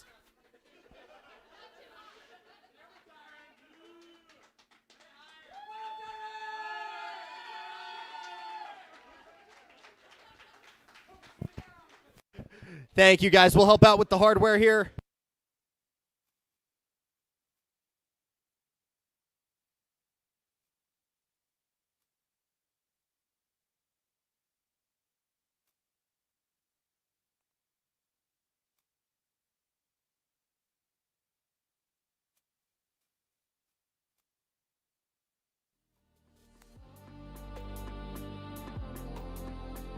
I know how much painted helmets are. We are taking care of those. All right, you guys know the deal. Thumb over, count of 3. We're going to party. 1, 2, 3. Let's do it.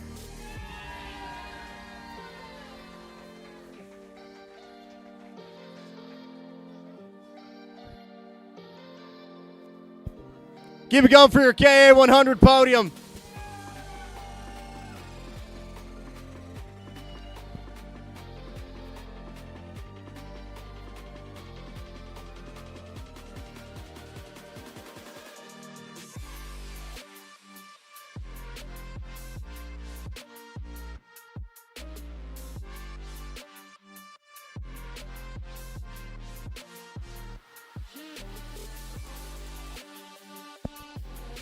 Moving on to KA100 Senior.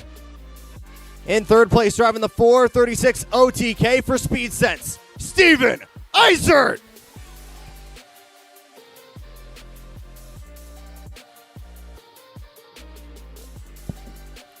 In second place, driving the 416 Formula Works GFC, Matthew Cagle.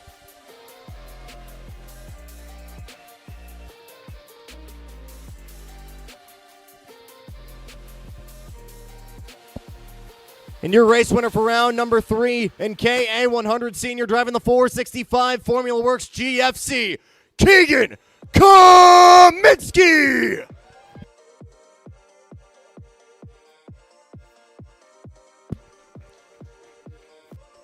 Keegan gets his first win jumping down from X30.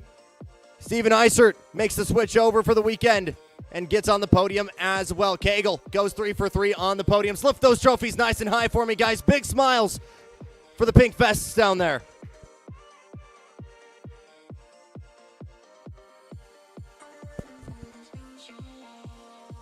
Thank you, guys. Champ staff going to give you a hand here.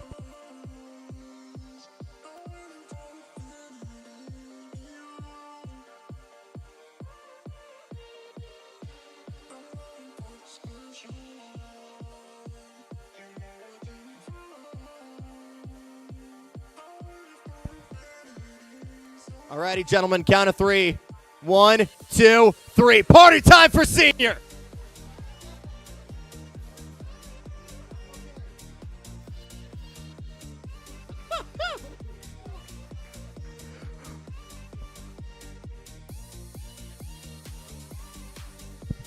Keep it going for your KA senior podium.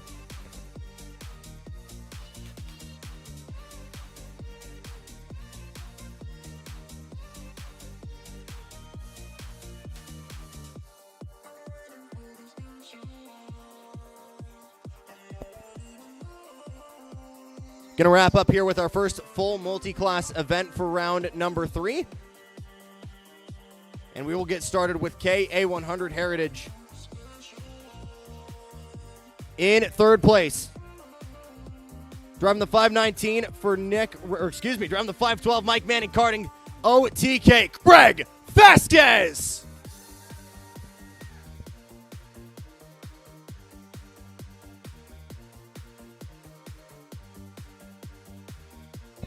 Keep it going for Craig Vasquez.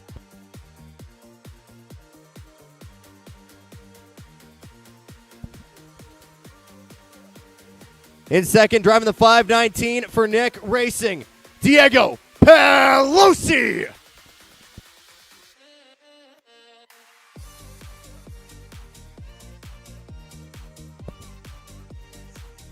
And your main event winner for round number 3 in KA100 Heritage, driving the 505 GFC for Lakeside Karting, Tony Gomez.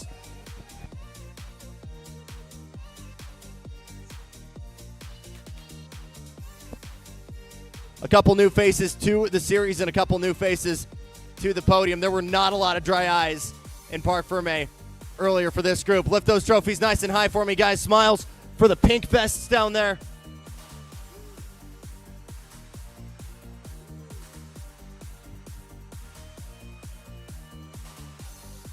Thank you, guys. We'll give you a hand here.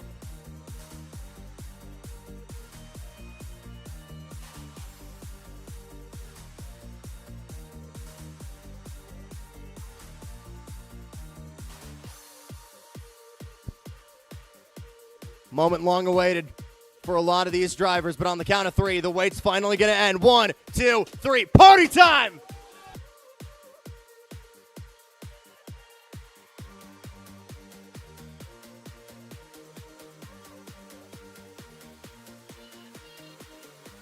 One more time for KA Heritage, everybody.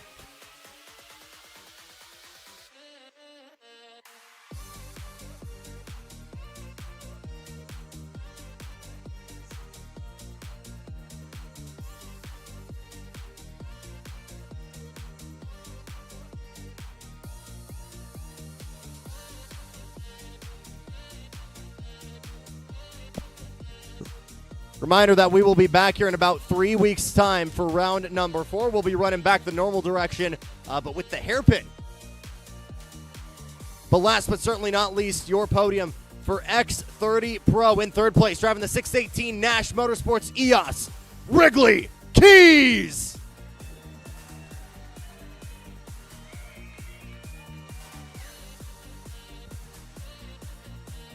In second, driving the 604 GFC for Maxwell Sim Racing Team, Sergey Karamselli.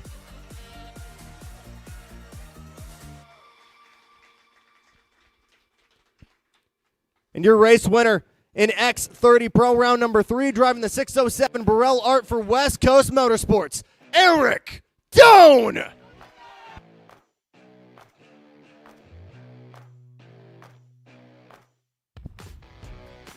First win of the season for Eric Doan. Karamselli continues his podium streak. And we meet Wrigley Keith for the first time in Champs history. Lift those trophies nice and high for me, everybody.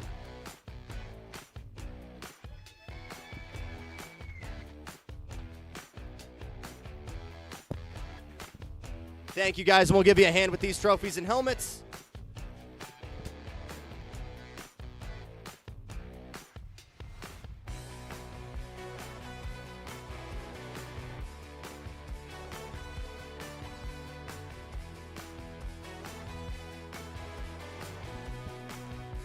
Perfect. And one more time, we're ready to let it rip. On the count of 3, 1, 2, 3. Here we go!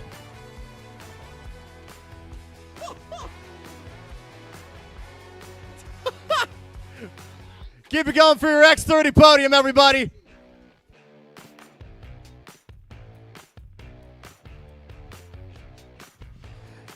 Thank you, gentlemen, and thank you, everybody. Whether you're joining us here at K1 Circuit Winchester or everywhere you're watching from around the world or at K1 Circuit locations, we're back in a couple weeks' time for round number 4 of Champions of the Future America Series. This broadcast is the sole property of Kart Chaser Group, LLC. Any rebroadcast, reproduction, or other use of the images, audio, or accounts of this event, in whole or in part, without the expressed written consent of Kart Chaser Group, LLC is strictly prohibited. Thanks for watching.